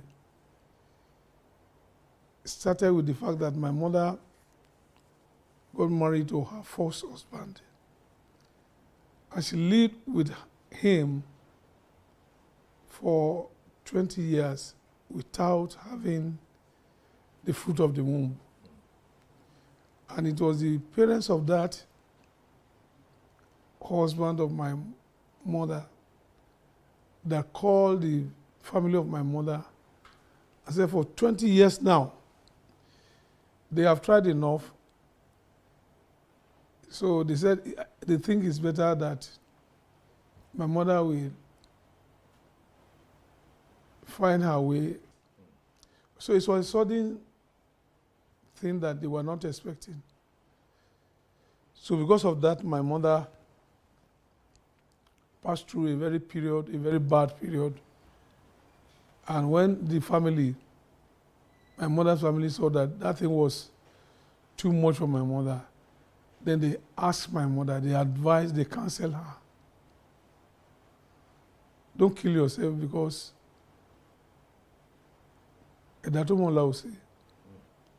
Ilé àánú Olúwa kì í ṣú. Wọ́n á lọ forí ara ẹ̀ pamọ́ sọ́dọ̀ àwọn ẹ̀gbọ́n ẹ̀ ní Dọ̀gọ̀. Go and hide yourself in Dọ̀gọ̀. Forget about a man. Don't kill yourself. And my mother was a good believer. So the pastor in Lagos prayed for my mother. That was how my mother left Lagos for Idogo. On getting to Idogo, my father was a carpenter by profession, very good carpenter. And in those days, they combined farming. So my father was combining farming with the carpentry job he was doing. But my father was a friend of my mother's brothers. My mommy's senior brothers. So when she got there, my father saw my mommy and said, in Egba dialect, "Èmi rè má fẹ́ àbúrò yín yìí o. Á bímọ obìnrin mi, á dẹ̀ bọ́kùnrin mi." Very prophetic. Yes, so prophetic. That's something that my mother said, me, I don't want to marry a carpenter, but as God wanted it. My mother, who was never pregnant for 20 years. Got pregnant.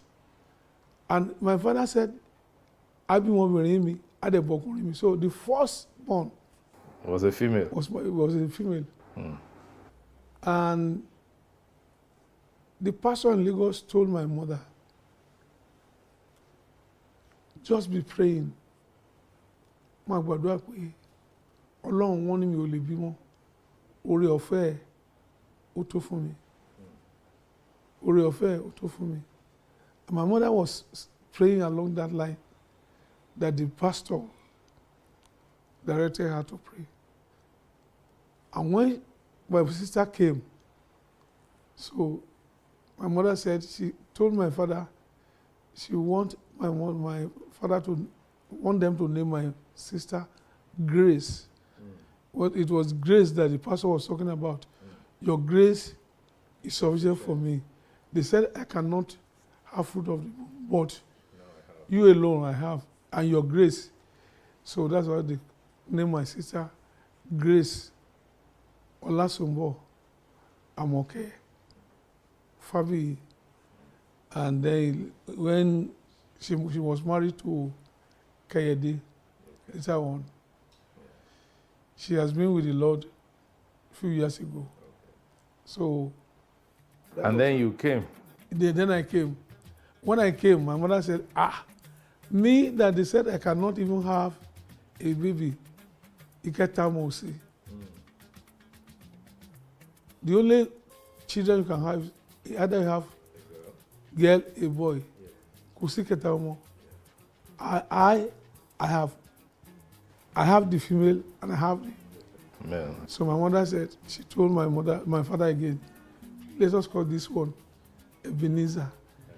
Ebenezer is it one this is day in the Oluwa run the Lord day. If you don't run Lord day. And then Remilekun. Who named you Remilekun? My father named me Remilekun because my father had only one son. That was my late senior brother.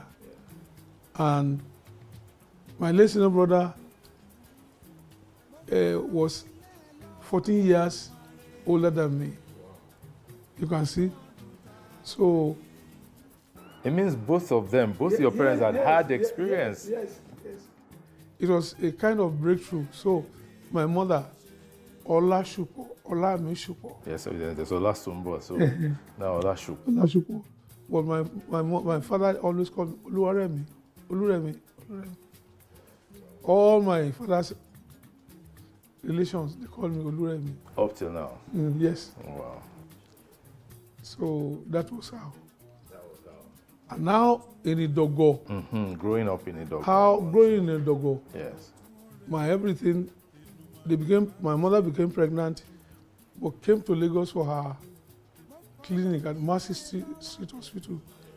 That was where I was born. And immediately I was born, I was taken back to Idogo. I grew up in Idogo. I started school in Idogo. My everything, just the music, everything. Started in Idogo. Started in Idogo. So really, there is no Ebenezer Obey without Idogo. There's no Ebenezer Obey without Idogo. Without Idogo, even if Mercy Street wants to claim you, it's still Idogo. That's why I used to say that I was born in Lagos. Yeah. I was made in Idogo because my mother and my father slept and had an affair in Idogo. He became the baby. But the baby was delivered at Mercy Street, Lagos.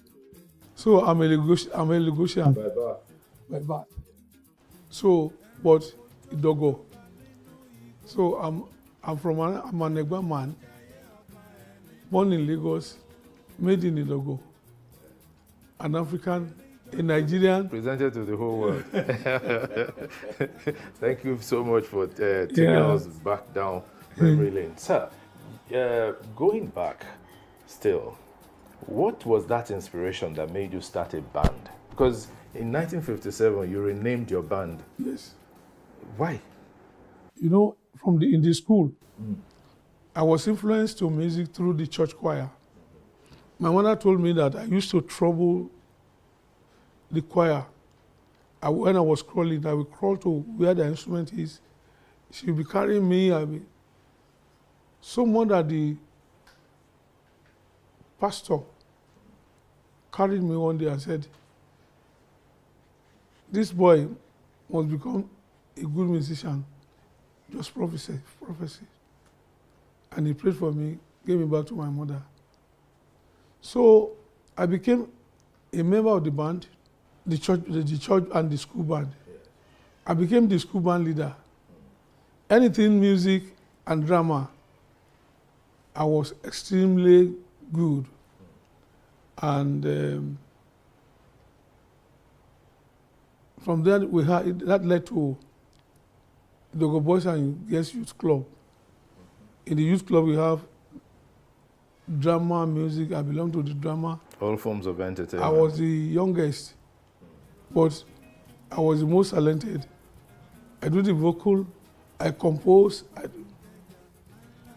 And it's been like that ever since. The day they started, they formed the band as a club, Ifelodun Mambo Orchestra.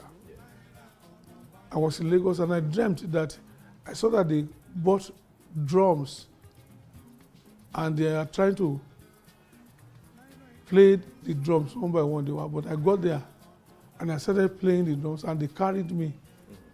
So when I got, and the dream came true. I was on holiday in Lagos with my father. The day I arrived with Dogo, that brother is late now, Brother Jimo Akiwande. He said, we have heard that you are going to come from Lagos today. Follow me. I said, let me go and greet my mother. I said, no, you know, when you get to Mama, we will not allow you. My mommy was a very disciplined person. So I followed him. When I followed Mr. Akiwande, exactly as I saw in the dream, drums, and I just started, I picked this one, and they have been looking for wood. When I take the bongos, it was called double toy. Bongo. When I take the double toy, I have memorized how it sounded in Adeolu Akinsany's band. Adeolu then was playing Agidigbo music, Mambo Orchestra. I took it, they just carried me, they shouted. So that was how. That's it. And I became the star of that band. But my mother will not leave them. My mother was fighting those people that you are teachers already, they have started teaching. Allow my son to finish his own education. So, and I will not listen. My mother would talk to me, wake me in the midnight. Olasupo, Aremu, Omolakesi, Omoye, mo fẹ́ lulu yìí, àbí o fẹ́, mo fẹ́ jẹ́ lawyer. Come on, criminal need lawyer. Because my mother is from Owu. Mo fẹ́ jẹ́ doctor. Come on, criminal need a doctor. Àbó fẹ́ kọ́ pé mi ní doctor ni. I said, I will, tó bá ṣoríire, fi lu ìhun lẹ̀. Ìwé rẹ̀ ni ó gbajúmọ̀. She said, have you had, she'll be crying, I'll be crying. Promise me, and I said, I promise her. But the following day, when they start rehearsing, she is the one who will call me. Lasupo, I want to see better. Your people have started. Show love. I said, no, I'm not going. When I will watch my mother just run out, I will go there. She will come there, pull me, beat me, do everything. Don't do lie to lie. Above a good pleasure can. Mo fẹ́ gun pleasure car. O fẹ́ lọ lóyìnbó ẹ̀. Tó bá lọ lóyìnbó, mo ní oyè ìlú. But I was doing that.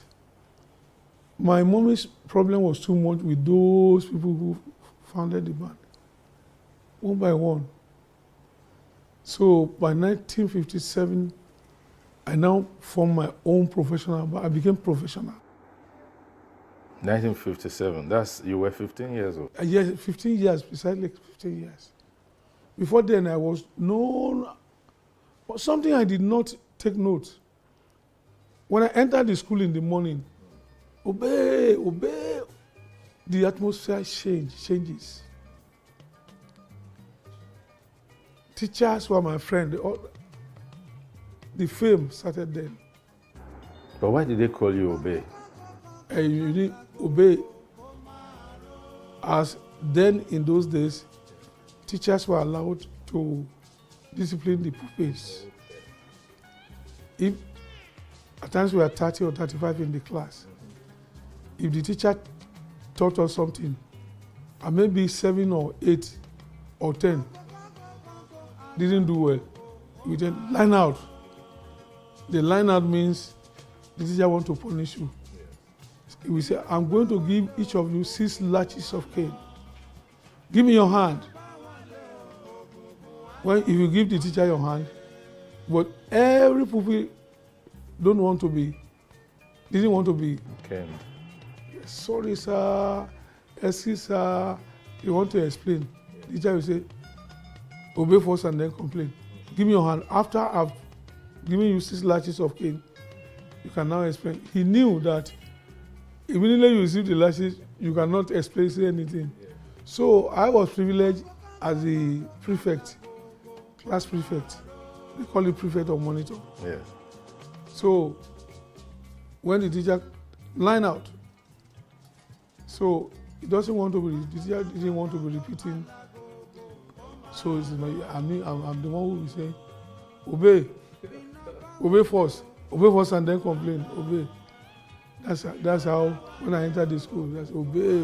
That's how it became so it's my compound name. Now. Every so obey Fabi, yes. Interesting. I thank you for saying star.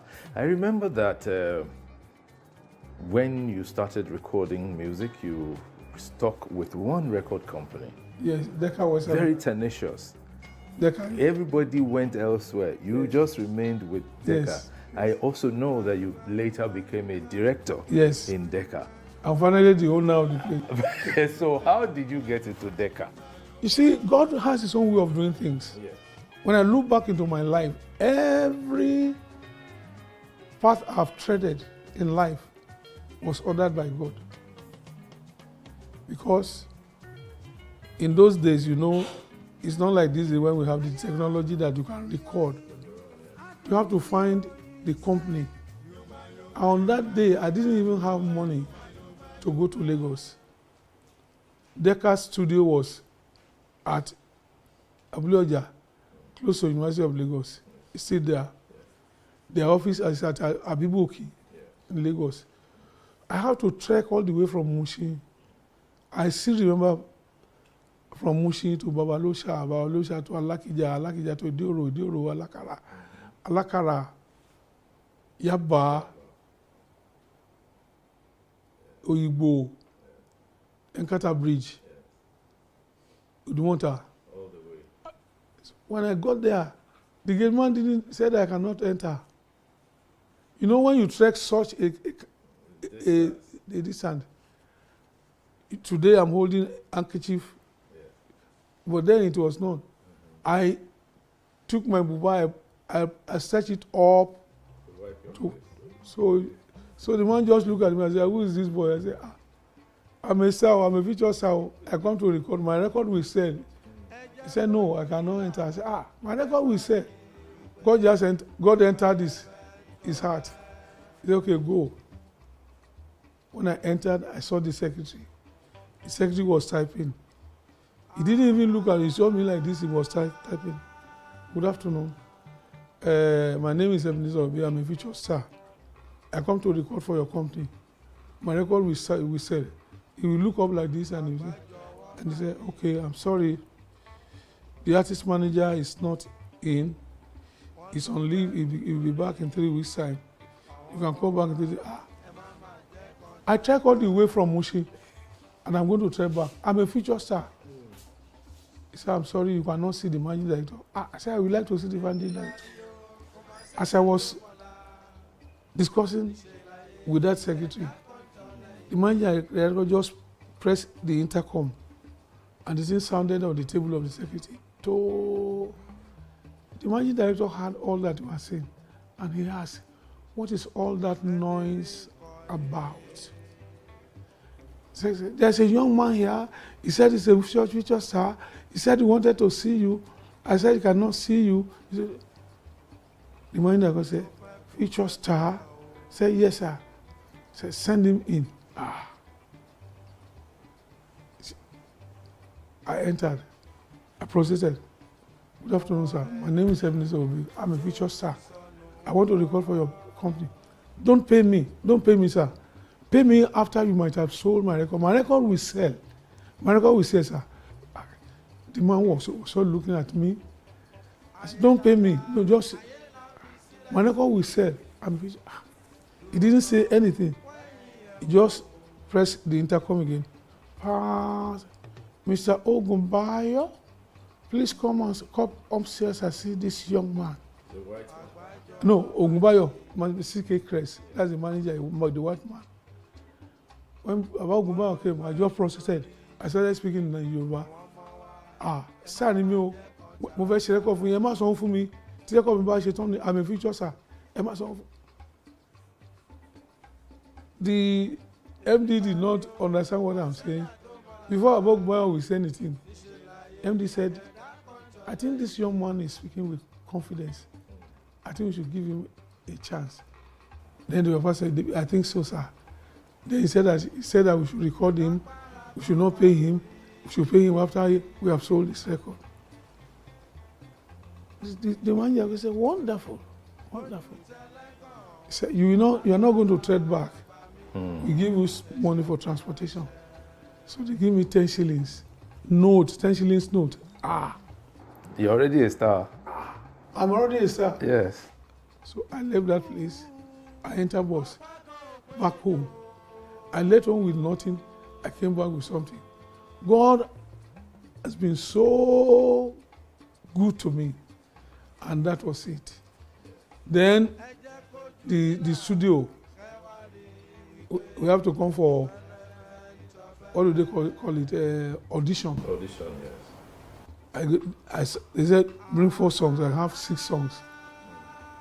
But one thing I want to say, we were not able to enter the studio that day. It was under the tree outside that they listened to me and my band. And it was after they recorded me. And I started going to record store. I've recorded in Dekao because they say there's a day there's a listening day. That day they need to order the records. On the day I was there, I was reminding them, order my record though, it will sell though. And as they were coming, the MD was coming. His staff who was sitting, they have passed me. Features, they reverse. Features, what do I said? I come to tell all the distributors to book my record. They say, no, you don't do that. You don't allow, you go home, you have done your work. When it came to my turn, they must have 500 numbers ordered. Somebody say, I have booked 100, I booked 20. When they add the total, it must be up to 500. When they ordered my own, remaining 19 to clock to 500. The staff started, they told me, sir, your feature star didn't make it. What song? He said, remaining 19. The man said, I booked 25. You see how God, if the man did not book that 25, and that was how I started. And from being a star, I became a shareholder. And by the end of the day, I became the chairman I became the owner of this. You see, so my life is, everything about me is God and my music. There is that theme in all of your songs.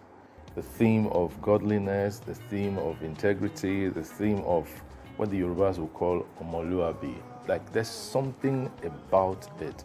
There's always a God factor there. Even before you openly gave your life to Christ and said, this is the path I'm towing, there was always God in it.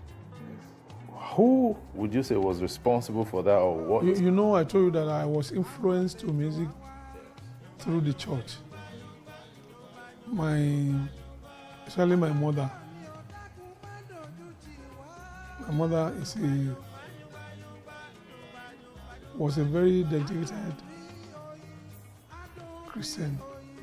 Her faith, she has a very strong faith in God.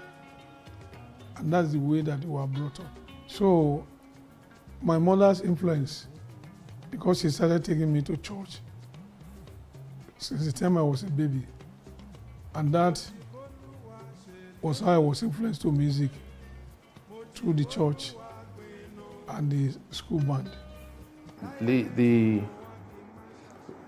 other factor that stands out is the fact that there was the rivalry in growing your music. There was the time it was rumored you and King Sunny Ade were not friends, you were not seeing each other. If something was released today, it will release tomorrow and all that.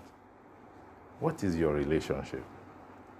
Well, I've said this many times. You have to keep saying it. And I'm tired of saying it, but anyway,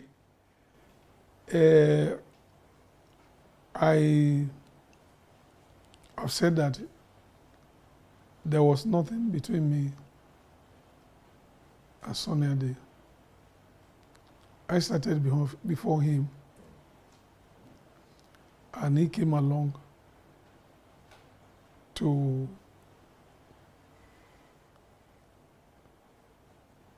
play his own kind of music. I play my own kind of music. He plays his own kind of music. The only thing is that both what we play is called the same juju music. And it was people that were turning whatever I say in my record, and they were turning whatever he says in his record. That there's a rift between me and him. And honestly, there was nothing like that.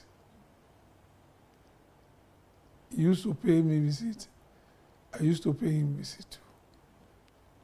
So, but when the rumors were gaining much ground, Adelu Akisoya and Ike Dairo, they saw me and they told me that we need to call both you and Sunny Ade together. We're hearing you are fighting. I said, fighting? No, there's nothing like that. They saw him, they said, there's nothing like that. So that's how they summoned both of us.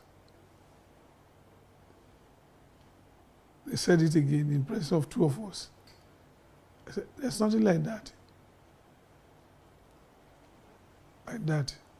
So, but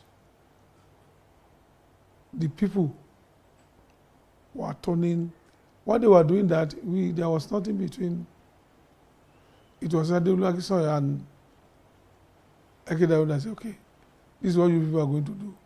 Both of you record a record, Sunny record a record, dispel that there's no fight. And that's the end. And that was it.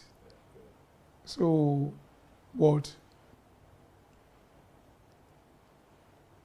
until today, people still refer to it. Yeah, but even recently, both of you performed in yes. the show. Yes, we did Oleku together. Yes. And so there's nothing, it's good relationship.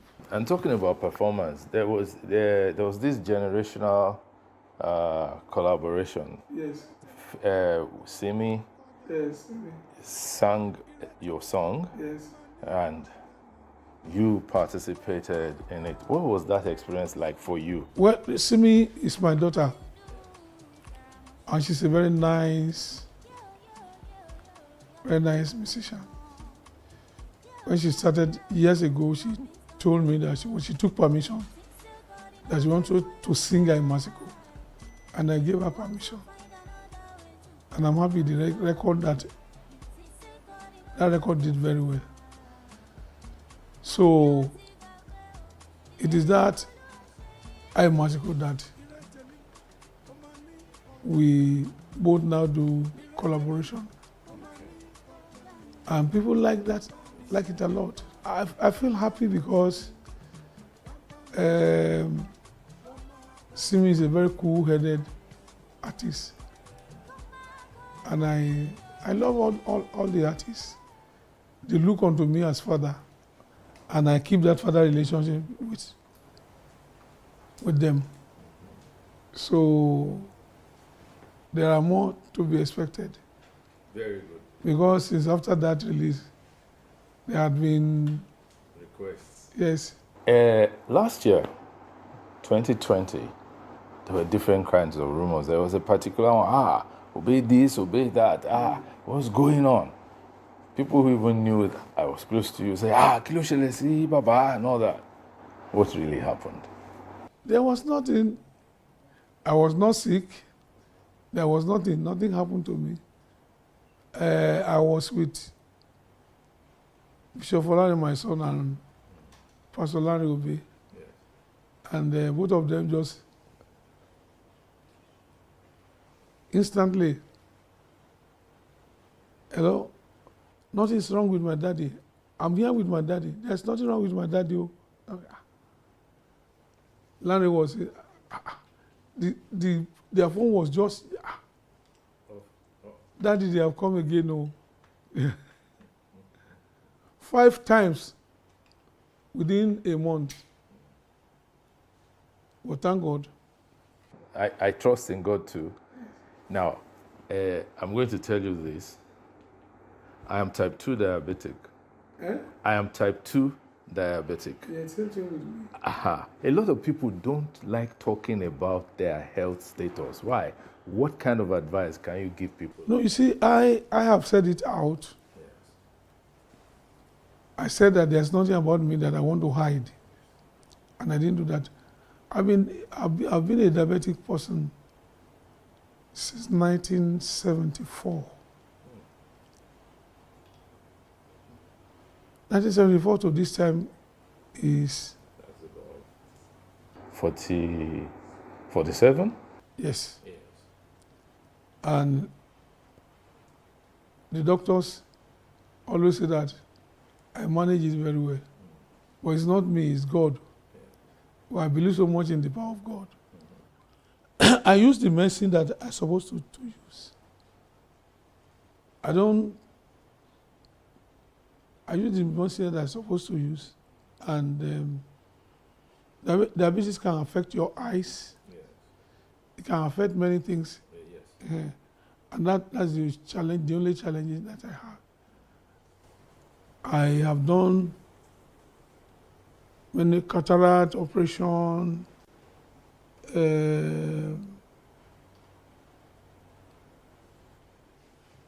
I'm well, I'm okay. People rumor at the time that I was blind. I was not blind. Yes. Up to now, the color of your cap, everything, your flesh, the skin, everything, I see everything. What you place in your hands, I see everything very, very clearly. Yeah. So the only thing is that it affected my walking. Yeah. It affected my walking. But thank God, we are working on it and we shall overcome it. Amen. Once you can manage it, yeah. So that's the most important thing. Baby mi jomo jaga jomi agbadun. Aya to mo ya yi lo se ke oko re. What's the story behind it? Well, thank you for asking the story behind Olomigbotemi. This is going to give me an opportunity to talk about that part that I've never been saying much.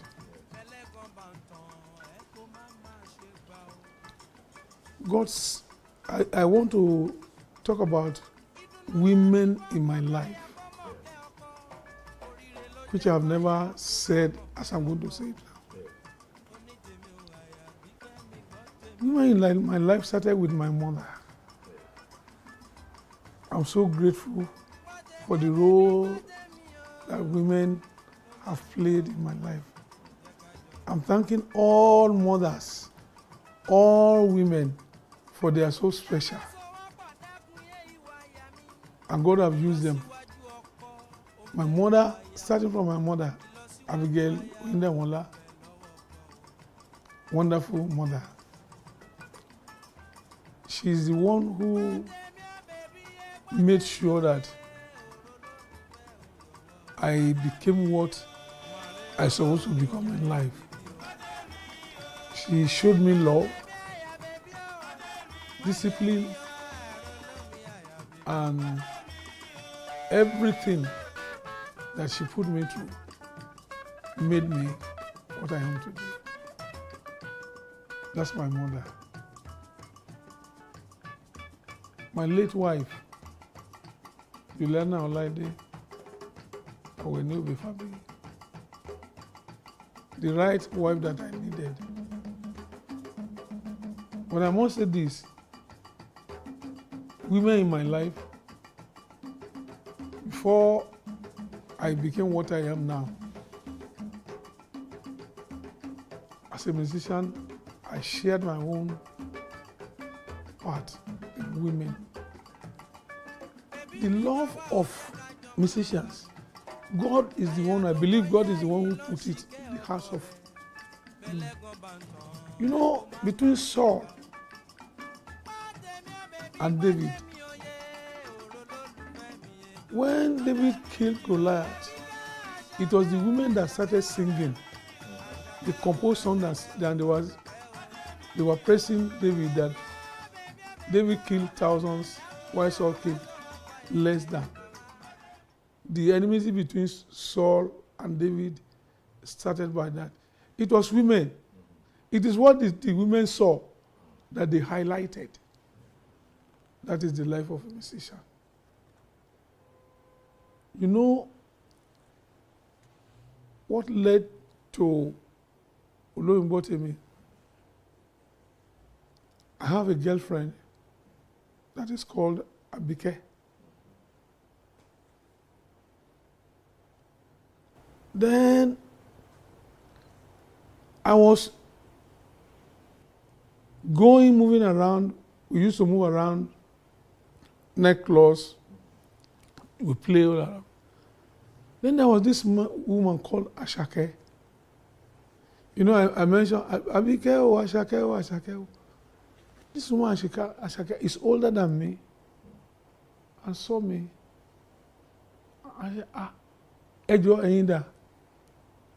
I said, And she said, Ejo, Baba Olomamba Ingerui. Money already come by me. And she gave me 10 shillings to give my Baba. I've never met her. I didn't talk to her. God has his own way of sending people to you. I said, I used to give my Baba 1 and 6. I said, thank you. I will give her 1 and 6. Then he brought another £1, said, take this, sir. But this 10 shillings, give it to the Baba. Ó máa ń tún ẹlẹ́dàá yín ṣe. Ìgbàkígbà tẹ́ bá ti ń kọjá báyìí, tí n bá ti rí yín. Bí wọ́n ṣe ń gẹrun yìí, mo kàn like it. I didn't talk to her. She was older than me. I took the I told Baba, God have bless you. One woman said, I don't get me, tell her that tell me to tell you 10 shillings. I wanted to give you 1 and 6, but she gave me my own. Me and Baba, the Baba will joke. That was any time she said, Egba, boom, Baba. That was how the woman became my girlfriend. Do you know this woman? When I wanted to buy instruments, I told the woman to borrow me £84 to buy an engine, the modern one, that is better than the one that I was using, and a guitar, special guitar, and the woman borrowed me. And I thank her so much. And I promised I paid her. Then, and I kept the money. £84. Thank you very much. Oh, this is your money. He said that. He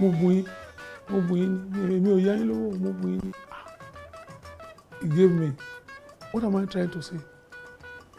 She played that part.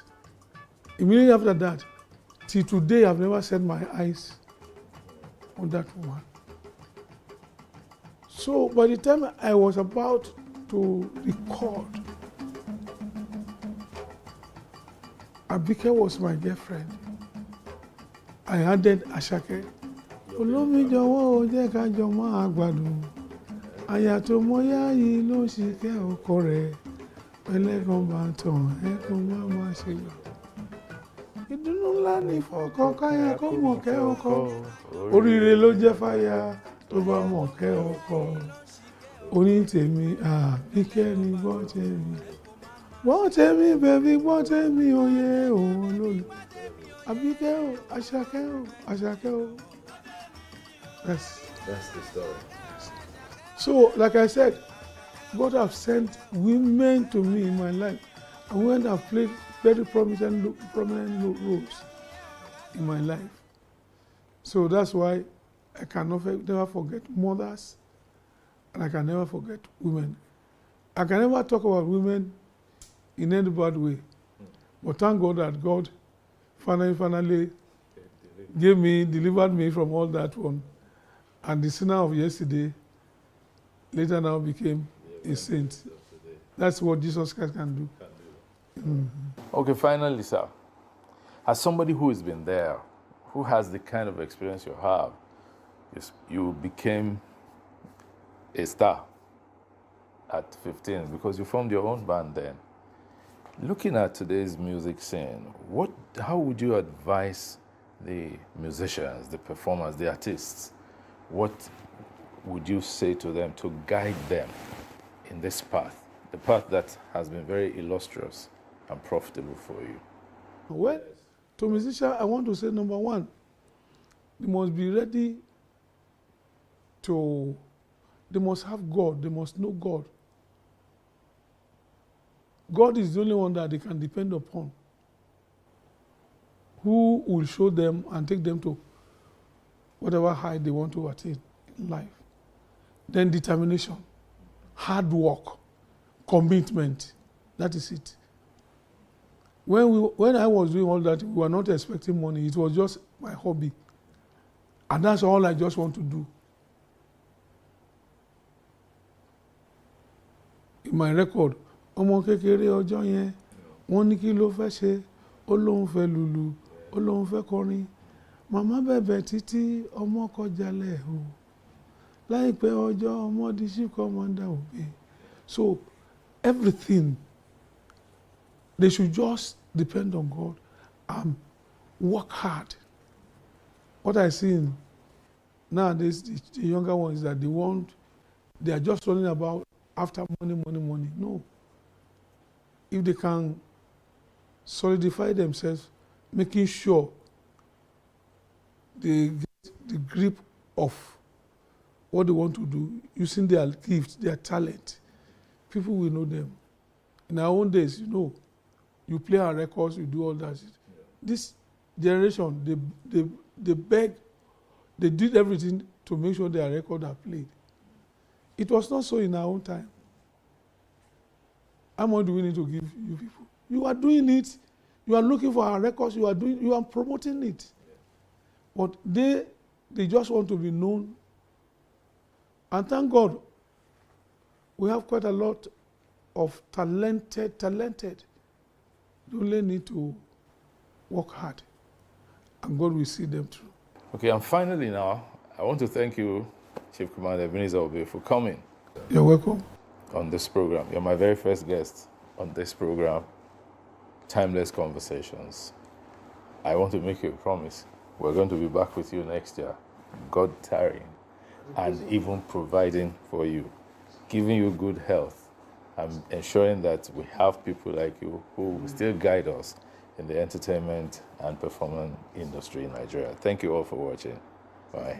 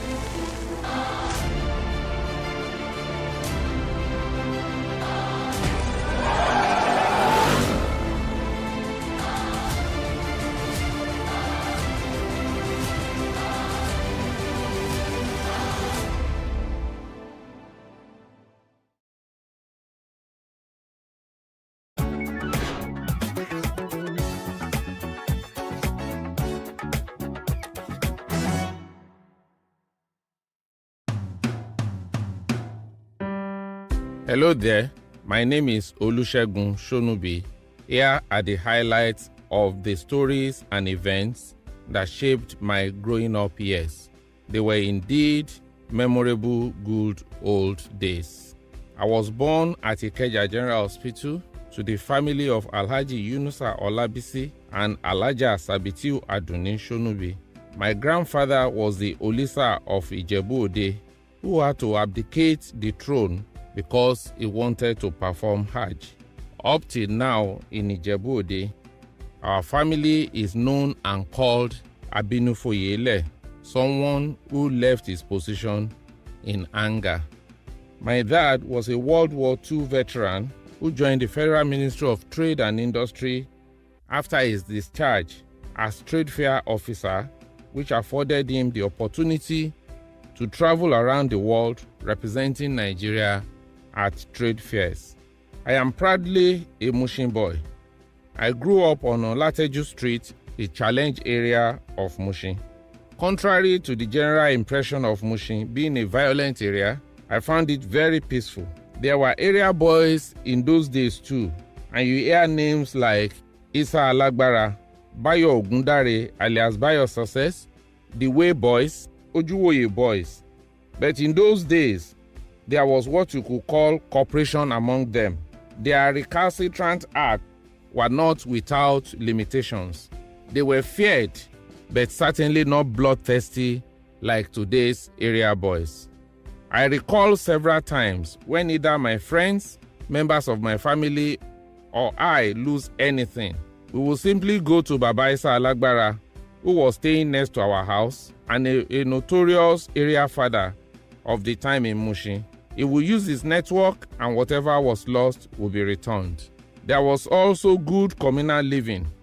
Everybody seemed to know everybody in the area, and during celebrations, we were all like one big, happy family. I recall with fond memories the day I saw and met the legendary Ayinla Omowura Egun Mogaji. He had come to play for Bayo Ogundare alias Bayo Success, the first popular NURTW chairman and the henchman of the defunct National Party of Nigeria. Bayo Success had lost his mother and contracted Ayinla Omowura to play for him. Bayo Success, who equally lived in our area, had approached my dad to allow Ayinla Omowura, who came early for the occasion, to stay on our balcony till it was his turn to go on stage. A close encounter that would take a long time to leave one's memory. My growing up was memorable, but being from a polygamous home, my dad was not always at home, so my mom assumed both roles of father and mother. She was a strict disciplinarian. She would regularly search my school bag, and anytime she saw something that did not belong to me, she would start singing, "Ọmọ yín ò ṣàgbàfọ̀, ó ń kájọ wálé, ẹ rójú olè ẹ ò mú. Ọmọ yín ò ṣàgbàfọ̀, ó ń káṣọ wálé, ẹ rójú olè ẹ ò mú." Meaning your son is not a dry cleaner and he brings different clothes home. You did not arrest the thief. So every time I come back from school and I hear that song, I know hell would let loose that night. But she will allow me to eat dinner and sleep. She would then wake me up in the middle of the night, ask where I got the things from, and if not satisfied with my answer, would beat the hell out of me. Nobody taught me to stop putting what did not belong to me in my bag. The story of my education would not be complete without the mention of my elder sister, late Alhaja Busirat Olaide Quadri and Alhaji Tijani Olatunji Shonubi. Both of them encouraged me to be the best I could be. They sometimes would have paid for my school before my dad would be informed. The quality of education was high in my secondary school days. We had several foreign teachers, such as Indians, who taught us science subjects, and Ghanaian lecturers who taught the arts subjects like English and literature. In fact, it was one of those Indians who made me to like mathematics. It was equally during this period that I was introduced to the culture of reading, and I had read all the James Hadley Chase series and every other novel that I came across. One other thing that shaped my childhood and strengthened our extended family was that we started our family meeting in the 80s. During one of the meetings, we realized that some of my cousins, nieces, and nephews were not doing well in their education. I then volunteered to move from house to house and family to family to check their school works.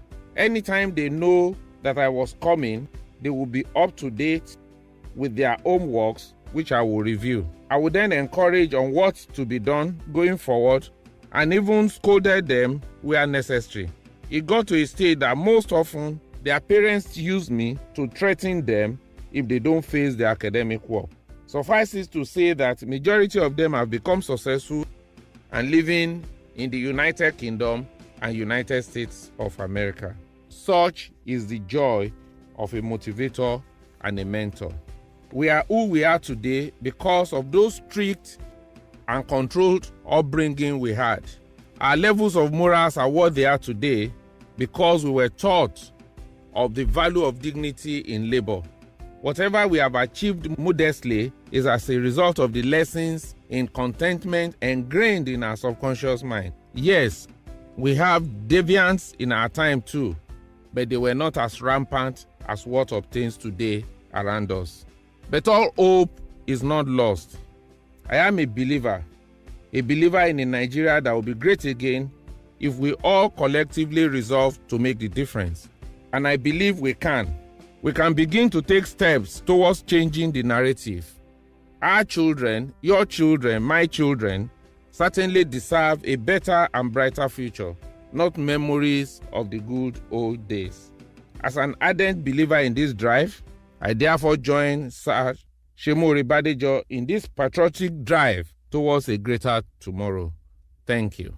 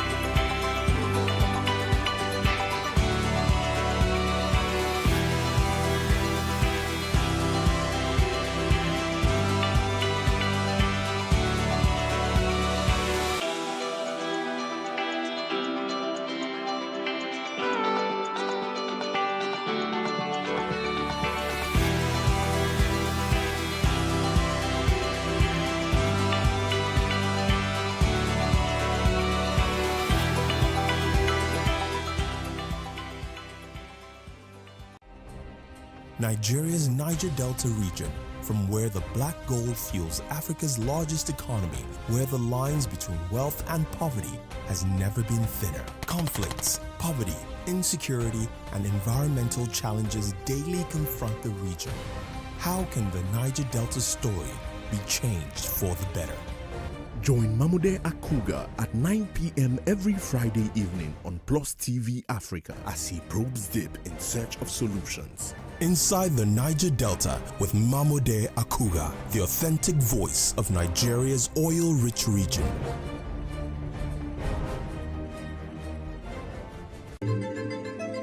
Nigeria, by extension, Africa, is faced with a lot of challenges. The growing youth population with little engagement, that is a ticking time bomb. We are a blessed people with diverse culture and highly cerebral minds who have a lot to say. And yes, we are talking. It is important we drive the right conversation that informs, inspires, influences thought and action. If we say there's beauty in our diversity, then let us embrace our diverse culture. We must continue to courageously be the voice of transformation as we are the hope for the future. Yesterday's conversations shape today. What are you saying to shape your tomorrow? We know you have a lot to say, and we are here to hear you.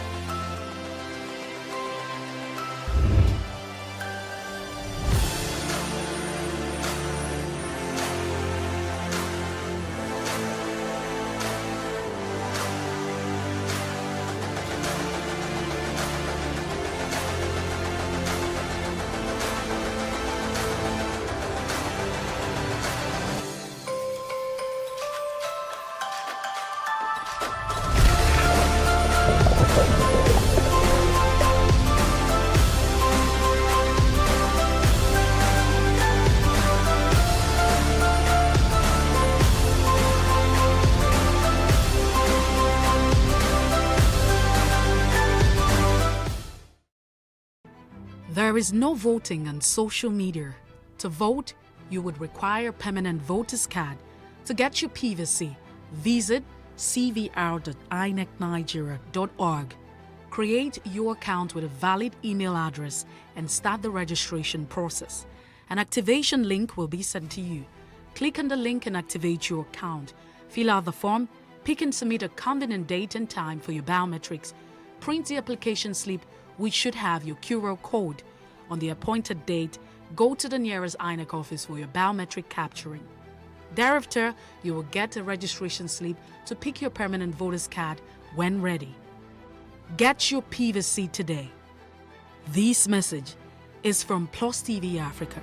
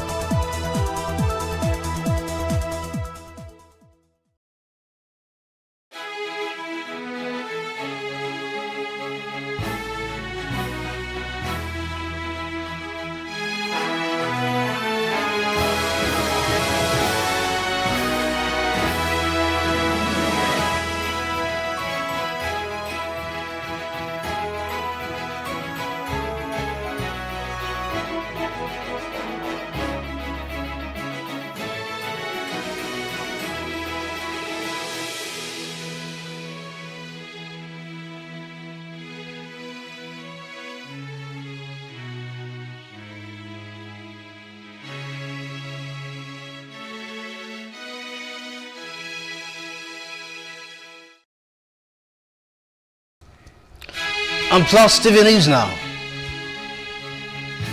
Governor Yahya Bello declares to run for president in 2023.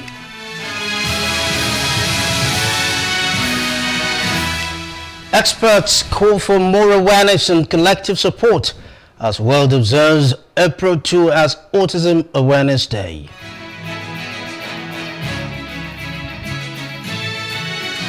UN pays tributes to peacekeepers killed during a helicopter crash in Democratic Republic of Congo.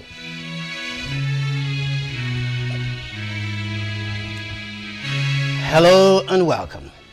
Good evening, I'm Tolu Ojo. This is the news now. Kogi State Governor Yahya Bello has officially joined the 2023 presidential race.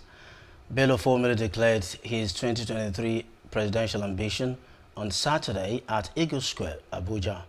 Senator Jonathan Zwingina, Femi Fani-Kayode, among other eminent Nigerians, including members of his party, the APC, witnessed the occasion. Speaking at the event, Zwingina described Bello as a detribalized Nigerian who governs Kogi with appointees from other states. Open Square is a series of regional town hall meetings organized to discuss the role and the relationship between the legislatures and their constituencies. This year's edition was taken to the southeastern part of Nigeria in Enugu State for the legislatures and constituents to meet and forge a path forward. Plus TV News followed the conversation. Take a listen. Let me come to Senator Ikunishe for a minute. What role do you think the National... A panel of legislators and their representatives from the southeastern part of Nigeria was set up to discuss the role of the legislators, how often they interact with their constituents, and the challenges they face on the job. The principal job of the legislature is the making of laws under Section 4 of the Constitution, whether at the State Assembly or the National Assembly, is to make laws, which is essentially to make law for the order and good governance of the country. And then it goes further to state which areas you need to make laws, and these are contained in Schedule 2 of the Constitution. So they're all demarcated between the federal government and state government, what called exclusive list and then concurrent list. But those are matters of detail. Over time, there may have been misconceptions about the functions of the lawmakers. That narrative is about to change as the lawmakers shed light on their duties. The basic misconception is that they assume that the legislator should build roads, should put borehole, should do all those things that the executive is expected to do. That is the fundamental misconception. Lawmakers, one of your most important duties constitutionally is not just oversight. It should be, please underline again, active and result-based oversight, which means monitoring and evaluating those laws that you make to see if they are actually being put in place. We have three arms of government. We have legislature, executive, and judiciary. While we make the laws, the executive, of course, implements the laws that we make, while the judiciary interprets the laws. Oftentimes, people complain they find it difficult to have access to their representatives at the national level. The lawmakers responded to this. For me, for ease of access, I have more than 20 staff in my zonal office. My office opens from 8 a.m. to 5 p.m. on daily basis. And in the National Assembly, of course, if you're expecting visitors, you write the names of the visitors and send to the gate for access to your own office in terms of inquiries or whatever information they want to get from you. Personally, from 2015, I've written to your office. I think that was the first time I wrote to your office. I never got the response. And that was based on the coal miners issue then that I was involved with. I've written to you, I think, close to 3 times. I never got the response. And then during the NSAS campaign, when we asked people to communicate with their representative, your number, I think it has, I think 0902 or 0802 or so. I don't have any of those contact numbers. I don't have any phone number 0802 or 0902. My numbers are 070 340 33 340 33888. The number is 080 75 75 7000. I have no number whatsoever. I never had any number with 082 or 092. So after you were sending the wrong number. So I'm not sure I received any data from you. And I'm sure half of the people here are from the Middle West. What then do you think maybe your office could be doing better with allowing access to it? I believe I have the easiest access for anybody. If I'm in the room, my doors are open. I'm in the room now, so if you come in, you see the number of people at my gate. During the conversation, Senator Obinna Oba was asked if he considered projects beneficial to vulnerable people, including women, children, and people living with disabilities. He had this to say. I came here with a magazine, which I'm going to distribute. This is my magazine, and all the projects, both the scholarship, the number of people I've given scholarships, the number of people I have assisted to employ from my course is about 100 and something. Their names and phone numbers is here. The people I have empowered, both for training, they're all here. Both the people are empowered by the use of vehicles, call it motorcycles and what have you. They're all here with their names and phone numbers. I've called them. I've sent tests. Right up till now, I've just gotten response from Honorable Chimaroke Namani to all the senators and all the national rep members. None of them, just Senator Chimaroke and Toby Okechukwu, have gone as far as going to their constituency office, and some I went to their house to drop the letters. Up till now, I've not gotten the response. Without meetings like this, the gap between legislators and their constituents would likely improve, not just in the southeastern part of Nigeria, but at all regional levels of the country. At the end of the room there. Also in Owerri, Meanwhile, Banky W has officially joined the PDP. He has also declared his intention to contest for the seat of Etiosa Federal Constituency in the House of Representatives in the 2023 general elections. He made the announcement on his official Twitter handle. This will be the second time Banky W would run for the seat in the National Assembly. Now, unknown gunmen have kidnapped 7 Abia State University tourist students close to the school. The University Vice Chancellor, Professor Onyemachi Ogbolo, and the Abia PPRO, Geoffrey Ogbonna, said the incident happened between 7:30 in the evening and 8 at the Abia end of Okigwe. Professor Ogbolo lamented that the school is tired of such incidents. According to him, the abductors have contacted him, starting with 10 million naira on each of the students with the parents as of Friday, and by Saturday, they had reduced it to 2 million naira. After 5 days in captivity, Julius Osaho, a correspondent of the Guardian newspapers, has regained his freedom, a family source said. Jessica Osaho, spouse to the journalist, confirmed his freedom in a telephone chat on Saturday. She said that her husband was on his way to reunite with the family in Benin City, the Edo State capital. She explained that her husband had spoken with her and just left the police division, Ogeli, after being debriefed. Now, federal lawmakers from the lower house have blamed the protracted security challenges in the country on security agencies who are benefiting immensely from the situation. Honorable Amadou Jaha from Borno State, the leader of the House, Honorable Ado Dogoa, and Honorable Nassau condemned security agencies' handling of the situation, calling it abysmal on the floor of the House at plenary on Thursday. Honorable Ahmad also indicted a 7-member of the House of Representatives for sabotaging the nation's security, threatening to expose him at an auspicious time. Nigerians should no longer be running away from unnecessary banditry in the face of helpless and baseless situation when government and security agencies is like they are failing in their basic responsibility. No one else can be better than Nigerians. No one else can be better than the people who elected us here. If at the end, the stake of our people can be put at this high sense of deadly challenge, day in, day out, you leave your house, you won't know what happens to it the next day, and you continue to call yourself a free citizen, free Nigerians. Why will you allow ourselves be forced to the wall? Mr. Speaker, this is my take, and I want you to build on this, that the committee that was set by this committee, by this honorable house yesterday, to interface and engage with the security agencies must be taken with all sense of seriousness. We are making one mistake in making appointment, particularly in security architect.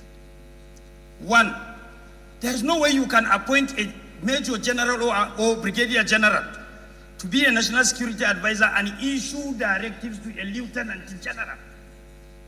Ideally, if you are going to appoint national security advisor or defense minister, try and appoint a full-fledged Nigerian army general who was one time chief of defense staff. Nobody clinched that particular position until when he was appointed, so everybody must comply. Mr. Speaker, this madness has to stop. It simply has to stop. You travel by road, you are kidnapped. You go by train, you are kidnapped. Last week, the airports were attacked by bandits. You sit at home, you are kidnapped. You send your children to school, they are kidnapped. Mr. Speaker, a few weeks ago, somebody was kidnapped in a hospital. So where are you going to stay? Where will you be? You can be kidnapped right in this chamber. Mr. Speaker, I want to use this opportunity again, and I'm calling for the resignation of the National Security Advisor. He must be removed. He must be removed. Meanwhile, no fewer than 13 people have been confirmed dead in a road accident involving a trailer truck in Jigawa State.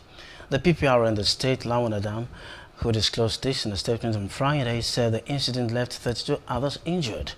The vehicle was on its way to Lagos from Jigawa before the incident happened. The police urged motorists to avoid overspeeding, overtaking unduly, overloading, and receiving phone calls while driving. A story building under construction in Taraba State has collapsed, killing 2 workers and leaving 3 others injured. Consequently, the state government has declared the owner wanted. The Commissioner for Urban Development, who visited the scene, said the collapsed structure was illegally erected. Eyewitnesses and some residents of the state want the state government to take due action to deter others. We rapidly acted by sending our men to the sites, ensuring that evacuation has been done. And so far, our machine was here much earlier, and victims were evacuated. 2 were confirmed dead, and 3 were critically injured and were actually taken to the hospital, are currently receiving treatment. Meanwhile, the ministry, under my leadership, had ordered for the immediate arrest of the owner of the building, simply because the ministry is not actually aware. We had made effort to stop the building, haven't noticed that the owner has been at the site without our approval. We've not granted any approval to him. So as far as the ministry is concerned, this is an illegal structure. We have assessed the level of damage and particularly the quality of the product that was used here for the construction. And from the physical examination, we have seen what we are supposed to have taken note of. But the way we work, we still need to subject, especially the iron rod, to further test. And comparing also the size used here, whether it was good enough to be used for such product. Ever since this thing started, there are 2 casualties that are dead, and we have saved like 3 lives here. Some are in the hospital, and some are here already here. They are dead. Seriously, the people that are helping have helped a lot. But none of the government workers have come here to check whether there is life, death here, or there is anything that is happening here. But we thank God that life has been saved here. In the meantime, IPOB has abrogated its set-at-home directive in southeast Nigeria, saying the development is to embrace peace negotiations organized by the Anambra government. And all Igbo stakeholders and religious leaders have declared their intention to find a lasting solution to insecurity and incessant sit-at-home directives in the southeast. The decision was disclosed by the chairman, Anambra Traditional Rulers Council, Igwe Naimeka Achebe, during a one-day peace building and security meeting held in Oka. Nigeria has acquired a new landing ship, Tank 100, Nigerian Navy ship Cutter, NNS Cutter, to boost security on the nation's coasts and regional waters. The spokesman for the Navy, Commodore Adedotu Ayovon, disclosed this in a statement on Friday. The change of flag ceremony was performed for the ship 2 days earlier. He explained that the ceremony was held in preparation for the ship's journey to Nigeria, which would include port visits to Oman, Kenya, South Africa, Angola, and Gabon. NNS Cutter is expected to arrive in Nigeria on May 27, 2022. The Federal Airports Authority of Nigeria, FAN, has apologized for the power outage at Murtala Mohammed International Airport, Lagos. The outage, which was as a result of yesterday's rain that came with very fierce winds and storms, a natural occurrence, of course, affected one of their feeders. Consequently, it resulted in the temporary disruption of power supply at the D wing of the airport. Normalcy has now since been restored in the affected areas. The Nigerian Railway Corporation, NRC, has confirmed the safety of about 170 passengers that were on board the attacked AK-9 Abuja to Kaduna train on March 28. The NRC's Managing Director, Firit Okire, said in a statement that the corporation was, however, collaborating with relevant authorities to ensure the safety of the other passengers due to the level of damage on the track, and in honor of those that lost their lives, the corporation suspended train operations on the affected route. Now, every April 2 is dedicated to remind and recognize everyone about the spread of autism and to also spread awareness about this condition. The condition typically starts during childhood and continues into adulthood. Dr. Yinka Akindayomi, a service director and service provider for children, insists that until Africa understands what autism means, it will be difficult to break even with an awareness plan. Our health correspondent Ngozika Ohaichesi reports. Autism, also called Autism Spectrum Disorder, ASD, is a complicated condition that includes problems with communication and behavior. It can involve a wide range of symptoms and skills. ASD can be a minor problem or a disability that needs a full-time care in a special facility. People living with autism have problems with communication and learning. They have trouble understanding what other people think and feel. This makes it hard for them to express themselves, either with words or through gesture, facial expression, and touch. According to service providers for children with disabilities, there are common symptoms of autism that people living with it experience, which include lack of eye contact, doing something over and over like repeating words, rocking back and forth, not listening to other people or looking at things when another person points at them, and much more. It's been said by experts that if autism is caught in infancy between 12 and 18 months, treatment can take full advantage of the young brain's remarkable plasticity. It is true abroad, the US, the UK, developed countries, they're telling us that they are able to identify children on the spectrum pretty early, between the ages of 12 to 18 months. But does that really occur here?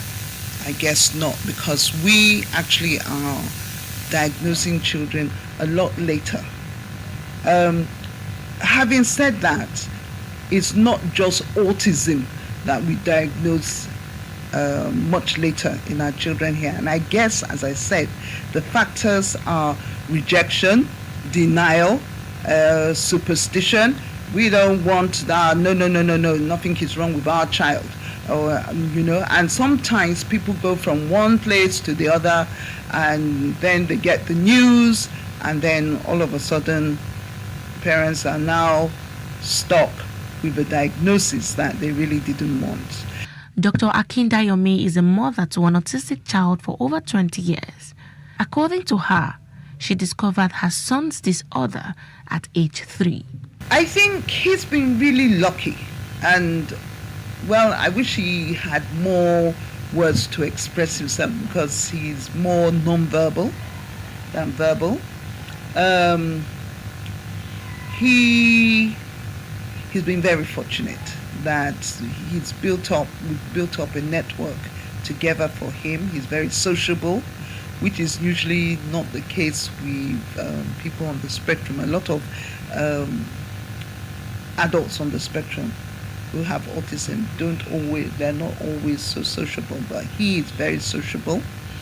I mean, he goes out. In fact, he does what adults do. Sometimes I don't know what he gets up to when he's out and about with others. He goes to the East. He knows the East Onitsha better than I do. He has made so many friends on that side, made so many friends in Lagos. Everywhere he goes, people like him. It's been good for him. I'm happy. It's not that we don't still have our challenges in terms of behavior. Sometimes, we could be a little bit out of it. This year's theme harps on inclusive quality education for all.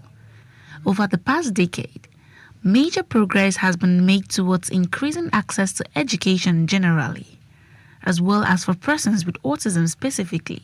However, in 2020, as the COVID-19 pandemic spread across the globe and schools were shut down, there was a high disruption of learning caused by the pandemic, which has reversed years of progress.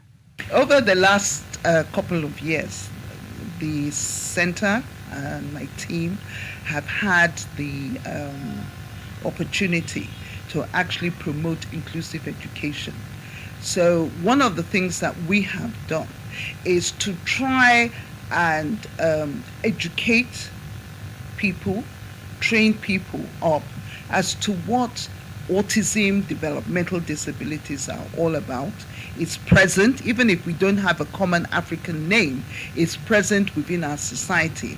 And we must include these children in our educational system. Now, inclusive education is not an isolated entity. It is meant to be part of your educational system, meaning that all children should be in the system. Yes, it's ideal, but practically all children should be part of your educational system. Not that you're developing a separate educational system for certain children, like children with autism.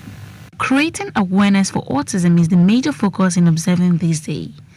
Being an advocate and educating people about autism will go a long way in helping sufferers cope with the disability and make sense of life. Ngozika Ohaichesi, Plus TV News.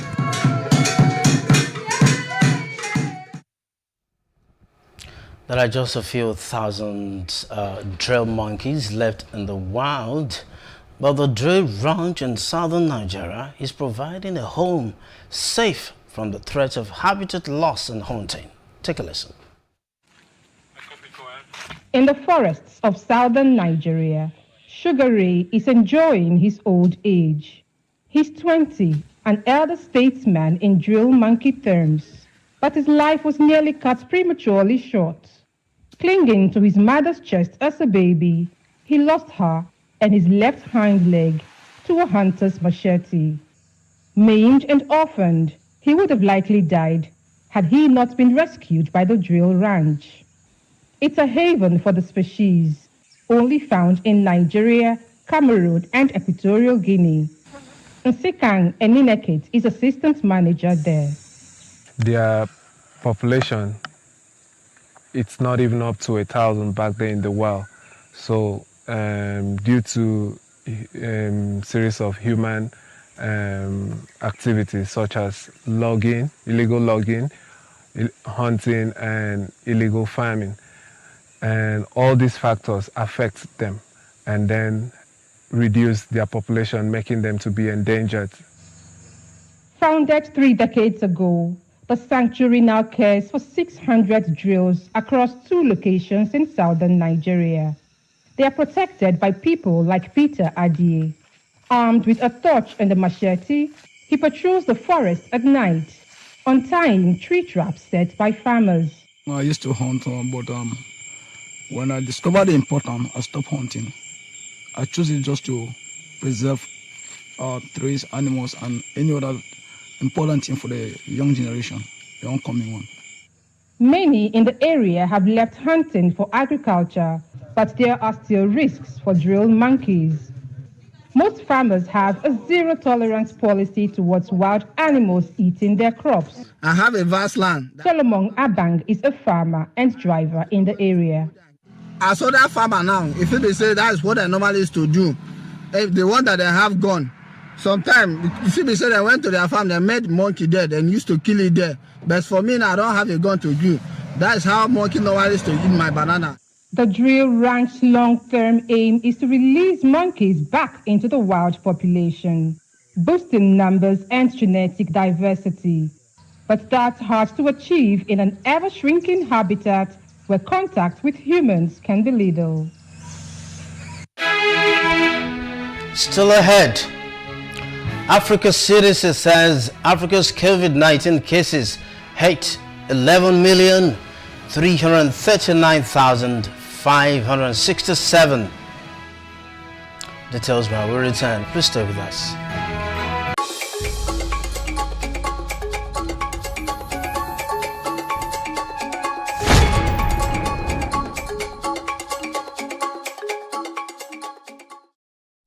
Creative Industry Power presents one event, 4 locations, 7 days, 10 countries, 168 hours of fun in the city of Lagos. It's the Creative Industry Festival, C-Fest, from the 1st of May to the 7th of May, 2022. Get ready to rock and be rocked the creative way. For more details, visit www.festival.creativeindustrygroupng.com. For advert bookings and exhibition stands, call 0913-569-9010. Maximum security guaranteed. C-Fest 2022, powered by Creative Industry Power.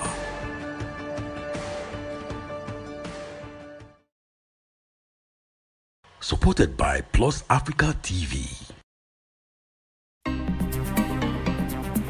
Life can be fun and rewarding, but it also comes with some risk. As in business, you win some, you lose some. And that's why you need to be wise in the choices you make. It's like placing a bet. Again, you need to be wise. Wise in choosing an innovative platform with the highest market options and highest odds ever.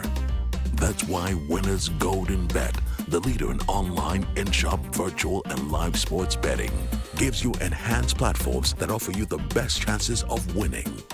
For betting on live soccer matches, live dog races, and virtual games, Winners Golden Bet is your best bet. Instant payment of winnings guaranteed. Play online or in any of our numerous shops nearest to you. Hey guys, be wise. Play on Winners Golden Bet. Winners Golden Bet, the wise choice.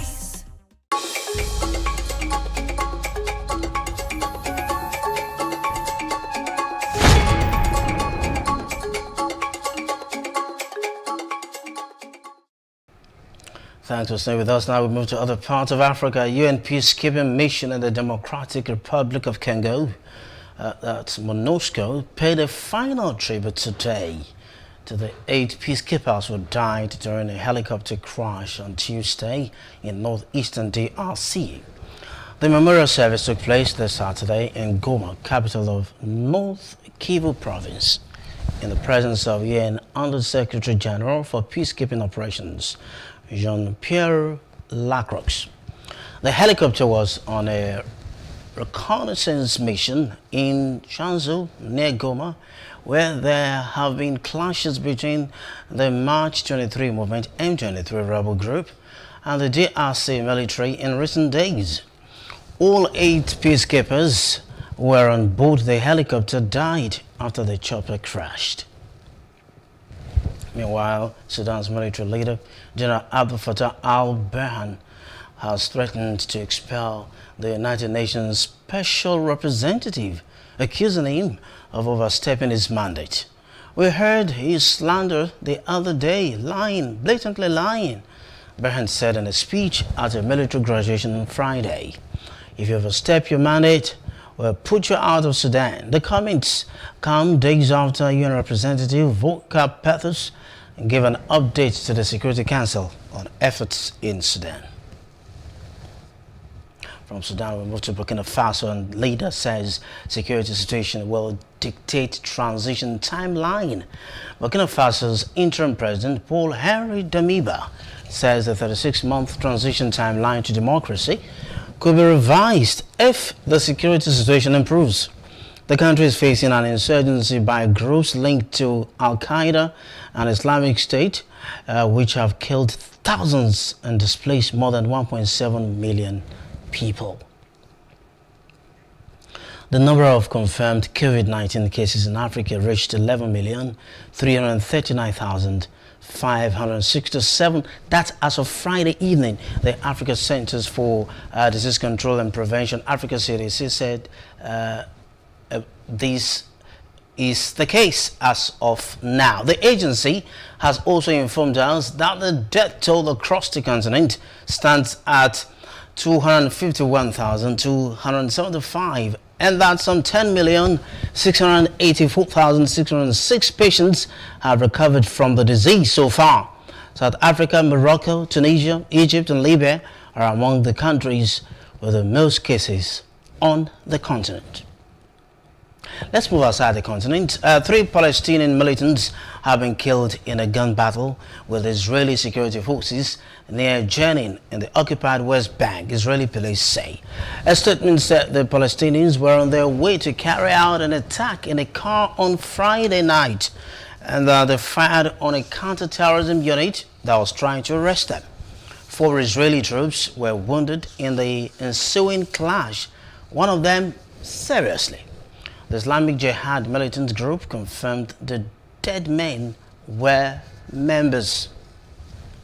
Now, Ukrainian President Volodymyr Zelensky has accused Russian soldiers of deliberately mining areas in northern Ukraine as they withdrew or were pushed out by Ukrainian forces. Ukraine says its troops have retaken control of more than 30 towns and villages in the Kyiv region since Russia announced this week that it will scale down its operations around the capital to focus on battles in the east. Now, the U.S. envoy to Yemen, Tim King, is speaking on the recently announced truce between the Saudi-led coalition and the Iran-aligned Houthi group. The envoy believes the truce could be a decisive moment to build a lasting ceasefire in the country. Yesterday, the opposing sides in the 7-year conflict announced a 2-month truce in a UN-brokered deal. It's the most significant step yet towards ending a war which has killed tens of thousands and pushed millions into hunger. I think the battlefield dynamics have changed. All of these things, I think, have combined to create what is a decisive moment. And if the international community and the parties can work together, this can be built into a ceasefire, a lasting ceasefire, and an inclusive political process that ultimately gives shape to a new Yemen. And that's what I think we're all so keen to see. If anything, the last year has proven there is no military solution. The Houthis sought to take Marib, for example. Didn't happen. The coalition may have had military objectives that they have not been able to achieve. So this is a moment where the military priorities have not achieved what they sought to do. And so let the political space now come alive. The WHO has now released an updated plan for COVID-19, laying out 3 possible scenarios for how the pandemic will evolve this year. The updated strategic preparedness, readiness and response plan sets out the strategic adjustments that every country needs to make. Today, WHO is releasing an updated strategic preparedness, readiness and response plan for COVID-19. This is our 3rd strategic plan for COVID-19, and it could end, should be our last. It lays out 3 possible scenarios for how the pandemic could evolve this year. Based on what we know now, the most likely scenario is that the virus continues to evolve, but the severity of disease it causes reduces over time as immunity increases due to vaccination and infection. The UN Secretary General Antonio Guterres has sent his warmest wishes to the world's more than 2 billion Muslims as they prepare to begin Ramadan. The UN chief said Ramadan is a time of compassion and empathy, a time for reflection and learning. I send my warmest wishes as millions of Muslims around the world begin the holy months of Ramadan. This is a period of compassion and empathy, a time for reflection and learning, an opportunity to come together and uplift each other. As High Commissioner for Refugees, I began a practice that I proudly pursue as Secretary General. Every Ramadan, I had the honor of visiting Muslim countries, fasting in solidarity and breaking bread with people. Unfortunately, the COVID-19 pandemic made that impossible, but I'm happy to resume this tradition this year. In these times of tragedy and suffering, my thoughts and heart are with everyone facing conflict, displacement, and fear. The Holy Quran teaches us that God created nations and tribes so that we might know one another. In these holy months and every day, let us take inspiration by working hand in hand for the safety, dignity, and prosperity of all women and men. Let us learn from each other and together build a peaceful world. Up next, NNPC says oil vandalism crushes production to 1.15 million barrels per day.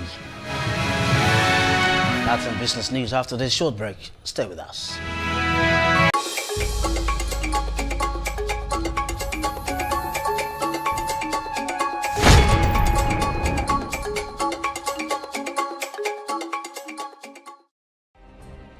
Nigeria's Niger Delta region, from where the black gold fuels Africa's largest economy, where the lines between wealth and poverty has never been thinner. Conflicts, poverty, insecurity, and environmental challenges daily confront the region. How can the Niger Delta story be changed for the better? Join Mamude Akuga at 9 p.m. every Friday evening on PlusTvAfrica as he probes deep in search of solutions. Inside the Niger Delta with Mamude Akuga, the authentic voice of Nigeria's oil-rich region. Praise God, from whom all blessings flow. Welcome to your favorite program, The Moment of Truth, brought to you by the Citadel Global Community Church. Our God is a God of salvation, far above all principality and power, and might and dominion, that regardless of what happens in this season, you will escape. Say to your neighbor, there is no peace for the wicked. The lazy man does not roast what he took in hunting, but diligence is a man's precious possession. Finally, my brethren, be strong in the Lord and in the power of his might. Moment of Truth with Pastor Tunde Bakare, Sundays, 7 p.m. on PlusTvAfrica.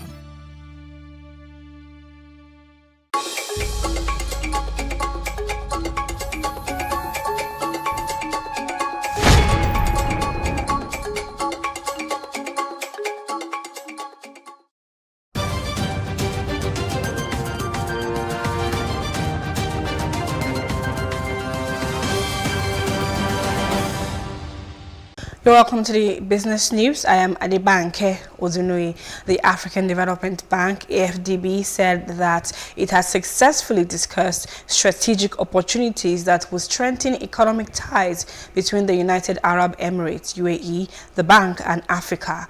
The bank, in a statement, said that it was part of the outcome of AFDB President's visit to the UAE, which covered engagements in Dubai and Abu Dhabi. It said that the visit, which took place alongside the World Government Summit and the closing days of Expo 2020 Dubai, explored potential partnerships for strategic investments in Africa, particularly between the AFDB Group and the UAE in renewable energy, agriculture, and food production. The Bank of Industry grew its assets from 683 billion naira in 2016 to 1.7 trillion naira in 2021. The Chairman Board of Directors BOI Aliyu Dikko made this known in Abuja while delivering his opening remarks at the inauguration of the bank's second tower by President Muhammadu Buhari, who attended the event virtually. Dikko also noted that in the last 5 years, working alongside its strategic partners, the bank had supported over 3.2 million micro, small, medium-scale enterprises and created over 7.1 million direct and indirect jobs in the process. He said for decades, the Bank of Industry has delivered appreciable results on its mandate towards transforming Nigeria's industrial sector by providing affordable and long-term financing across key segments and sectors of the economy. MTN Nigeria Communications paid a total of 757 billion naira direct and indirect tax to government agencies in 2021 as disclosed during the National Tax Dialogue event organized by the Federal Inland Revenue Service. The company was also recognized as the most tax-compliant organization and a part of the 20 top taxpayers in the nation during the event. The Chief Financial Officer, MTN, Modupe Kadri, said that even though the past 24 months have been challenging for the country and nations worldwide, the company is committed to supporting the federal government's ongoing economic growth recovery plan. The group managing director of the NNPC, Mele Kyari, has disclosed that Nigeria's oil production has crashed to 1.15 million barrels per day due to rising cases of oil theft and pipeline vandalism in the Niger Delta. Kyari, who disclosed this at the official presentations for process standardization in Abuja, said the development has brought down oil production to levels as low as has never been seen before. Also speaking, the chairman of NNPC Limited Board, Senator Margaret Okadibo, while pledging support for the management team, urged the National Assembly to reduce the number of invitations to corporation officials to enable them concentrate on their jobs.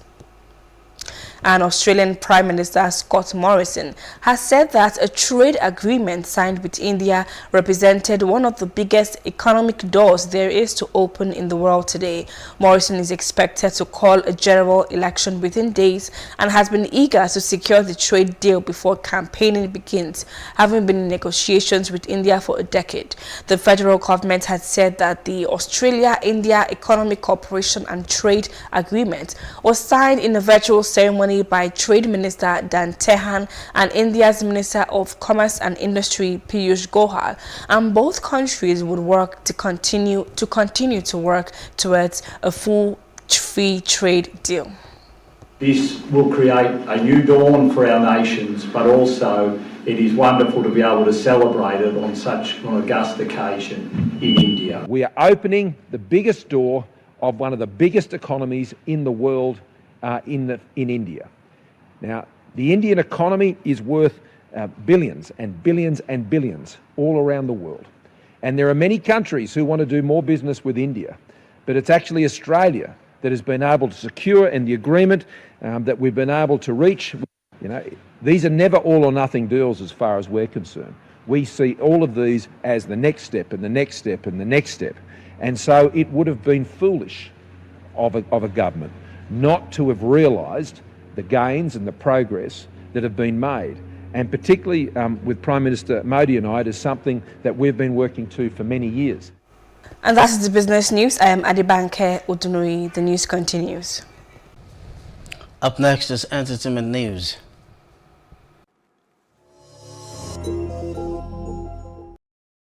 The African International Film Festival is calling for entries for its 11th edition with the theme Indigenous for Global, which holds in November 2022. Speaking at the briefing to announce this, the founder and festive director Choma Ude said the body is strategically positioned to help filmmakers distribute their titles with a landmark partnership with international streaming platforms. According to her, submissions for the 2022 edition of the festival are now officially open and will run till July the 30th, as general entries will be accepted until July the 1st. A few months after the first anniversary of the passing of the beloved music icon, Sound Sultan, Now Music and Niger Ninja are delighted to announce the summer release of his eagerly anticipated 9th studio offering titled Reality Check.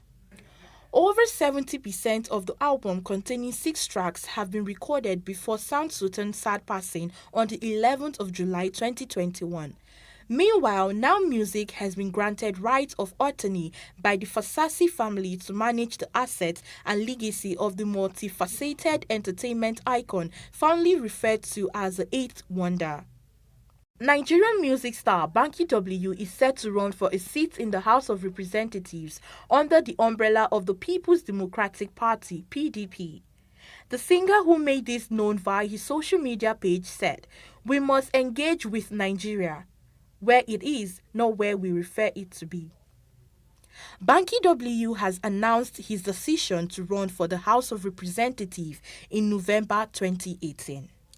Nollywood actors have expressed shock over the untimely death of Kunle Adetokunbo, popularly known as Dejo Tumfulu, describing the news of his death as a devastating. Foluke Daramola described the death of Dejo as shocking and painful, and that it is one bitter pill too hard to swallow.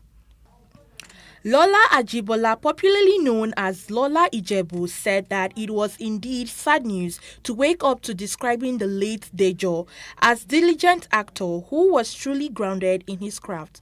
Dejo. Aisha Lawal, another actress, said that she was still in shock and can't form anything reasonable from all the information she had gathered. And the very best in sports news. Stay with us.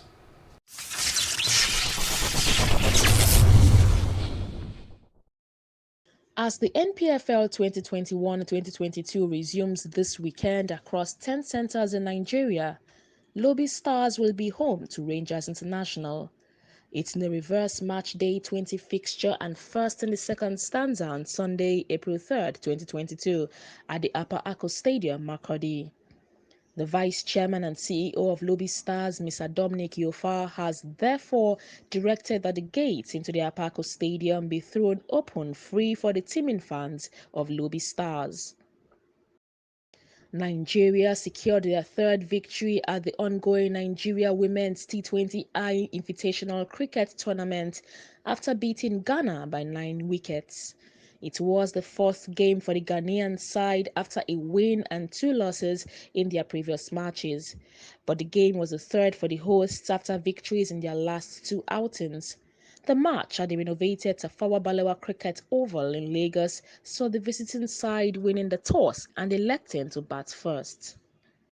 Christian Eriksen scored his first goal for Brentford as they closed in on Premier League safety by outclassing Chelsea at Stamford Bridge.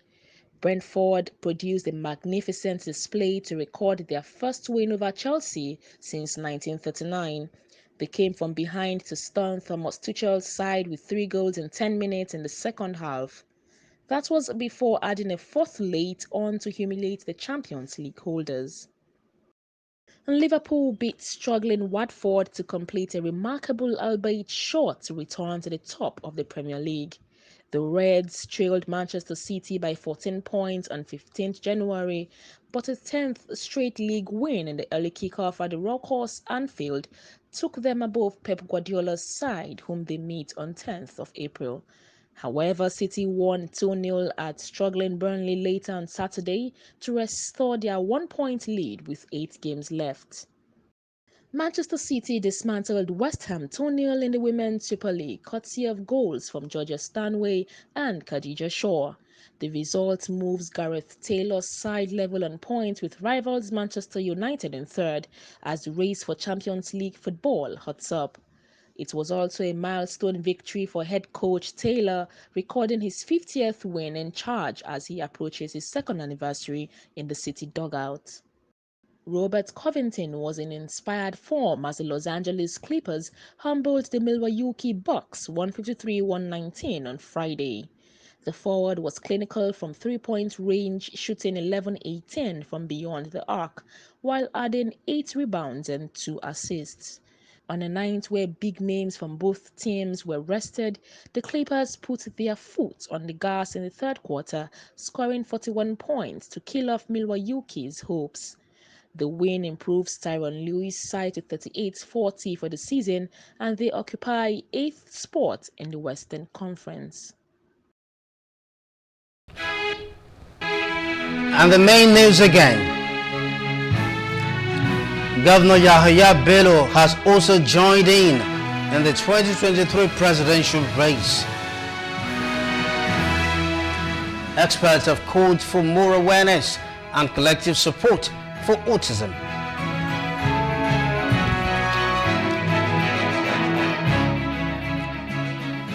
And the United Nations has paid tributes to peacekeepers killed during a helicopter crash in the Democratic Republic of Congo. That's the news now. For more stories, please follow us at PlusTvAfrica on Twitter and Instagram. And do subscribe to our YouTube channel at PlusTvAfrica and PlusTvAfrica Lifestyle. I'm Tolu Ojeomi. Thanks for watching and you have a good night.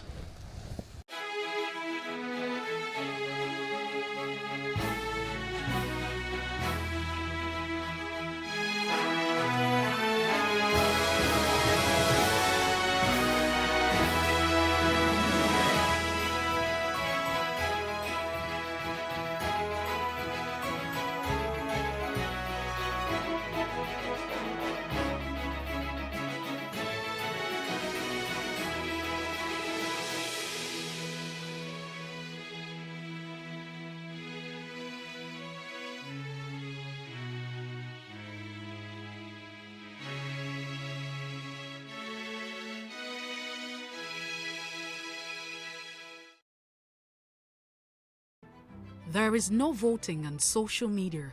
To vote, you would require permanent voter's card.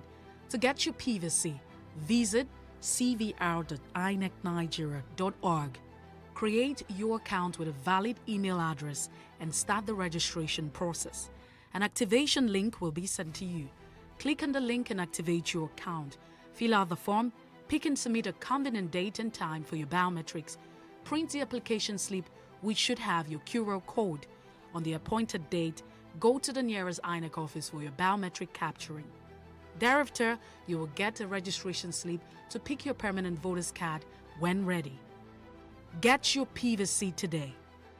This message is from PlusTvAfrica.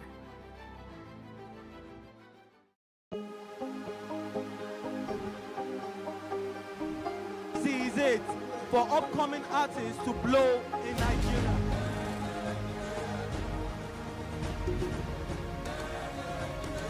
Welcome to Plus Trending. I am Booking November, your host, saying thank you for joining us on today's episode.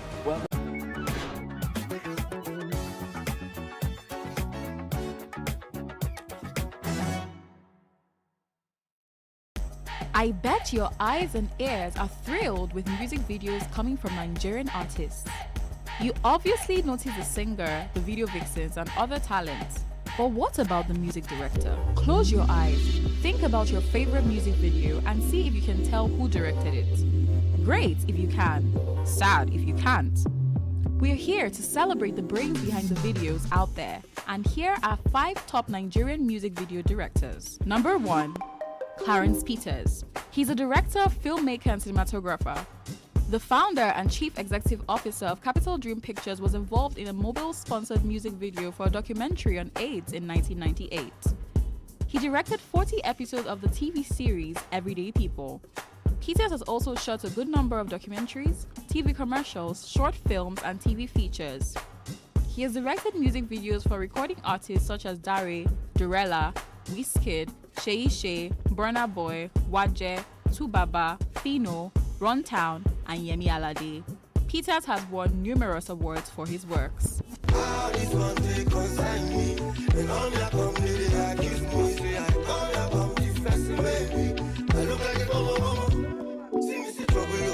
Number 2, TG Omori. Also known as Boy Director, TG Omori is a Nigerian music video director and cinematographer. He started directing at 15 while overseeing stage plays at school and church. He began making videos a year later but took it up professionally at 18 after graduating from Pencil Film Institute. This made him the youngest professional filmmaker in Nigeria. He has worked with Olamide, Wizkid, Burna Boy, Techno, Kiss Daniel, Fireboy DML, Fowls, Timaya, Naira Marley, and many others. So I put the Ferragamo when I pass it down. Put some Gucci on the booty cause she kill a man. That's why she don't want to push, she wanna stick around. But she still say that she love me cause I'm sexy. And I tell her that she lying, that she flexing. She be screaming, I be screaming, we be reckless. But I know that she be liking makeup sexy. Number 3, Meji Alabi. This London-born Nigerian filmmaker, director, photographer, and producer has worked alongside Beyonce, Burna Boy, Wizkid, Davido, Tiwa Savage, Popcan, Goldlink, and Nasty C. He directed Seyi Shay's Murder in 2014. a move that gave him the desired attention in Nigeria. Alabi also worked with Wizkid on his Made in Lagos album. He's a co-founder of JM Films with Jimmy Adesoya.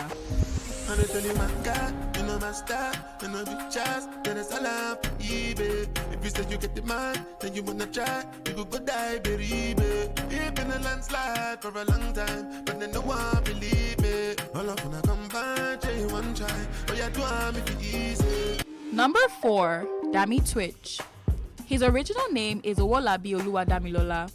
Twitch started with photography in 2013 before going to full music production in 2017. That was the year he shot his first music video for Burna Boy and Yonda.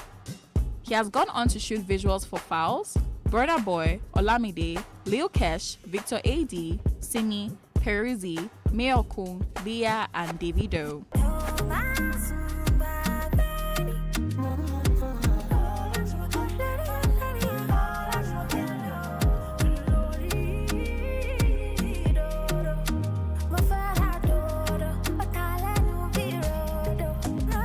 Number 5, HG2 Filmworks. Olaolu Olabode Folarin, also known as HG2 Filmworks, the Nigerian-American music video director, graphic designer, entrepreneur, and cinematographer. Olabode began his production journey as a graphic designer and later went into full-time music video production in 2010. He has directed music videos for big-name artists like D'banj, Kiss Daniel, Dami Crane, Reminisce, Nice, and Scales.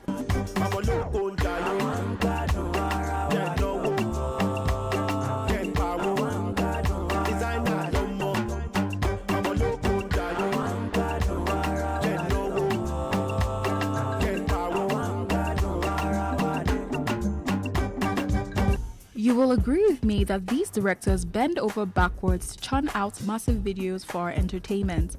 And such, they deserve more than enough accolades for their contributions. So whenever you watch your favorite artist videos, always remember the men behind the scene.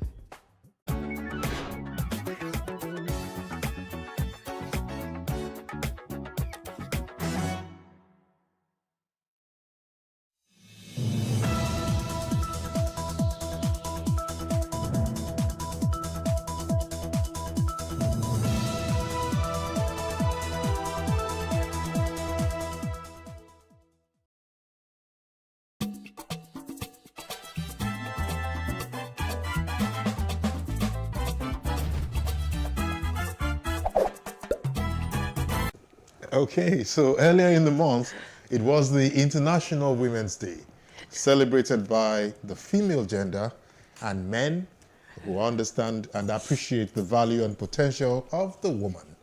Well, rounding off the Women's Month is the celebration of yet another one, Mother's Day.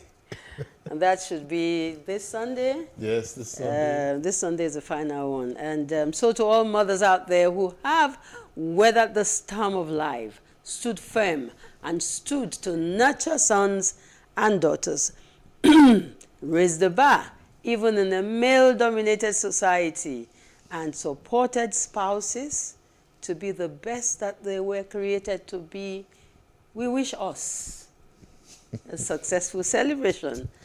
And happy Mother's Day. Helen, I don't trust you.